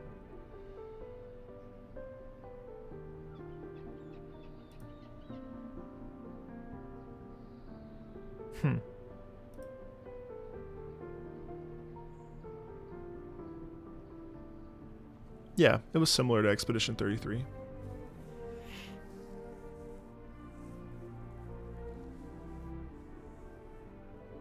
Like you could be like, "Yo, you need to try this game," and someone, you know, someone would take it seriously. I think that's what I like about it. Yeah, we can listen to the EP. Well, which one?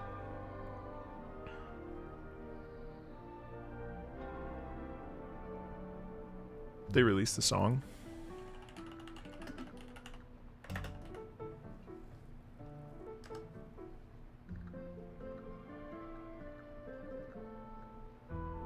The real reason I hated Rover and rooted for Frulova. L Rover. Wait, why? I'm not gonna watch that video, but why? I can't. L Rover? I don't see it. I don't see it. What was Rover supposed to do?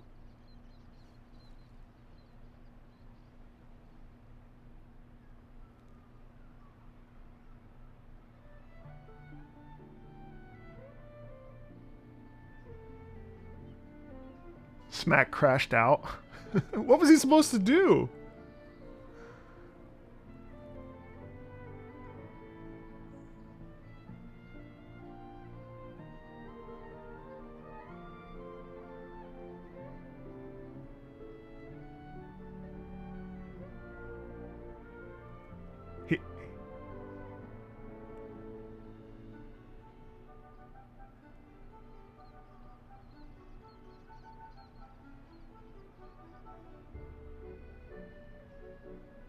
Rover's not a hypocrite, though.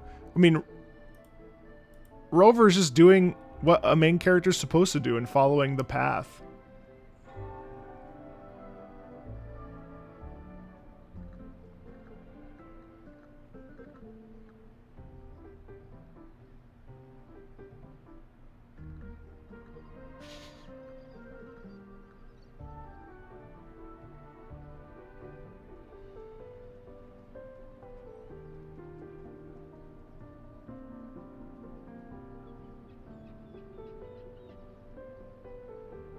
People mad, not just because of the promise. It's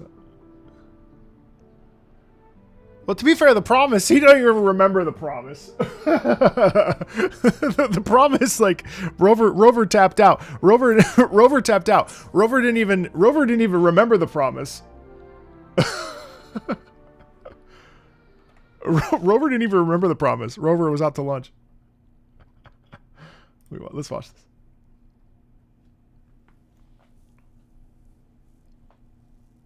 In the dark, dreams persist. Shadowed light. There's a JP version too. We'll listen to that. Breath, the flower fades away, never touching the sunlight.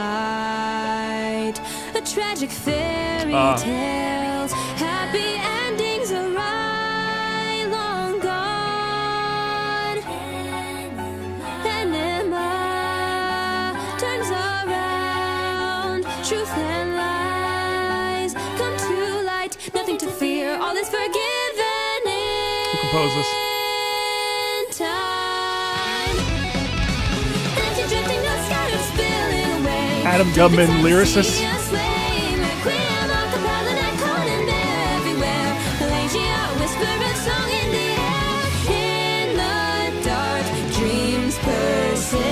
Shadowed light steals the breath, lonely dreams.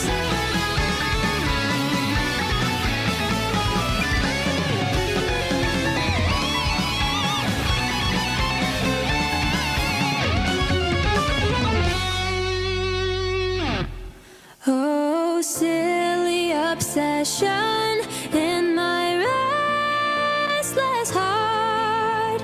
Chaos that turns to peace when we're worlds apart. Oh, craving redemption, longing to belong. Speak your name to the sky. Spirits stay alive. Feel it through the storm. Enema turns around. Hold on. I'm not vibing with this. I need to figure out why.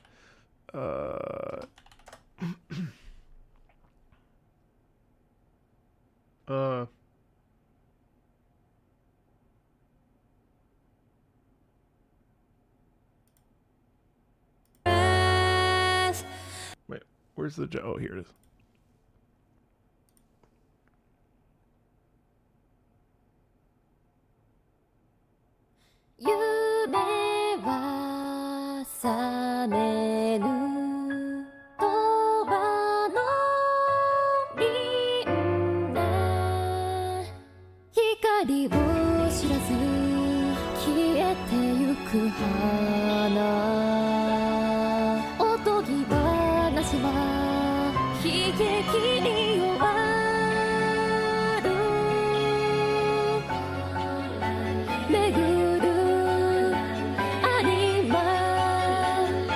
Yeah, I like this better.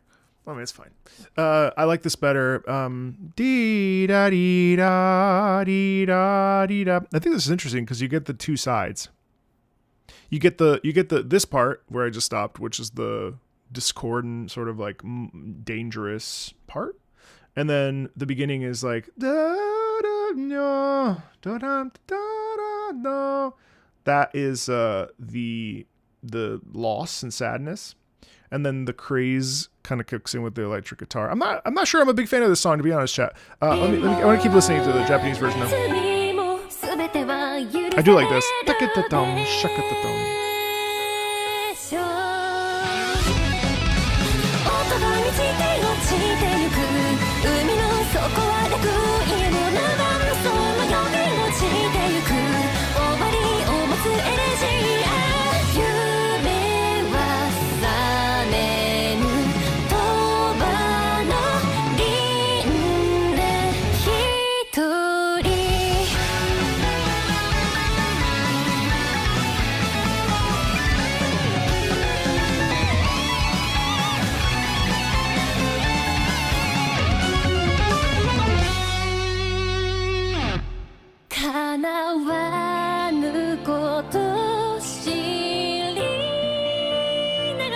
Yeah, this feels better.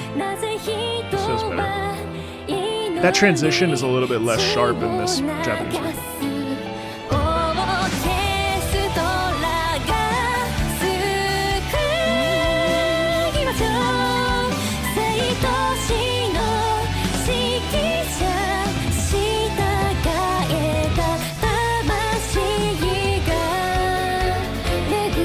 I don't love that transition.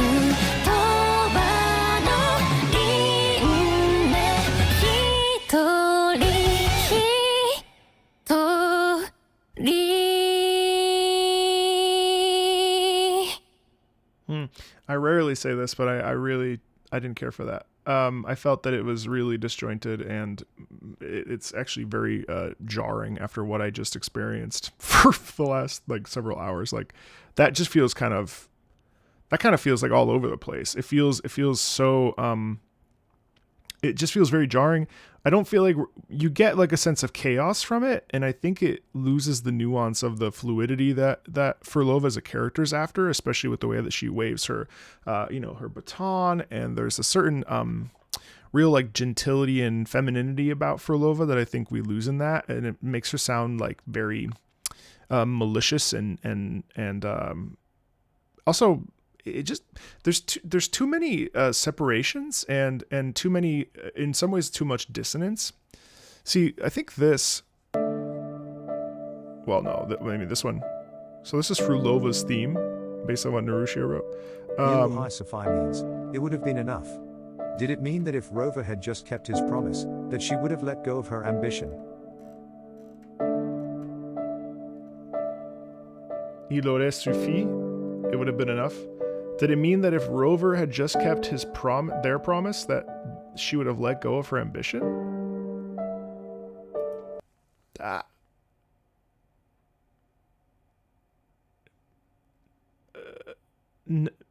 don't think so. I don't think so. It would have been enough. We'll have to listen to this piece. That's a separate conversation. I don't think so. Okay, I mean, here's the thing. So she has a really nice conversation with a person. They hang out. She feels seen by them. She is, taught about starting over. But I don't think that she would have just pivoted. She would have been like, okay, yeah.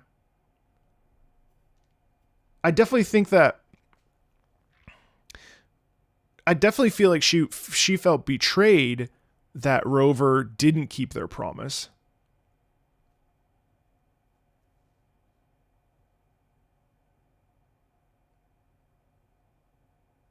But I mean, in a way, the promise was kept because of the beyond and all this other stuff. But like, in theory, I still think that the Fraxidus would have been able to convince her to join regardless. I really don't think that. I think she was always going to go down that path because again, yeah, maybe the promise to show up again, but the key thing to me that was said was starting over, and the starting over aspect was actually the push for Frulova to start to find all those things. Now, don't forget that even if Rover had kept their promise, the fact of the matter is that she still was denied. She was still mocked. She still was looked down upon. She was still turned away from people. She still was alone. And so maybe the promise was the possibility of being seen by somebody else that wasn't her family and friends that were all killed.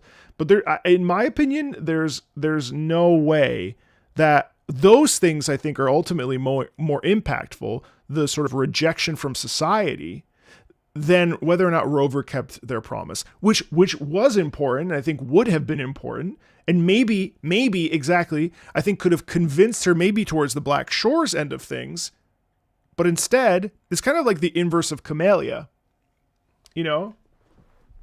But then in the meantime, while she waited and waited and waited for that conversation and that bond to connect to somebody, which she felt with Rover exactly, that was the point in which the Fraxidus and the Grand Architect swooped in and were like, I can give you anything you want.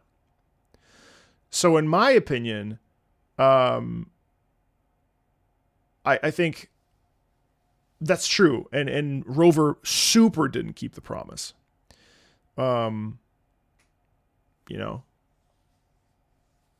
If you read her Resonator file, it says before that concert, she had no goal in life. She was not trying to revive anyone, and she was alive for a long time and not hiding her ability.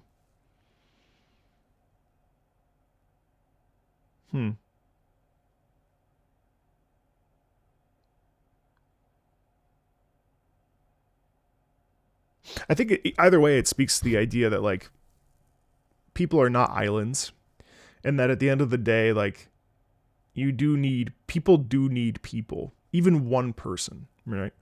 Like even just one person to hold the hand and guide through the darkness makes a huge difference. I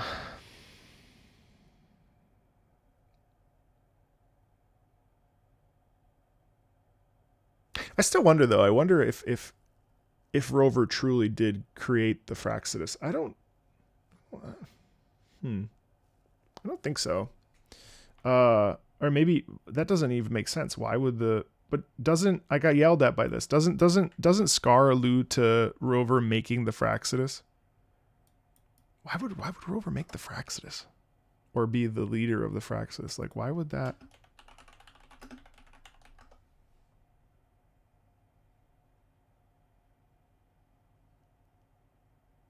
Oh, that's a licensed song?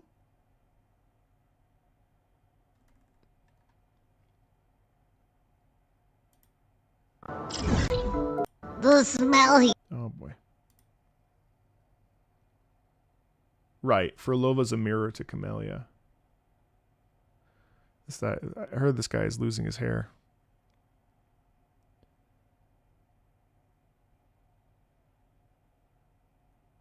Unless that's why Rover wiped their memories, they created the Fraxidus, which would be a wild... I mean, yeah. Oh, The Beyond is the name of the song. Oh, that's what I was listening to. Why was chat members only? Because y'all spoil. And because I've been spoiler bombed before. Oh, that's what they said, Konoi. Okay. I'm going bald. Well, better bald than dead. Am I right?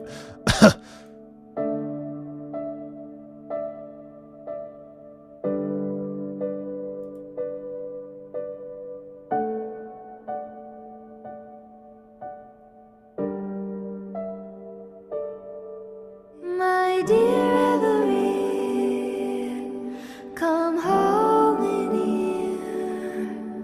Come dance with me in a rosy haze of yesterday. Reverie. I didn't know that, no. Don't drift away, please. Keep me here in your warm embrace. I'll trade anything for you for one more day.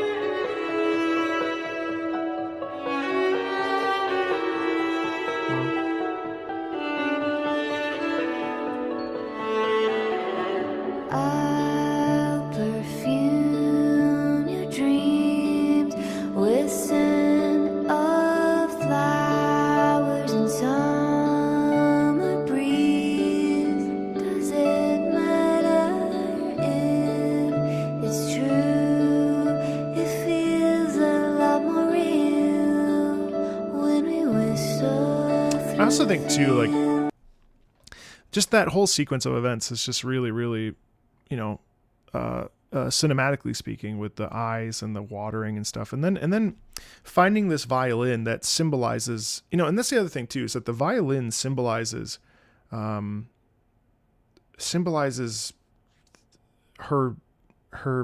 life, the peace in her life,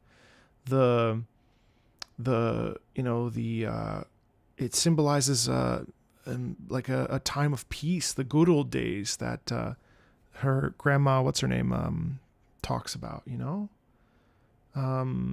It's like the before times, before. I mean, it's still like I can't get over the tragedy, which is here. I want to rewatch this.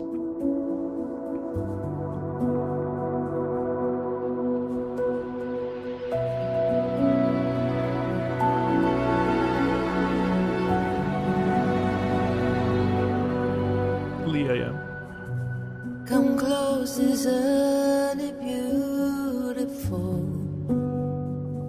This is gorgeous too, by the way. The gown embroidered with these jewels of gold. Toast to death, the most generous liar.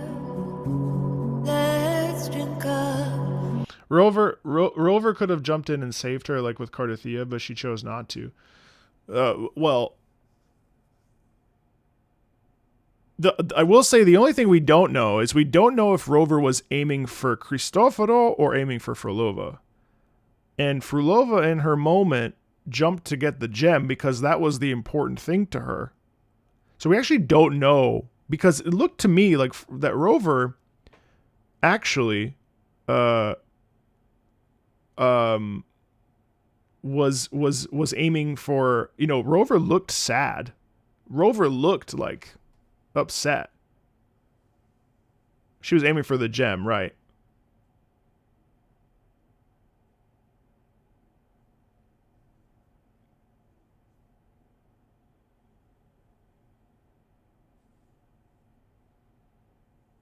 Well, and then Christopher happened to be right there. But that's the thing. Why would she choose this? Why wouldn't she say Frulova? Well, because Frulova's her enemy. So, Emmett Cell, a bit, yeah. A bit. For sure, I would agree with that.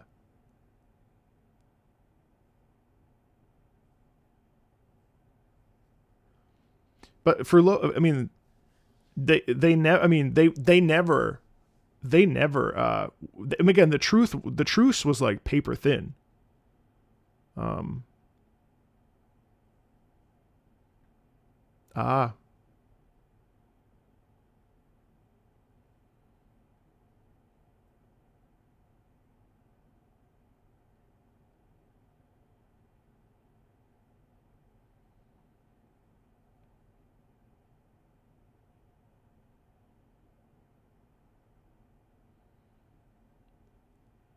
Yeah, no, she always felt that Frulova was an enemy.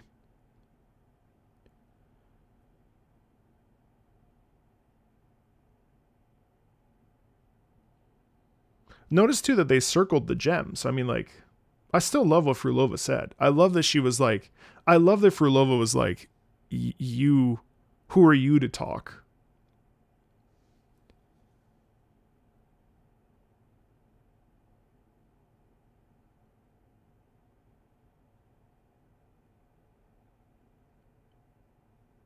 Well, Rover killed, well, right, but that was right, caught in the middle.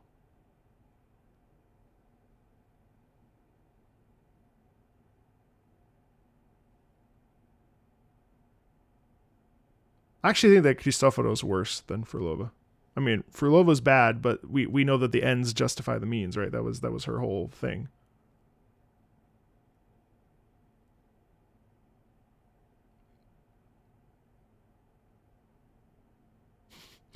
Yeah, I don't think Rover prioritizing the gem should be polarizing. That was literally what the purpose was What did you think was going to happen? That like she was going to be like, oh my God, Frolova, I saw everything that happened in your past. I'm so sad for you.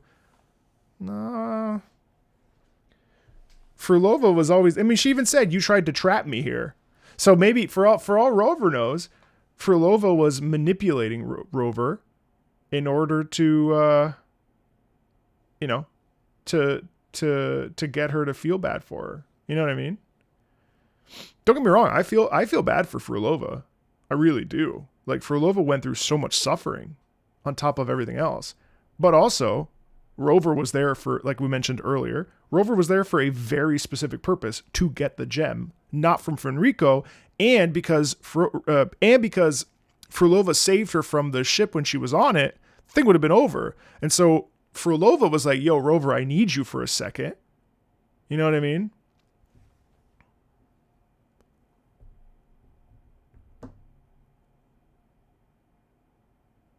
Well, it's not a... Well, to Rover, it's a heroic deed. Luke never gave up on Darth Vader. But it's not the same connection, though. I don't know if that's... I don't agree with that connection. Darth Vader is Luke's dad, which is a way deeper.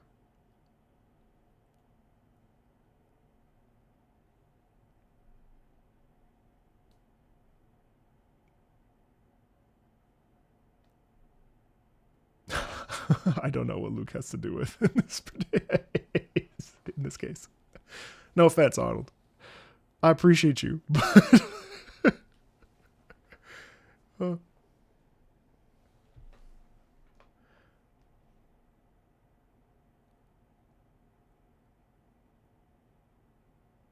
was the mist down there? Unfortunately, not everybody in this chat knows about Emmett Selk, but probably one of the Emmett Selk is, they're very similar.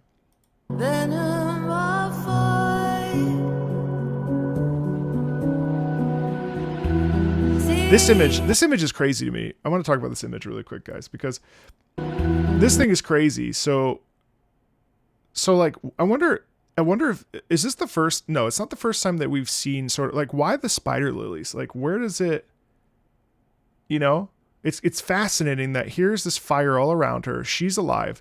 The resonation, whatever it's called, kicks in, and then she sort of just wakes up. God, this whole thing, this is like such an image, dude.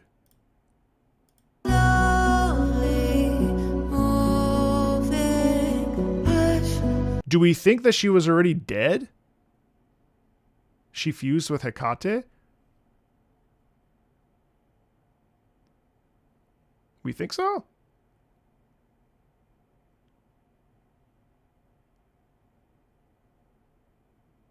Spider lilies symbolize death. Oh, so that's how they're alluding to her dying. I see. Without showing it, because they really can't theoretically show that.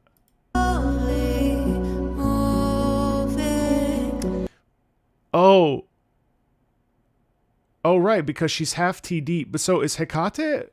Oh, wait a second. So Hecate is Hecate is her other half. But where the hell does Hecate come from, though? You know what I mean?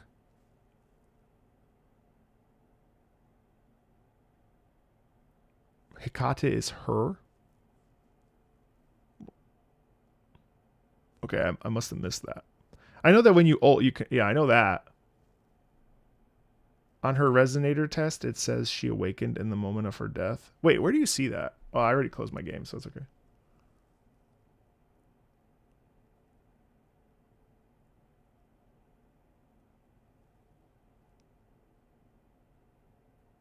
Oh, it merged with the TD.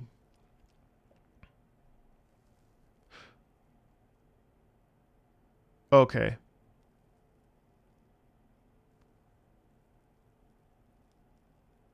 Read her reports on Wuwa posts.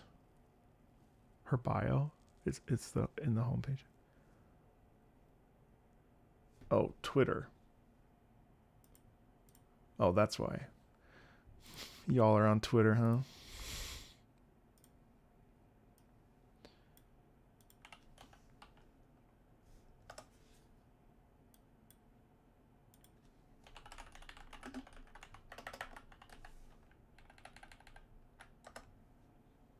Where? Okay, wait. Where does it say that? Resonator report. Our shared music will spin the sweetest.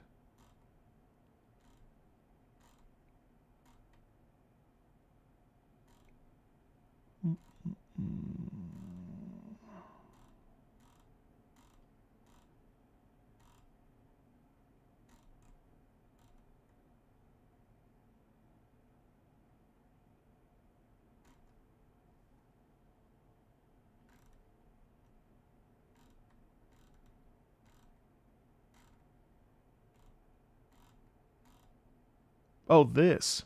No, wait. This?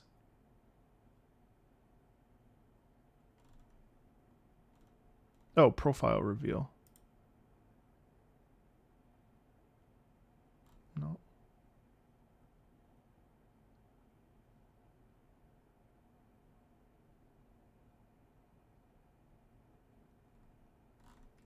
This guy?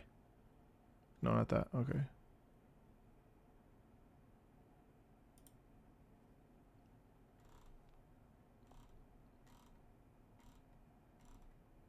Yeah, her resonator report. That's too far.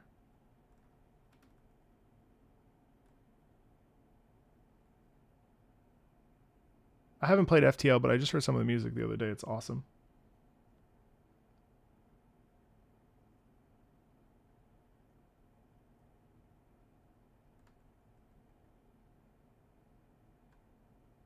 Oh, it's on the website of Core. Okay.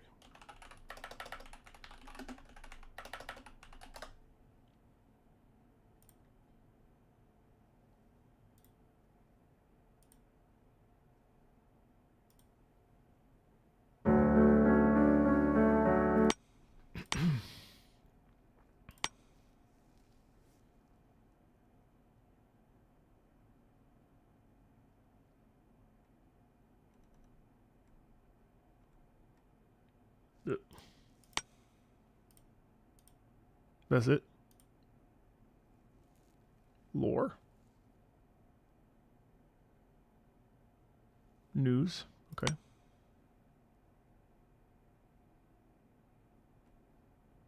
Oh, God.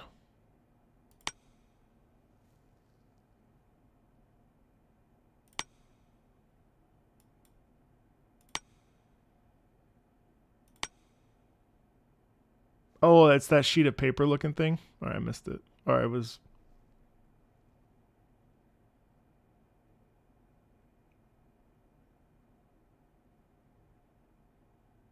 Bruh. Bruh. It's okay. It's not like the end of the world. It doesn't matter. Let's move on. It's fine. So...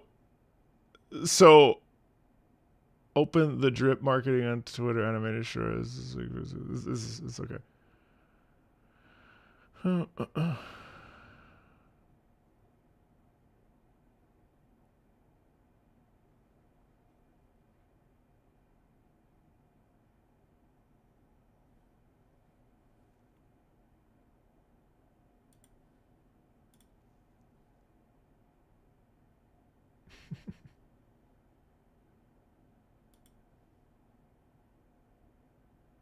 Twitter. Let me go back to Twitter. Hold on, guys. Hold on. We'll get there.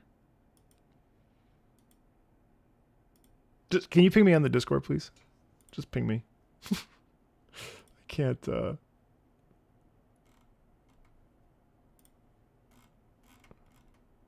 on. I want to read it. So, can you drop it in the? Yeah. Okay. Cool. Thank you. I see it. Yeah. Thank you. Okay, do not fear the Fraxis overseer. Settle your mind quietly. Okay. All right. Frulova, she walks. Whenever a concert ends, people swarm around Frulova, chanting her name, pen and paper in hand. She responds with silence, but her silence can never dissuade diehard fans from following her. That is until she's pre-signed autographs. The moment someone opens their mouth, she shoves on one into their hand to shut them up. This soon became her modus operandi. After giving out her autograph, she walks away without a backward glance, and the recipient stands rooted to the spot, confused. Frolova attends performances by well-reputed musicians, but without fail, some freak accident on stage always deprives her of the chance to see them at their best. Over time, she began to think they're nothing but a bunch of boasters, but curiously enough, they all gave her the reason. When they asked why they didn't perform well, they sense an ominous, oppressive presence in the audience that sets her nerves on edge. How she wishes she could turn back the clock. Whenever Frolova lies down in a patch of grass in town, she feels drawn to the good old days. Okay, we talked about a lot about that in this patch. Whether the past is well worth the nostalgia, she can't say. She lifts her hand towards the sky, picturing a past where the winds are gentle, the sun is warm. She likes everything about the past, especially her past self. Why give the poor souls hope if you decide to cut all ties? Frolova looks on as that person bonds with one stranger after another and starts wondering if the grand architect picked her for these tasks as some sort of sick joke. However, she wants to see how all this pans out and is happy to give a nudge here and there. Frolova's nothing if not patient. She's waiting to see if those people will be disappointed yet again and if that person will choose to start over once more. Ah, in reference to Rover, okay. Resonator Frolova's awakening occurred at the time of her death. I see. Granting her the ability to tune the frequencies of her target and alter their melodies based on the understanding of critical frequency structures of matters. Okay. The strength of such tuning abilities is proportional to her physical condition. Latest test data indicate that under extreme overclock conditions... Oh, wow. Frolova's tuning can be extended to a maximum of 30 times her normal range with the longest duration of 46 seconds. Exact timing. Frolova's tacit mark is located on her left arm. The tacit discord mutation allows her awakening, prevents her body from aging. With the alteration in the color of her left iris being the sole physical change observed, test results indicate that when Frolova's body is within a healthy state, skin reconstruction and frequency reassembly takes approximately 6 seconds, while internal organization. Wow, I didn't know that they went so detailed about this. No, I haven't read any single one of these. No fatal weakness has been found as of writing.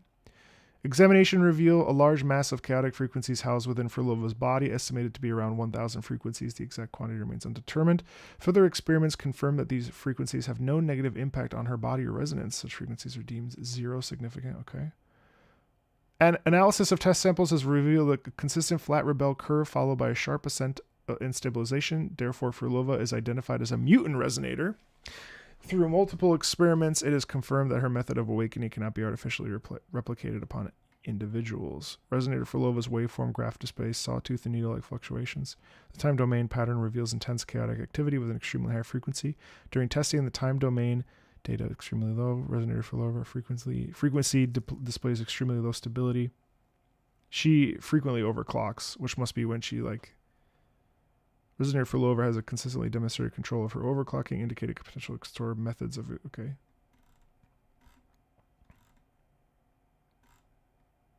When Frolova unwraps the white bandage to reveal the unusual eye underneath, tremendous power surges forth. She keeps the bandage on most of the time, hiding the eye and the secret it holds. Frolova waves her baton, twirling gracefully. The ribbons decorating her dress dance with her along the flower on her chest. She's a lycoris, blooming red, alone in the dark.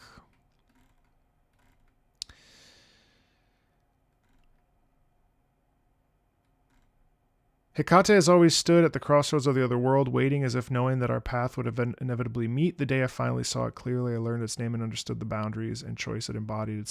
It stood there silently as if to say, this is the moment to decide. Only when I placed my hand in its palm did I realize Hecate is me. The me of the other world, the me of this world, and the me who moves freely between them, between life and death. From the moment on, I became the guardian of the boundary, perceiving all, seeing even the farthest reaches of both worlds. Wow. I know full well that the differences in that piece won't go unnoticed. The inspiration for such improvisation is a gift from the city of Payero. The sound of the city's chiming fountain was pure and clear with a hint of warmth. When it first reached my ears, it felt somewhat familiar. As I conducted, I couldn't help but thinking. It was like meeting an old friend I hadn't seen in a long time. Would you like to experience it? Consider its unique epilogue to this performance. I see. Wow. Okay, that's really interesting. Yeah, okay, so Hecate is her. Yeah, so she's fused at the moment of death, I guess. Huh. Wow. Cool. See. It's okay. Damn, you guys. That's really good. How did she die if she can... Well, that's a great question. So if she can heal in 6 seconds and has no fatal weaknesses, how did she die?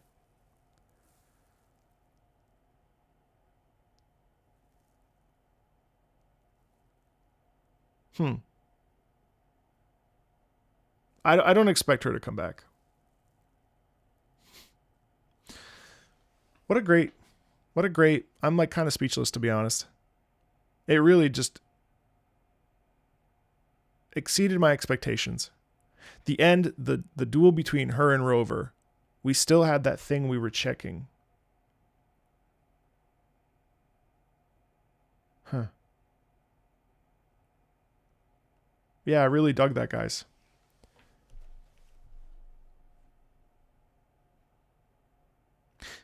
I think it's probably one of the... I hate to compare it. I kind of like that I really liked it, yeah. I kind of hope they don't bring her back, because if they bring her back, then that cheapens it out to me. Unless Rover's like, I need help. Then sure. Okay. I could maybe see that. My stipulation for any of that was just that, like, okay, I would prefer it if she didn't do a sharp pivot, and she really didn't. I mean, we really just said, you know, yeah, I lost my train of thought because I'm reading all of you.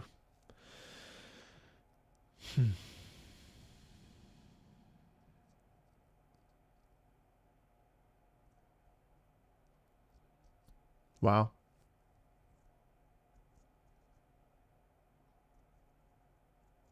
It's a great little game, guys.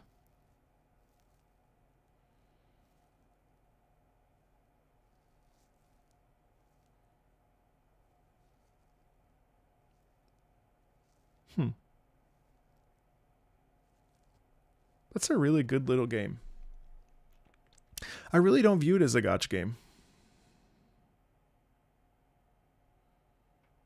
I think maybe even I have some implicit biases towards like gacha games, that they are typically shallow. I don't necessarily think that's true.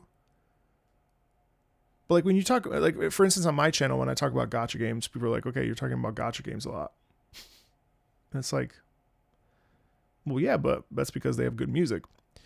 But I always feel like I have to justify it to like the general gaming audience. And I do think that like gacha games are like in their own little corner. You know, I think Arknights is good, Nikkei's good. I think, you know, I haven't loved Genshin's storytelling, but like Genshin's overall like overarching like threads, I think, are like the big story beats in Genshin are good. But it's all the in between stuff that kind of became grating for me.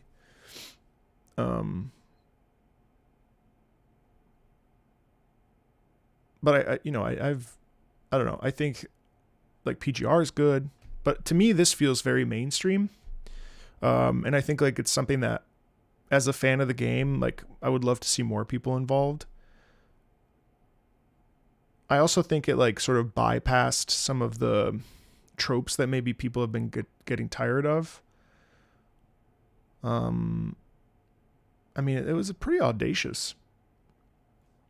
I thought it was pretty audacious. Yeah. I don't know.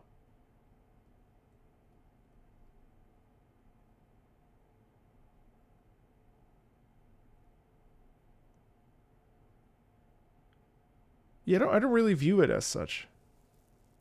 It was very gray, yeah, but at the same time, like, it's still, like, when she had to make a decision based on her own values, she did. In that case, I think she's still an antagonist. I think she's still a villain, you know? Dude, I have no idea what we're going to have in future patches. I think I have, yes, Claire. It's a great point, too, because, like, why is Rover constantly, you know... People are really mad at Rover. That's a conversation I'm not going to engage with. You know, do I regret like making a fuss and saying that I was going to quit the game. Not really. I really would have. Truly. I was really set to do it because it's a lot of money. I don't have enough time to play it every day.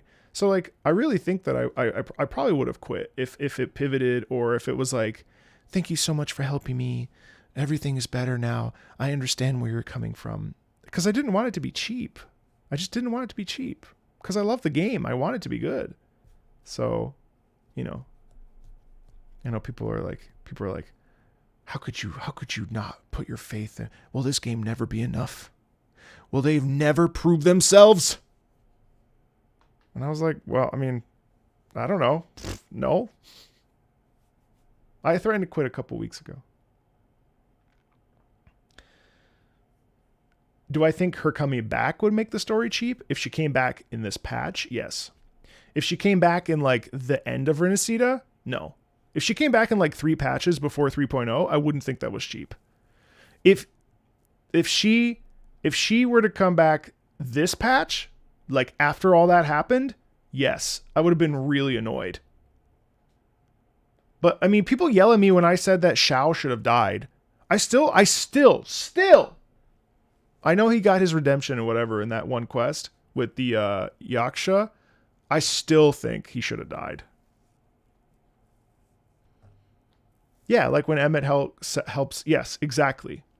I have nothing wrong with an antagonist coming back and being like, well, this got kind of messy. Let me help you. You know? That would have been okay.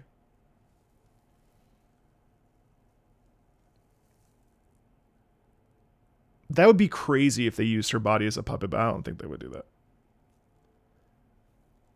If this is a side villain, I wonder how Kuro will handle Cristoforo, who's the main villain of the Renacida arc. It's true.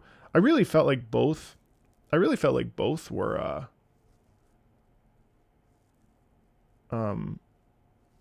I feel like both are adequate villains.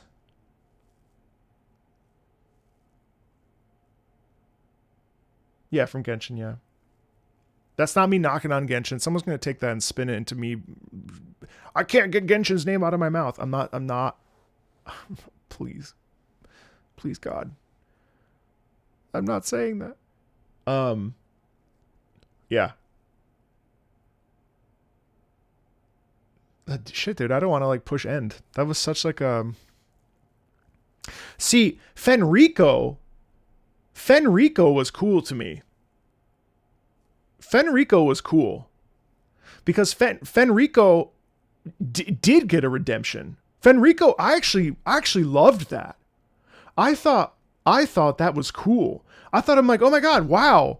He was in complete... I didn't even fully realize that Fenrico was controlled by the Threnodian. You know? Because I thought that was just Fenrico. Like, I thought that Fenrico, like, I don't know how I mean, I know that he was being controlled by the Threnodian, but I actually called it during the thing. I was like, he's going to have the alternate version of himself who's like a good man. But I didn't know like that the mask was hiding, I didn't realize that was where it was. Who knows how it was controlling him. You know what I mean? But the fact that like he wakes up and he's like, oh no, what's happened? You know what I mean? I actually thought that they weren't going to kill him off. And I mean, that's the crazy part, because they didn't need to. They didn't need to kill off Fenrico. They could have kept him going. They could have been like, he's back and now he's going to help things. You know what I mean? But instead, he was never actually bad, but we've known him as bad throughout the entire thing, right? I mean, wasn't he always had the masks for the whole time. Yeah, he became stone. Right.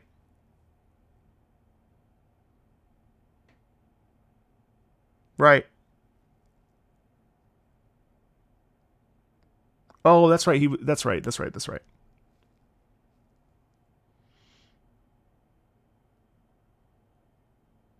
Yeah. From Napoli II, who was like, what, the purest of the pure. Let's listen to that boss theme. What's that called? Oh, Fenrico boss. Here it is.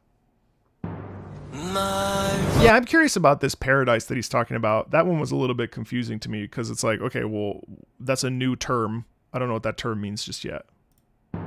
My voice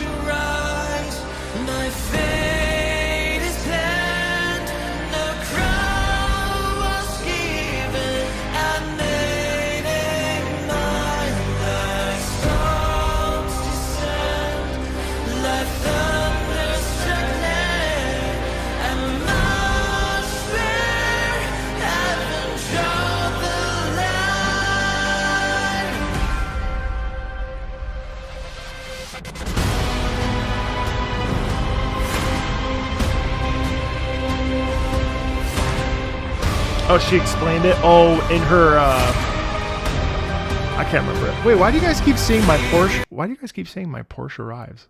Really? My voice arrives, my fate is Bro, you're right. It really does sound like my Porsche arrives.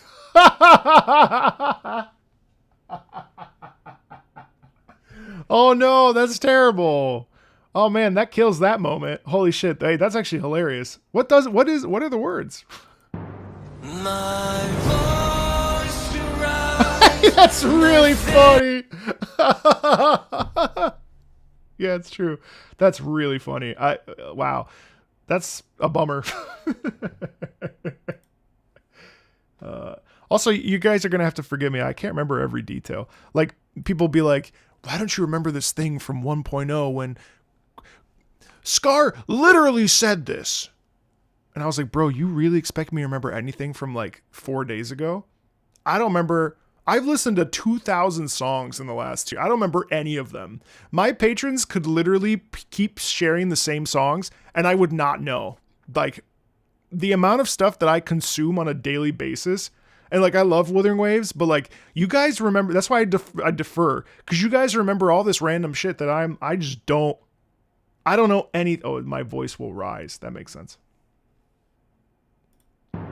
My voice will rise, my fate is planned, no crown was given, I made it mine, the storms descend, like thunder struck land. Do you think this piece is related to Fenrico or the Threnodian?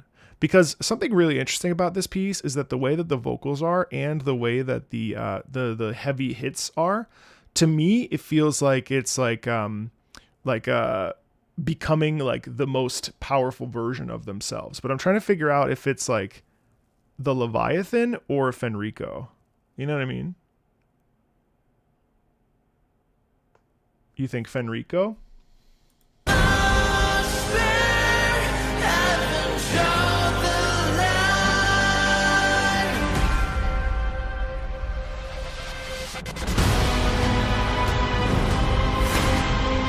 I will say, can I just say, I actually thought this boss fight was a little lame. With all due respect to Kuro, don't yell at me, but I really do. I felt like, damn, why is he sitting in the same place? Now, I think visually it's beautiful. I just was like, damn, I kind of expected I think my expectation was that it was going to be like a big show off with Fenrico, but he kind of just stays in the same place. I mean, we just did get an awesome fleur-de-lis fight. So, I mean, okay. And then we did also get last fight when we were fighting as Lupa, which I thought was great too. Against Mia. Those were great. So like, it's fine. I mean, not everything is a banger. Not every boss fight needs to be a home run, because the music has been awesome. And if this trend of also using these vocal anthems to describe the conflict is incredibly cool, by the way. Also, what's the name of the track that we hear in the tunnel? That thing caught me off guard so bad. I loved it. But yeah, like, so I just thought like exactly, I thought it was kind of like an MMO too.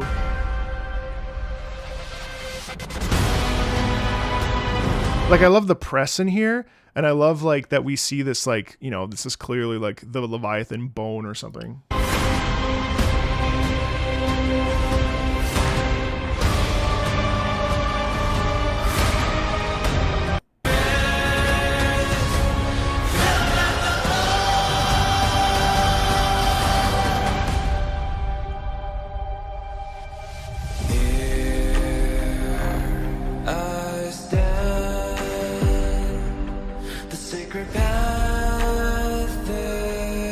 Husk of the shattered dream.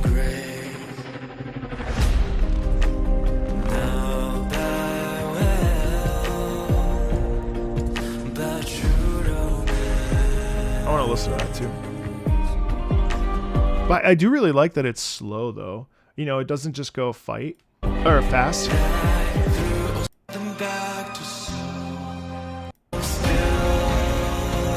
So there's a little taste of the Leviathan, right? Oh no, that's like the Dragon of Dirt. No, that's the Dirge Dragon. No, that's the Leviathan. It's like the Dirge.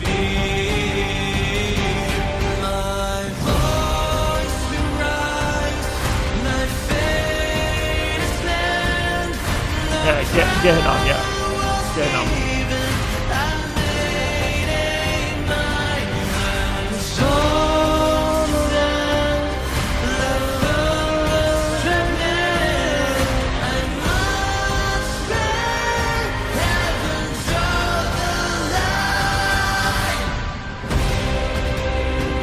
I also think this is like a turning point for us with Frulova, Rover, and Fenrico. So I feel like the song is less about the boss fight itself because it doesn't really fit his like anger and like his wanting to retain the gem.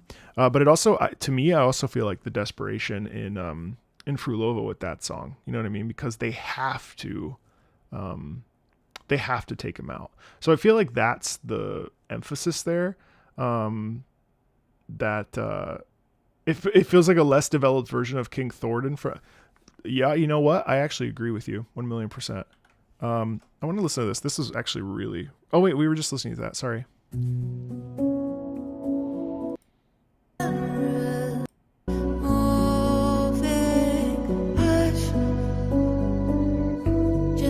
Honestly, if the more that they sort of borrow which they're not really, but if they borrow the overarching thought processes of what made Final Fantasy XIV's story up until Dawn Trail that good, then I think that's really like amazing. Like to me, that's a great path to go down. And I love this again too. Like there's this dark quality in this particular patch that I feel like really, really was much needed. That's cool. Did you hear my silent plea? Did it get lost in the sea? I just stand on the cliffs and watch the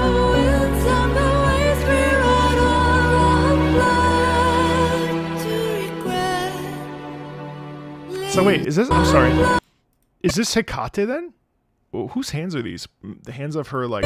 Wait, is that her? Well, that must be her glove then. I thought this was Rover, but that's her glove. Oh yeah, so they pull her out of death, I think. I think that must be what happens there. Leaves my starving eyes.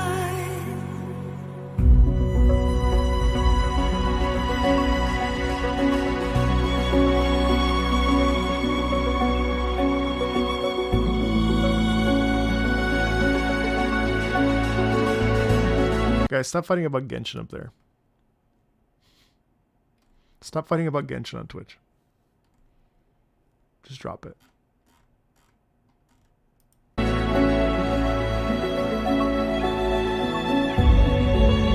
No fighting in my chat.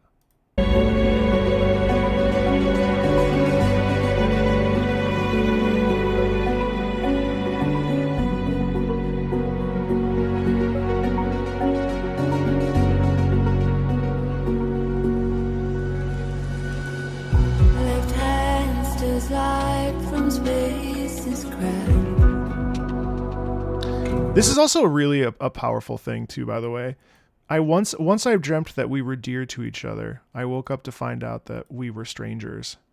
Also, can I tell you something? So, do you remember when certain images were dropped by a certain leaker? And I remember there was an image of Rover holding, this was devious, Rover reaching out to Frulova, and it was right after I made my post on Twitter, and I remember being like, "They ain't no way that this isn't out of context," and that shit was devious. Right hands does clocks and bells. Right here, it was cut off.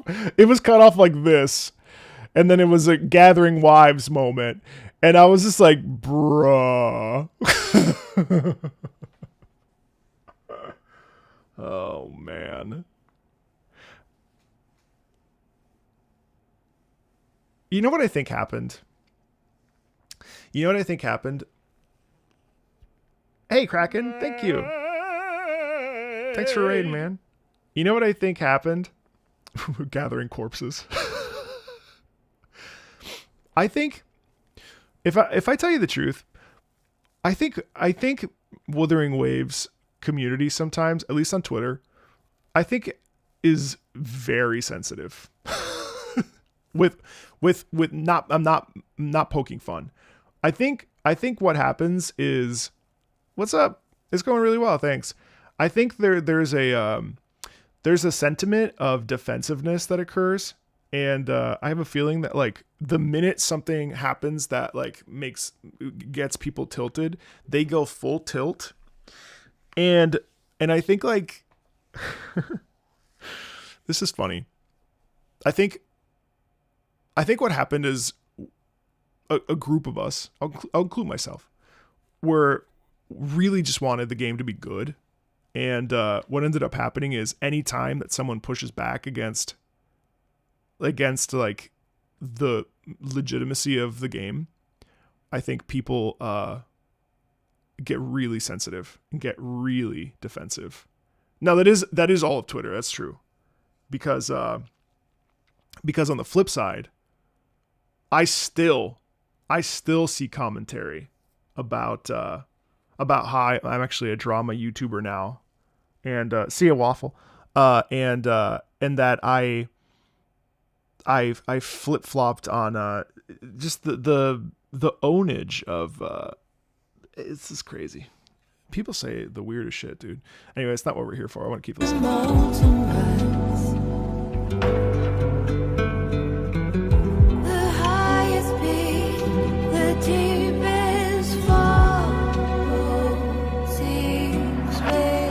But it is crazy though. I think it's crazy that Kuro made one of the most memorable characters in the game die on their banner release.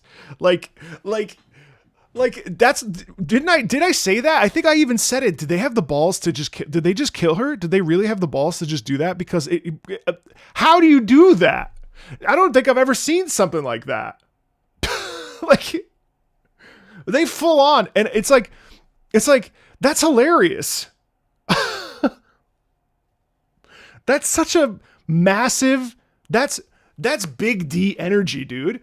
Like that takes so much courage to be like, you know what? Instead of like, you know, having people like connect to Rover and have it be like really like soft and gentle, they just don't even care. How far am I? I'm on chapter right before surviving Luchem.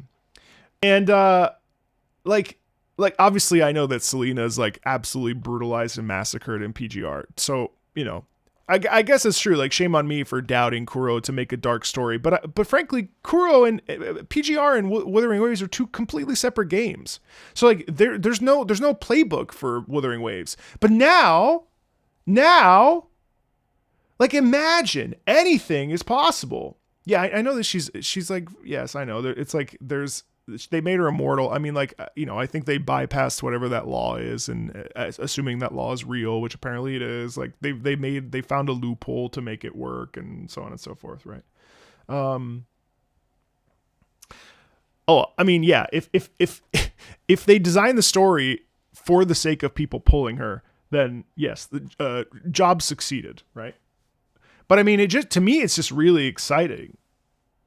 Now, can I ask you a question? There's no way to prevent a playable character from being redeemed when they are part of a team. It could cause a narrative dissonance. I guess. That's true. Let me ask you a question. When you say self-insert, what do you mean? Do you mean when people... Because to me, when I hear self-insert, and I've heard this now for several patches, do you mean like a person puts themselves in the shoes of the character.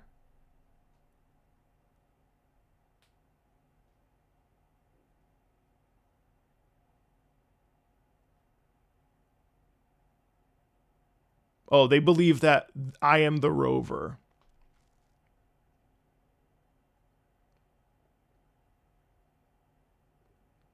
Okay, you do that? I'm going to single you out. Okay, so if you self-insert. Also, this is the first time I've ever played as a female character, by the way. Almost always exclusively play male characters. So, can Rover be a self-insert? With the choices that were made in this particular context?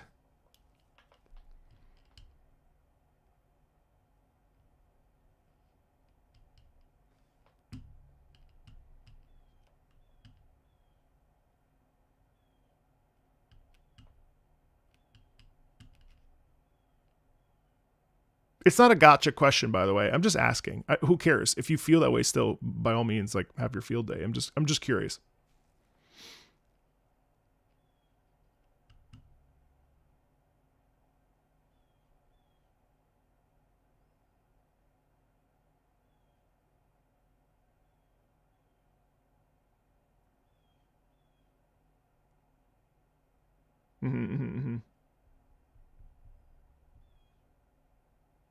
Much more dubious characters worked as self-inserts before. Personally, I think no. But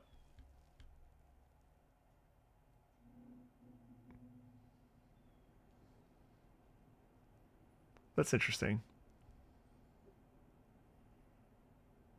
But usually it's also with a silent pro tag, doesn't it? I never felt that it was a self-insert. The question was, is Rover a self-insert for people?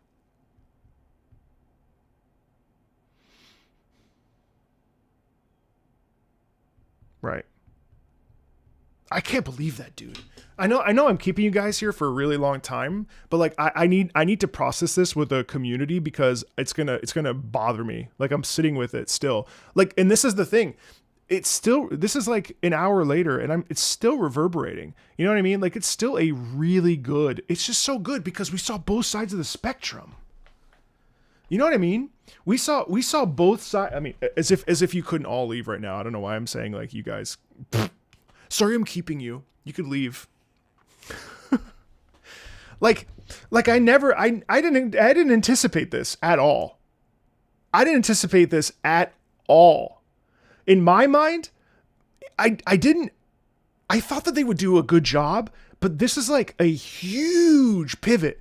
Because it's three-dimensional and it spins the context.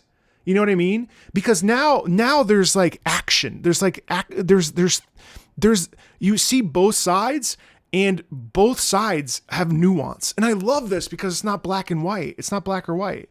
It's like I don't want to talk about Claire Obscure's ending for the sake of not spoiling it because it's that good and you should play it if you haven't yet. And you know, if I wish I could buy everyone in the chat a copy, but I don't have that kind of money. Well, I just spent it all on Fruilova.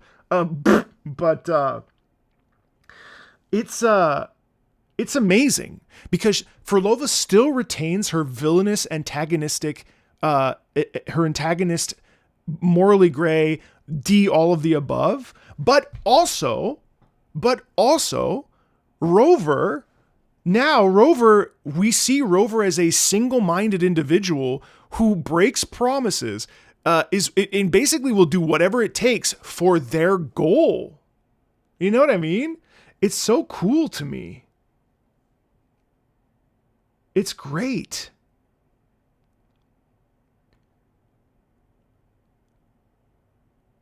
And what we were just talking about earlier, and it sets a precedent where who knows where they're going to go because at this point, they could do anything. You know what I mean? So like, that's the best part is that now the story is not predictable. I mean, they still might have predictable beats, right? The tropes might still be, but like, who knows what's going to happen with Augusta and Yuno, you know what I mean? And she has, and Rover has priorities. Right. So I think that's great. You know what I mean? I think that that's really cool.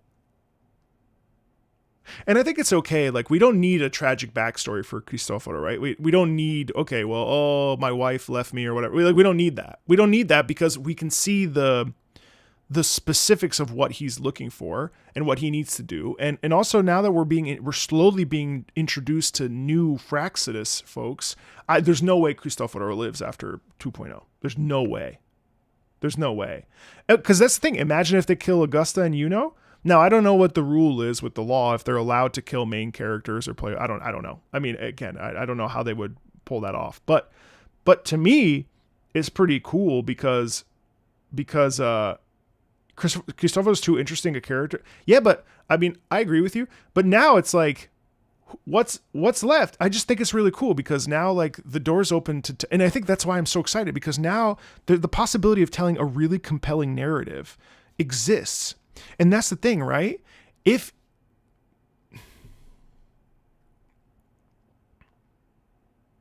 the thing, I got a really funny email the other day telling me to stay safe because I'm not needed in my gay ass is not needed in this community, and something else. And I was like, first of all, I am almost married to a woman, and second of all, okay, I will stay safe. I found that very strange. Anyway, but my thought process was, I was thinking about gathering wives. And I was thinking about the idea of like a waifu collector. And I was thinking about, yeah, dude, that's fine. Oh man. That shit made me laugh so hard. What I'm saying is it becomes an open-ended story. Yeah. And I think that the gathering wives idea actually, like, I don't think that, I give up. Like, I who cares? If you love collecting waifus, like, who am I to stop you? And who am I to criticize it? Because, I mean, whatever. But on the to go further into that point, I think what's cool now is that because of this particular patch, I think like obviously the majority of characters are waifu female characters, what I think is good is that now we know that the narrative can be deep. To me, I think gathering waifus is a pretty shallow metric for whether or not a game is good. So now that we have this, you still gather you gather your corpse, right? Someone made that joke earlier. Now you've got your dead waifu. So it's great because that shows that, like, yes, and I think that's really the important thing. And I think that will attract people to want to, invest in the game maybe. And ultimately that's really like what I'm excited about, and why I tweet very passionately about stuff, is because the game can have depth. And what we just saw is that, like, even though it's a gacha game, and I know a lot of other games have depth, but in this particular instance, now we have layers. And now who knows how far down we can go. I mean, this entire patch was about death and survivor's guilt, and it wasn't hammed up, it wasn't shallow, it was voice acted incredibly well. It told a really meaningful story about what it means to live and how you can twist and how you can, actions and words make people do things, and actions and words and false promises and little death by 1,000 paper cuts, or even bigger given the scenario, can push someone towards the edge. And that's a good origin story of a villain. Pushed towards the edge and then leaps off when the opportunity arises to maybe quell their pain. And so that to me is way deeper than a gathering waifu game, which by all means, like, hey, that's fine. But, like, you know what I mean? Like, it's really cool to get a character with that kind of depth.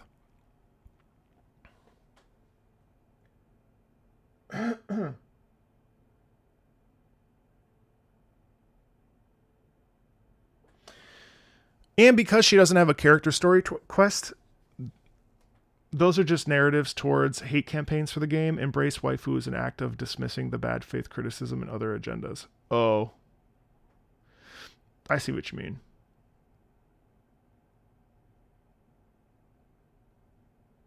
I don't see anything wrong with having a larger female to male ratio, as long as it's handled with class. I think it's okay.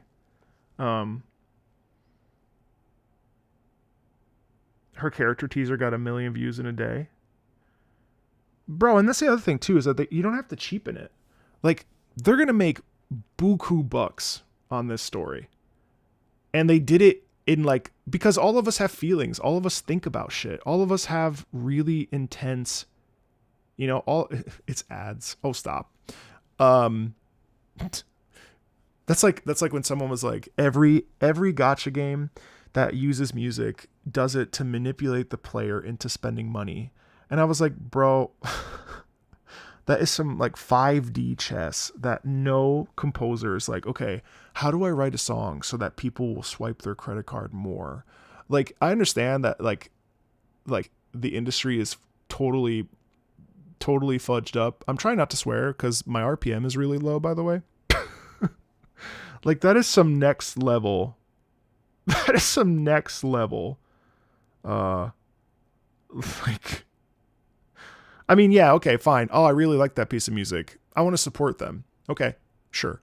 But like, I need to write this so that it convinces someone to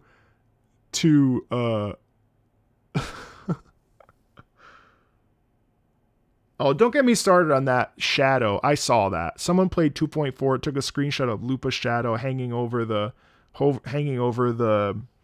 rover side. And then if you really look at it, it's just the angle. And then she's actually leaning over her freaking shoulder. So stupid. Will I make a video about this patch? Maybe I should do it right now. My brain. Wu was really addicted to remixing. Yeah, I'm noticing that what they're doing with Wuthering Waves is they're keeping the so they create a melody and then they variate on the melody, which is actually genius. And if you listen to the piece that we listened to before, that's a vocal version of Furlova's melody. So it's pretty cool because they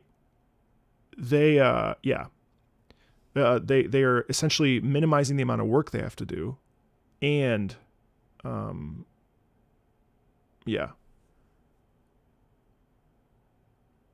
totally, Sarui. I say what you want, but Finon is freaking cool, bro. It even brought me back to Honkai Star Rail. So like, let's not act like men don't sell, because a cool guy is awesome. Who doesn't want? I mean, Finon is a badass character. Like, let's not get it twisted. Like, Finon's got a sick ultimate, and its combat's cool. I don't know the story because I haven't played it yet. But like, you can't tell me that Finon is not dope as a character. Like, I reinstalled and started playing HSR, a game that I historically don't like because of the story and how long it takes to get to the point, and I still feel that way. But Archer better. Well, I mean, you think he'll keep him alive and make him a bigger character? Really? I mean, maybe. I think that there's probably even cooler villains than Cristoforo.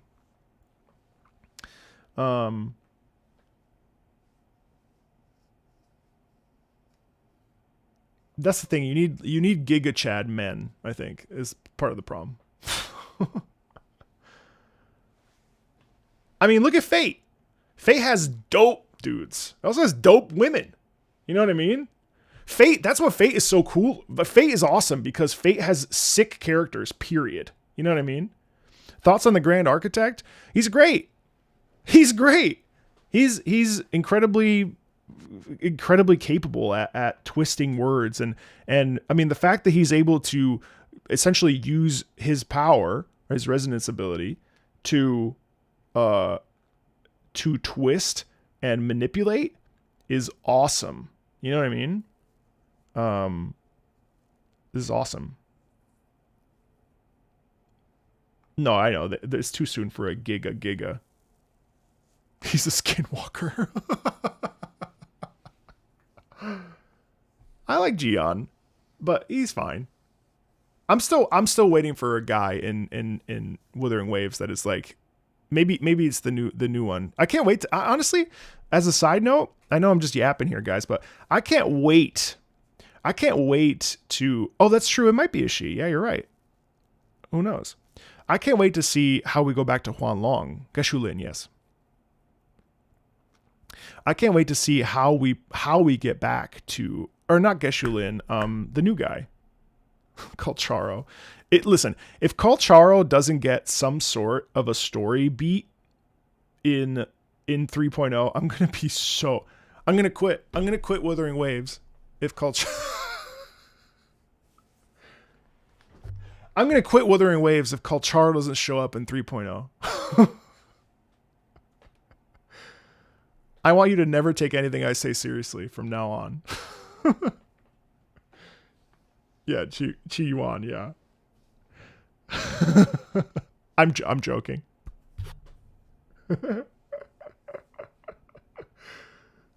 Marco always says he quits and he never does. He's not a man of his word. He's full of shit.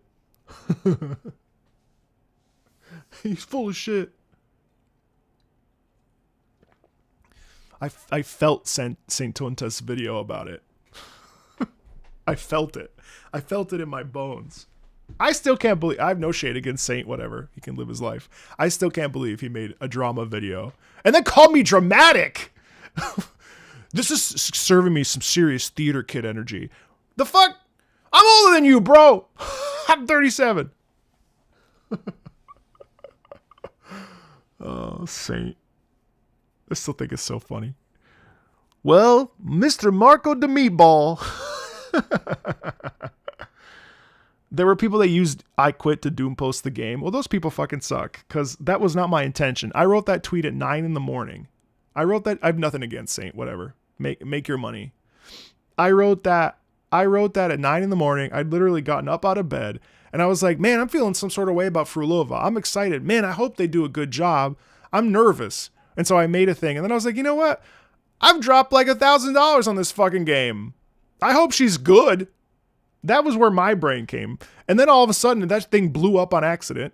And then people were like, you don't understand the influence you have over the Wuthering Waves community. And I was like, bruh, since when? And then it was like, and then all of a sudden I'm like, well, yeah, Frulova villain. And I was like, no. All I did was talk about it. I was in bed. I didn't mean anything. I was just like, man, I'm excited. And then all of a sudden that shit ran. And I was like, uh-oh. Oops. I didn't mean for that to happen. But I'm grateful that you all take the things I say so seriously. If Saint wants to raid me right now, he can. I've got no problem with Saint, but I just found it really funny. And then it was actually great because I hid user from channel for most of those comments because, man, some people were rude as fuck. Some guy kept spamming in his comment section, the meatball must be cooked. Like, bro, what? And then people keep thinking that all I do is make gacha content, which is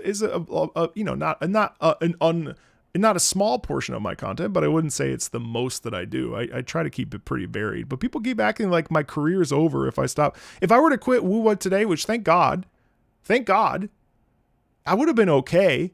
It would have been fine. He's like, the meatball must be cooked. And then there's people in the Genshin Impact community that think that I am just a bastard and that the mask is starting to peel off.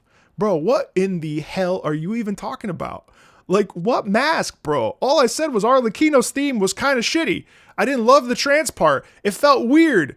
And I love Yu Peng Chen. It's not that deep. The mask, that guy, every time he's criticized, he can't handle it. Yeah, I didn't ask you to criticize me, bro. Why? Anyway, the meatball must be cooked. Marco eats balls. Did you see that the other day? Someone on Twitter said that my name, Marco Meatball, more like Marco eats balls. That is one of the funniest fucking things I've ever read. This is the funniest thing. I literally filmed 2 Genshin videos yesterday.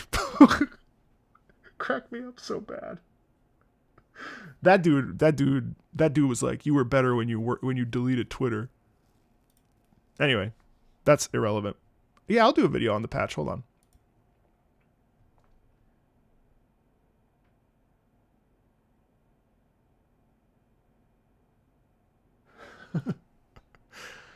Someone was like, bro talks a lot.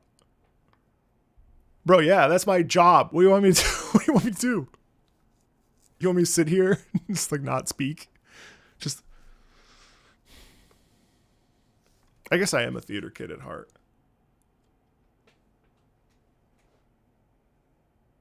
Yeah, I think Gian overall was a pretty interesting character too.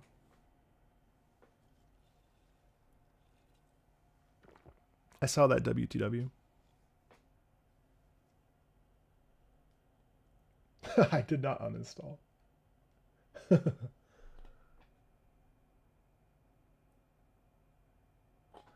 Why would I get into an argument with my viewers? You guys know the game more than I do. I love the game. I love the game. I wish I had more time to play it. You guys know way more than I do about it. I think it's a mutual exchange. Because if the thing is, if people are rude, the natural instinct is to also be rude back because we naturally want to defend ourselves, right? But my thought is I hide all the people that are assholes. No one in this chat right now, well, maybe some of you, but most of the people, maybe some of you, but most of the people in this chat that are here are not assholes because you wouldn't be here. You know, it's like, oh, well, Marco deletes comments. I said this a couple weeks ago. I was like, I don't delete comments. I never deleted a comment, but I'm not going to deign you with a response. You come into my home and you don't like my cooking. Well, why would I invite you back? You can go to a different restaurant. I got no problem with that. You should go to a different restaurant, but like, don't keep coming into my restaurant. You know, Google may pay my rent, but this is my restaurant. Bruh.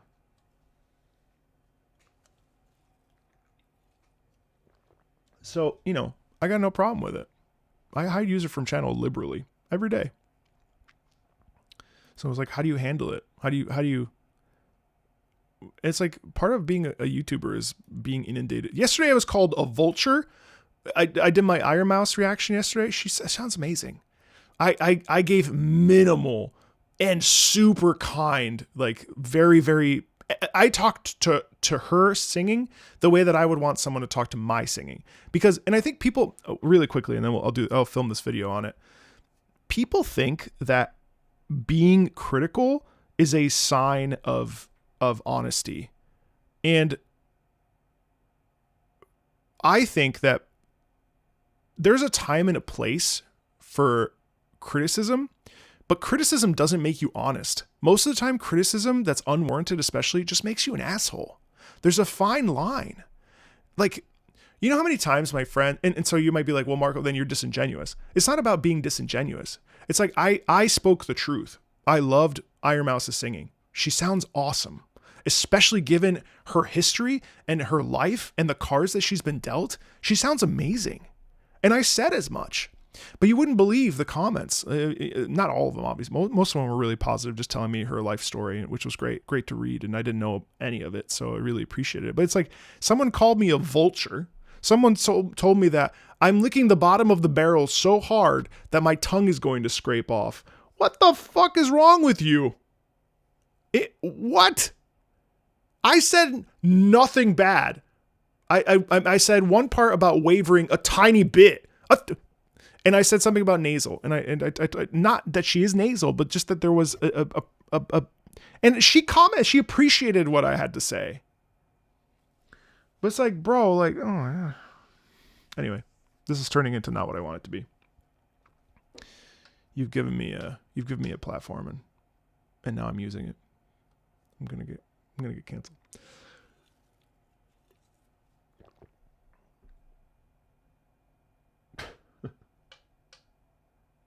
What's up, SEA gang? Gang, if it's 3 a.m., it's okay to go to sleep. I can't believe she had a sinus infection and sang like that. Like, dude, she sings better than me when I had a sinus infection. Also, I was way too much of a bitch to ever sing when I had a sinus infection. Are you out of your mind? Having a sinus infection and singing is basically impossible. 1 to 10, rate the story.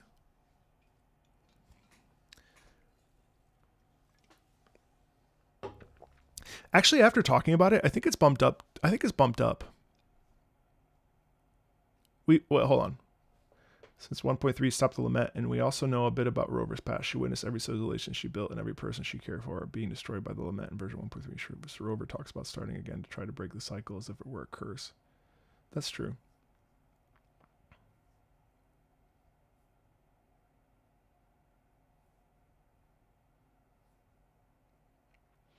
So I think for me it's gone up. I think after talking about it and like really marinating, I think it's actually a 9.5. I think it's a 9.5. It's really good.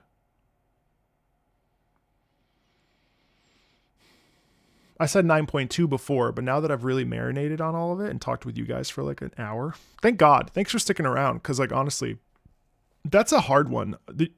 Most of you guys probably played it by yourselves. That's hard to play by yourself, especially in one go. That's like heavy.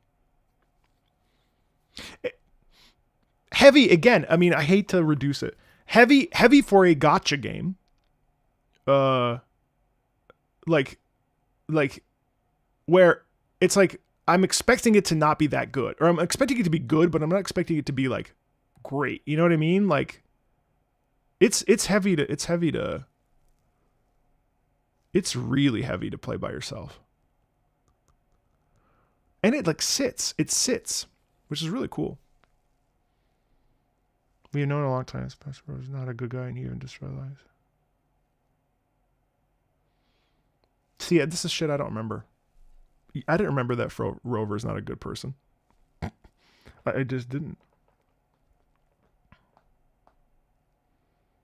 You got spoiled.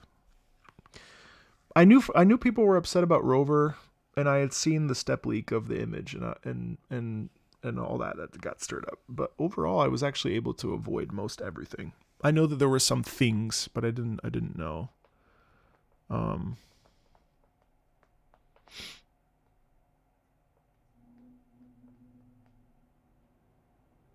It does cook you.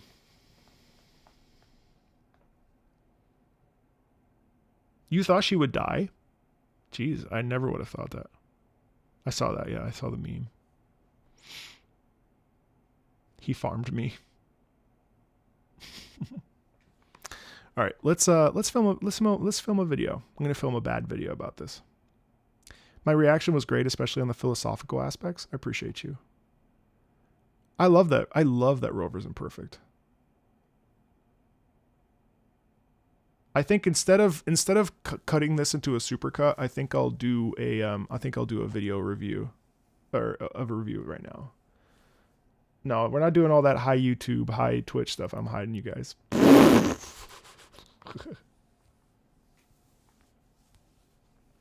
A bad video? Yeah, I'm just gonna talk. Rover was ready to kill Lupa. Oh, that's fair. I absolutely hate tragedy. It's fair. I don't need chat looking at you. I need them looking at me.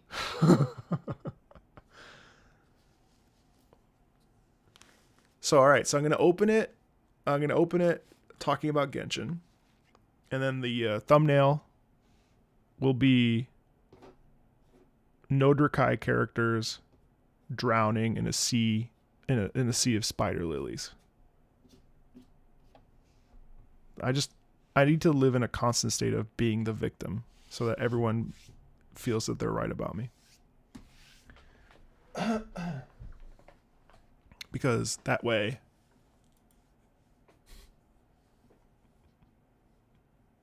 I don't think I play the victim. I think sometimes I'm annoyed by people being assholes and I share it. But I definitely don't feel that I play victim. In fact, in my day-to-day life, I own it. If I don't do my chores or something, because we have responsibilities. We have a dog, we have dogs, and daily tasks. Like if I fuck up, I'm the first one to be like, "Oh my God, you're right. I totally messed this up." Like I almost never play. I actually find people that play victim incredibly annoying. Maybe I've done it and I haven't perceived it as such, but I actually hate when people play victim. I find it incredibly annoying. So, it's Wuwa Tiana. All right, let me film this. Let me hide viewers so I'm not getting distracted by who's coming and going.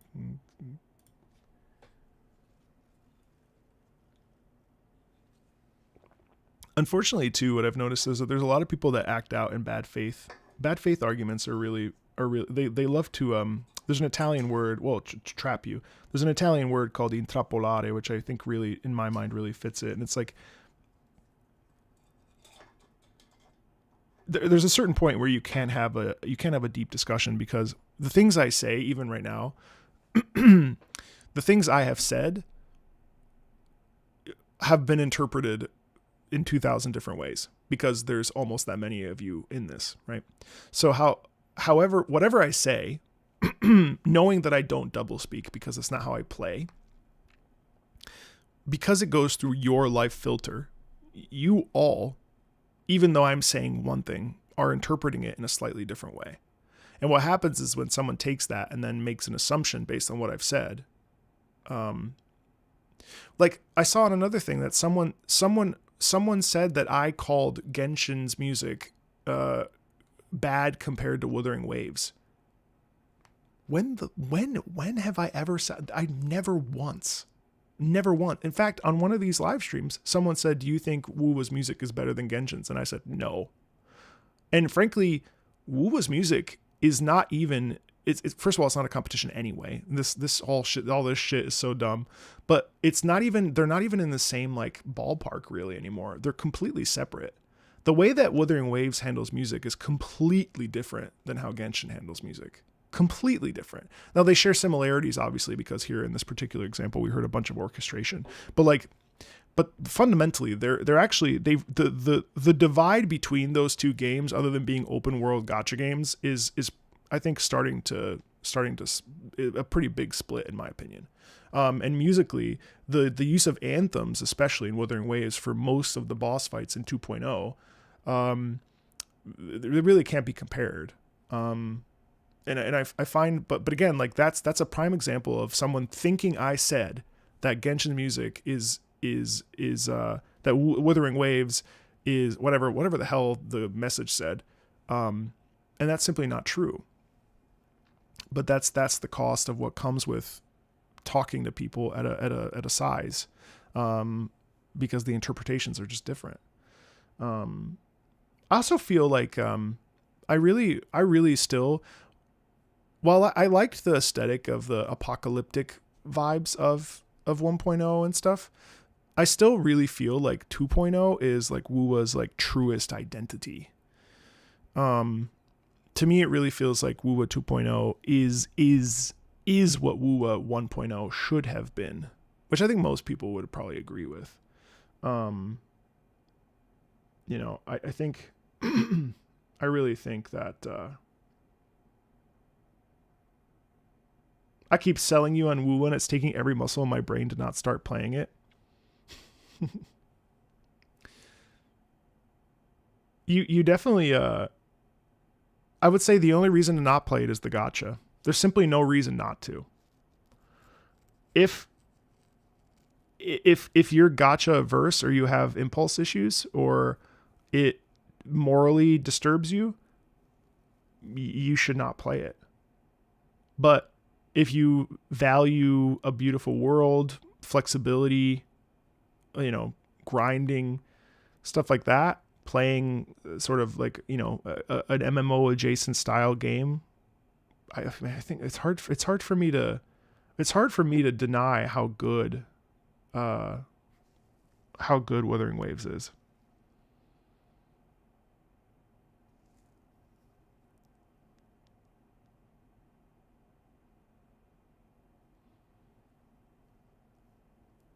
Yeah, it's true. And if you just wanted to play the story, then you don't even need to spend money. I'm curious to see how they go back to the Cyberpunk collab. Is going to be really interesting.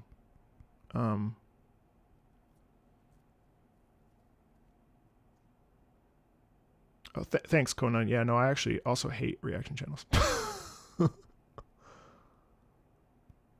I think Genshin's great. It's just I just moved on, which is what I would have done if I didn't have a channel. You know what I mean? Did Rover make a logical move? Yes, they made the move that was right for them.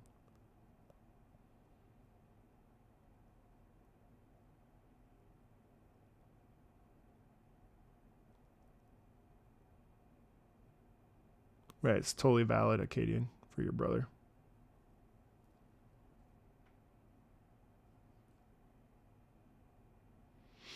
Losing 6 50-50s in a row made me bitter towards the game. Yeah. Of course it would. How could it not?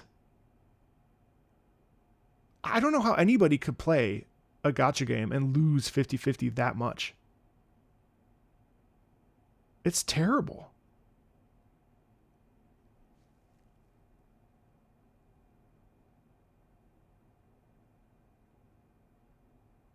I'm sorry that stressed you out, dude. I didn't mean for that to stress anybody out. All right, let me film a video.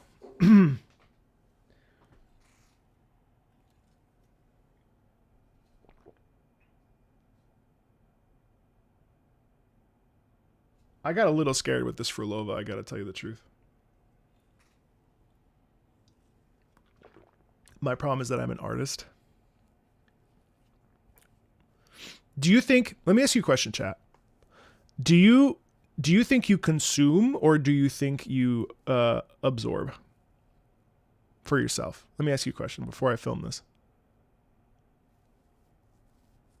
Do you consume or absorb? Or do you do both?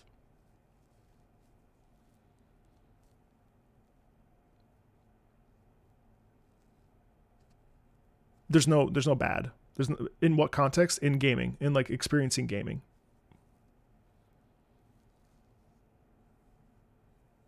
Obviously, it also depends on the game. Like I don't think anybody here is absorbing Modern Warfare 4, right? Like, what's it mean? Consumption is just to fill something. Absorbing is to think about and reflect on and masticate over and like you know, process and maybe even change you.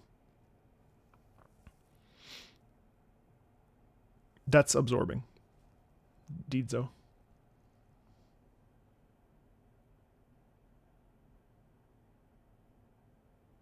You photosynthesize. You would have used them interchangeably. It's an interesting question to me, because consumption is usually not a thinking process, right? But with absorption, you also like allow it to sort of, you know, obviously, you know, it's worth turning things off and just like playing, you know what I mean?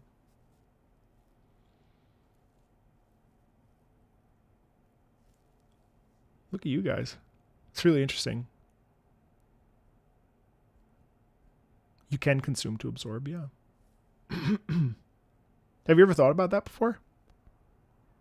I asked this because I was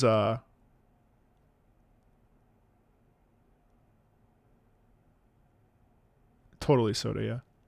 I asked this because I asked I did a great interview, by the way, with Aliona and Jennifer English, and I'm really excited to get this edited from my editor and get it out. We talked a little bit about Wuthering Waves, and I asked them, you know, as artists, like what's the how do you consume the media that you consume? Do you consume it because do you consume it and think about it?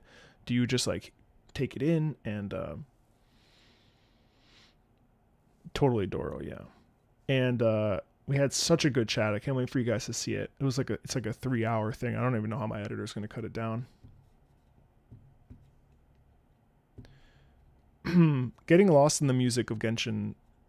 One of my favorite memories of the last 4 years was talking with my fiance while she was long distance, right when we started dating, and going through and getting all the geoculi or geodes in Liyue while talking with her on the phone.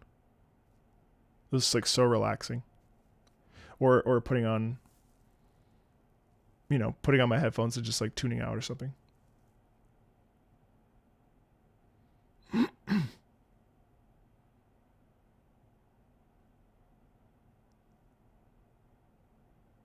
I just think it's interesting. That's all. I just think it's interesting. You know what I mean? I think that's an interesting topic of conversation. I think this particular patch, this was an absorption patch, and I think that's what makes it good. A game like Expedition 33 reaches a lot of people because it's an absorption game. You can't really consume it. I mean, yes, you can play it, and that's a consumption aspect, right? You know, you have to engage with it. You eat it, but at the same time, a patch like this, like I'm still sitting here, and make a video about it. Maybe I should, because it's related to art. I think to me, like, the thing that really pisses me off is when you play a video game and people just talk about like all the most banal, basic shit about it, and it's like, well, okay, well, did it move you? Did you resonate with it at all? Not to be funny, you know what I mean? Like, did it? You know, it's like, I think as a gaming community, we get really hung up on like playing a game, and it's like, okay, but like, okay. What about it? Is it just doing it because we're all going to die and you're just trying to pass time? Or are you doing it because you want to also think about life and what it means? And a patch like this is great because this patch is like, I mean, I don't want to blow smoke up its ass because, you know, but at the same time, I felt that it was really contemplative. This patch was really good. And it leaves me 2 hours later. I started the video, I think. You know, this patch is really good because it left me with a feeling of like sitting with the chat for hours after the patch is over to have a conversation about it. You know, we get some serious topics here.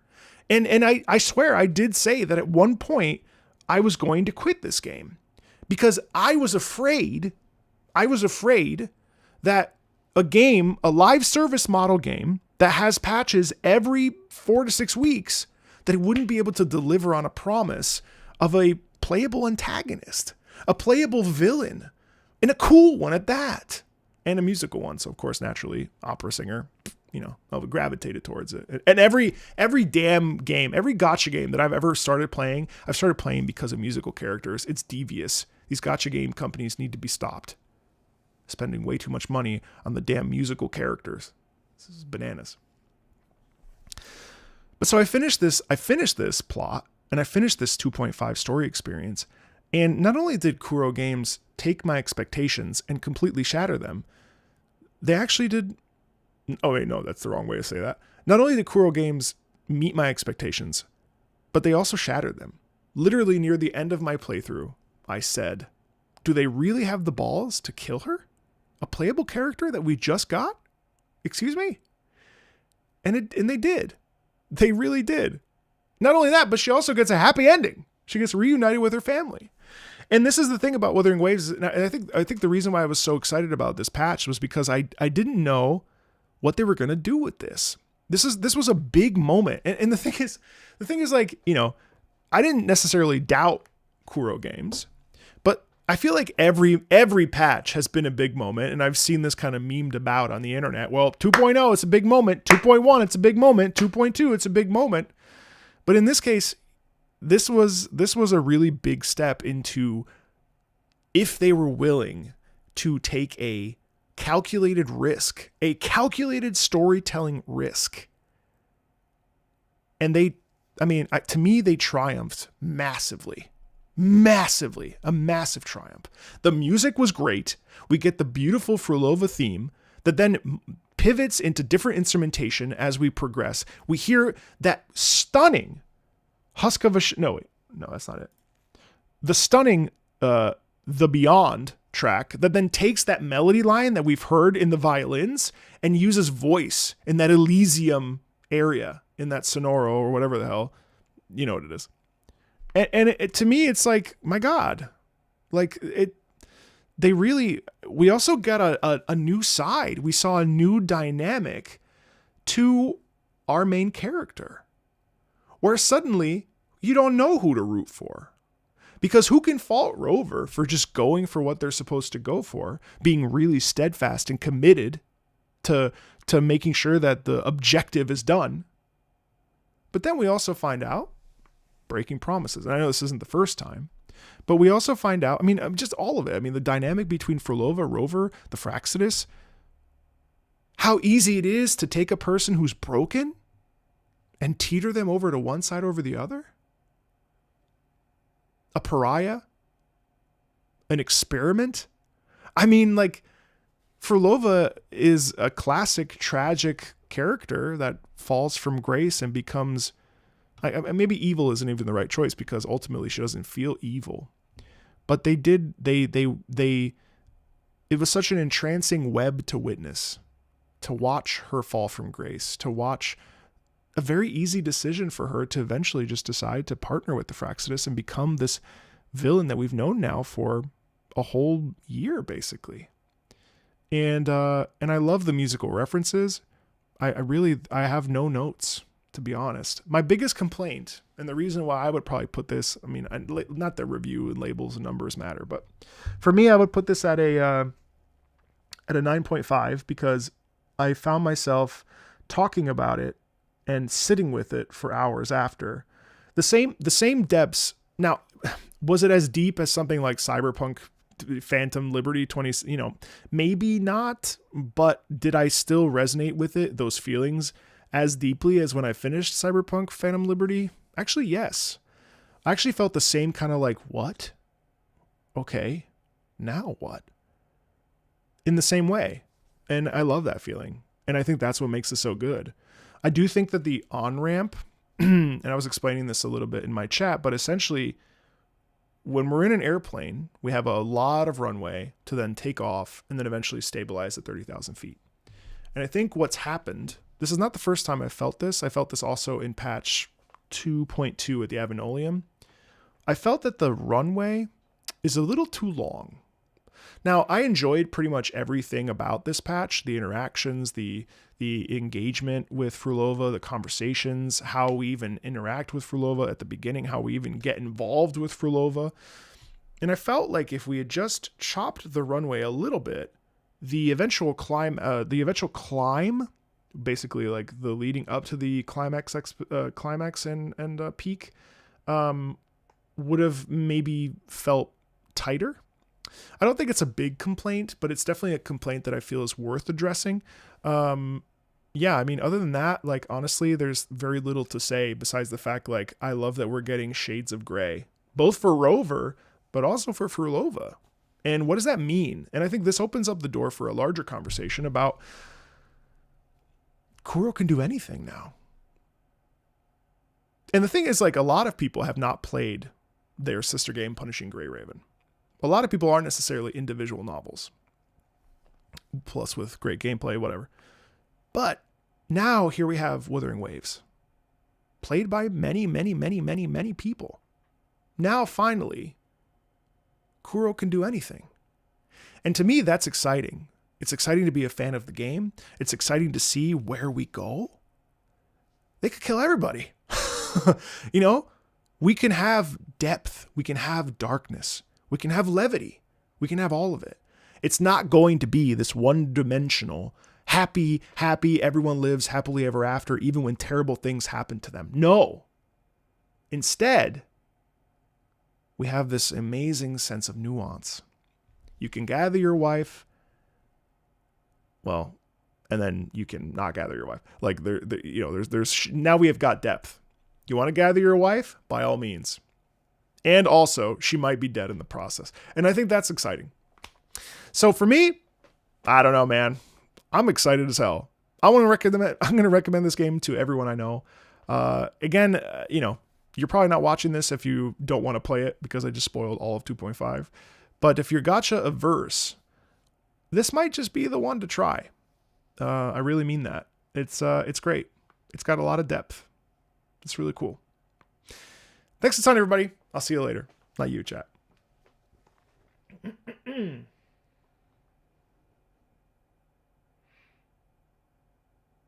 Obrigado, Brazil.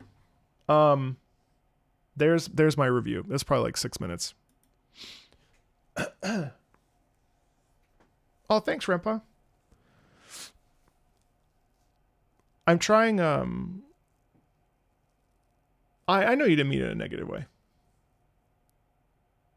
By the way, what I said, your problem is not that you're an artist. I, of course, don't mean it in a negative way. I just think you've shared with us very profound insights over the years, and most people playing these games lack the depth to understand you, and that's why you've experienced its bad face so many times. Yeah. Thank you, Soda. Appreciate it. Maybe. It sounds conceited to say that's probably true, but you're probably right.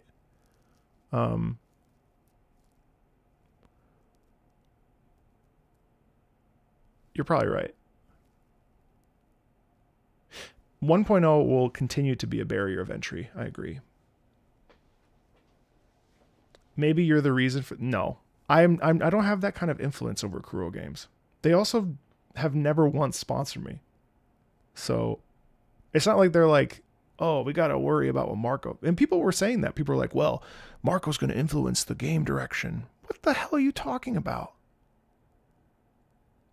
It's not going to... I don't influence anybody. Maybe some of you. Hopefully for the best.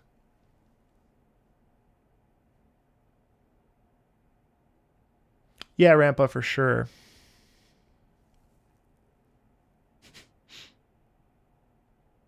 I called Salon personally. If anybody, probably be Rexlet. He has the direct contact with them, I think.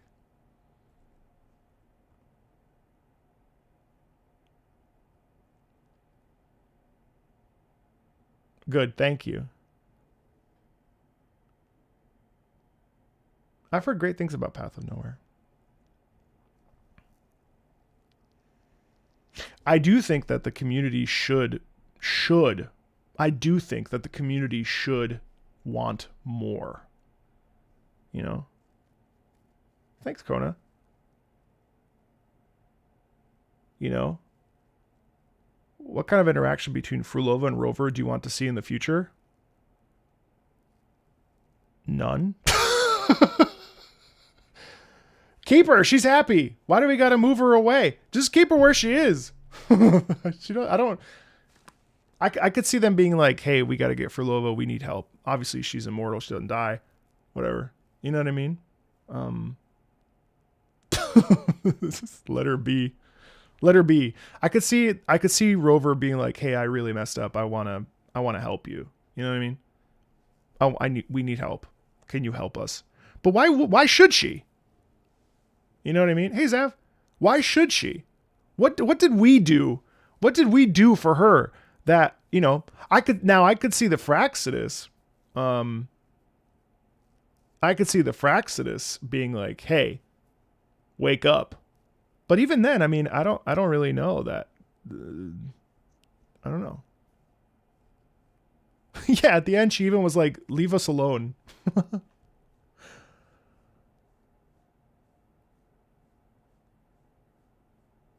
What if Cristoforo uses her body and then the same thing like he did with Mia? That would be so messed up. I would love that. I would love that. The more effed up, the better.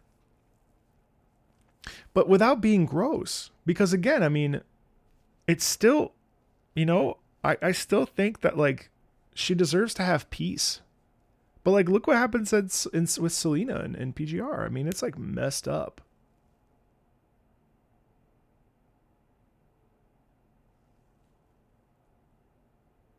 Oh, she welcomes you with the other one. That's right.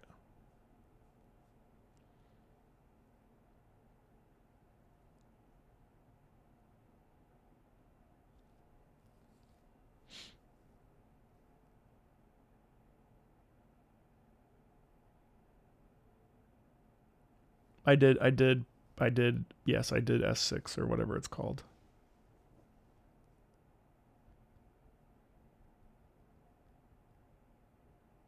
I haven't seen the new chapter, no.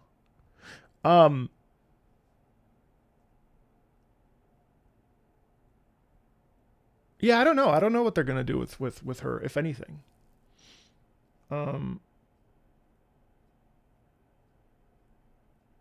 I got the bad route. Yeah, S6. Yeah, I got S6. But because I got S6, I have to level her up and make her really good. So I'm going to have to stream next week because there's no way I drop that kind of money and don't play. So you guys need to annoy me in chat and be like, yo. But yeah, so I mean, I think overall, like that's kind of how I feel. Honestly, it was just great, and I'm really, really happy. I think they not only did her justice, but I also think they did their own story justice, and I really feel like they really delivered and just, I mean, I'm really blown away. I'm really blown away. That's really all I can say.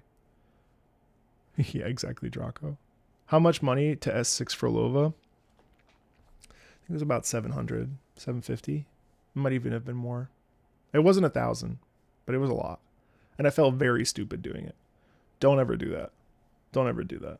It's terrible. I mean, if you're a whale, by all means, but if you can have that kind of income, if you have that kind of income, hop over to patreon.com/MarcoMeatball and come watch some anime. But it's a lot of money and very stupid.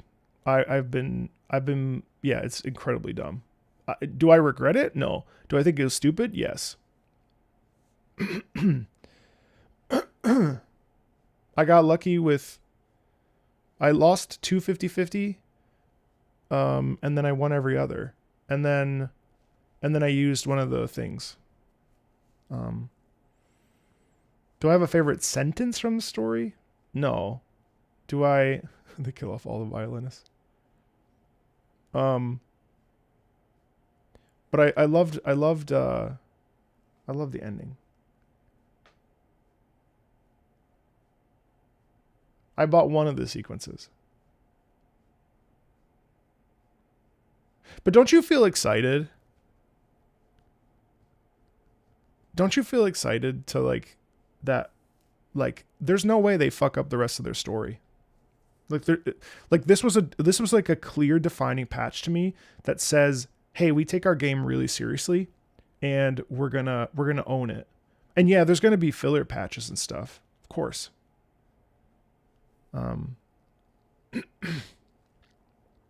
But for me it really feels like this is really exciting.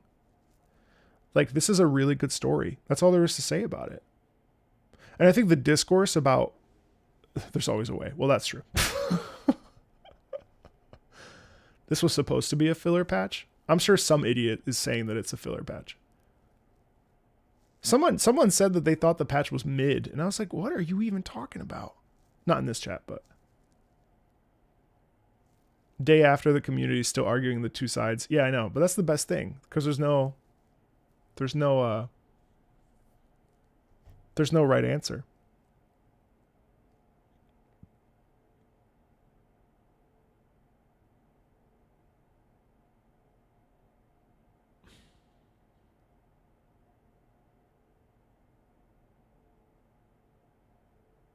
Should you get Rocha or Cantarella for Frolver? Shouldn't she get Cantarella? Chat. The events are meh. That's fair. Oh, and we're getting the Augusta prequel, yeah.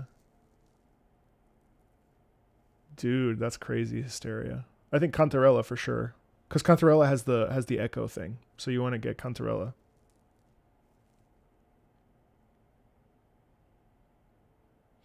The problem is when people argue two sides and then yell at each other and treat each other like shit about it.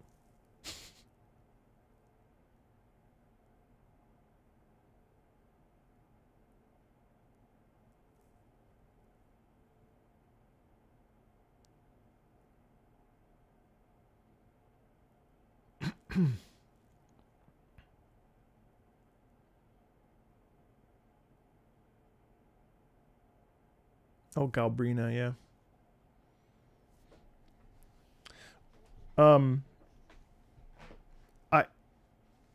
Oh, dude, people were yelling at me about, they were like, congrats, you picked the selfish ending for Clair Obscur. And I'm like, bro, oh my God, you missed the whole freaking point.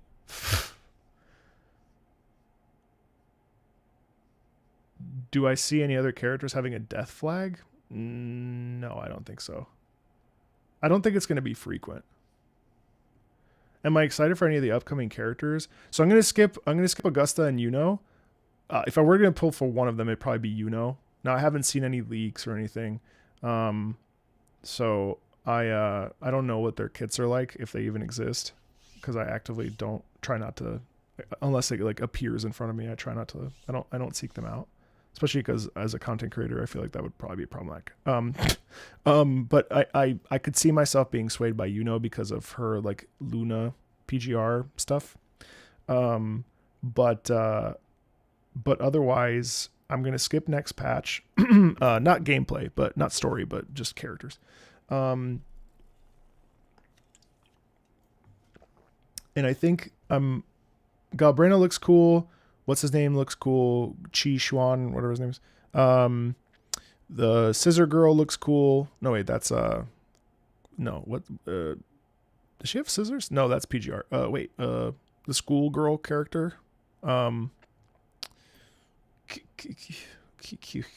Kisa. Yeah, Kisa. And then pretty much everybody. Yeah, I would say really it's just next patch that I'll probably skip characters. Just because I don't really need them. Oh yeah, they do look like scissors. I'm really curious to see how we pivot into New Federation, and I'm really excited to see how we get there. I'm really excited to see, because I actually thought,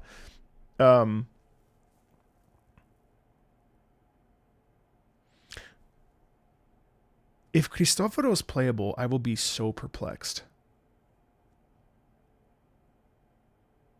One tree jumped over his face. Oh. Chisa looks the least interesting. That's fair. 2.5 is meant to be a smaller patch. 2.6. Because here's the thing. I mean, are we stopping right at 2. Are we stopping at 2.8? No. We're stopping at... Where are we stopping? 2.3... 2.9? Officially? I thought it was... Cultural Arc and New Fed. Bro. Have to. 2.8. Okay, cool. So we still have a bit to go. So I think next patch will probably be big. I think then 2.7 will be small, and then 2.8 will be huge. Well, I don't think you would redeem an a-hole like Cristoforo. I hate that I'm mispronouncing it. I don't think that 3.0 will be on January 1st if we get the normal schedule until 2.8. I could see that. Man, that's going to be hype, dude. Because the thing is, they also, think about it this way too, like, they also have to deal with the Silver game. Duet Night Abyss will be out. And a lot of changes are happening in the gacha space. So I'm curious like how Kuro will continue to just... Don't forget that they're also working on those other projects as well.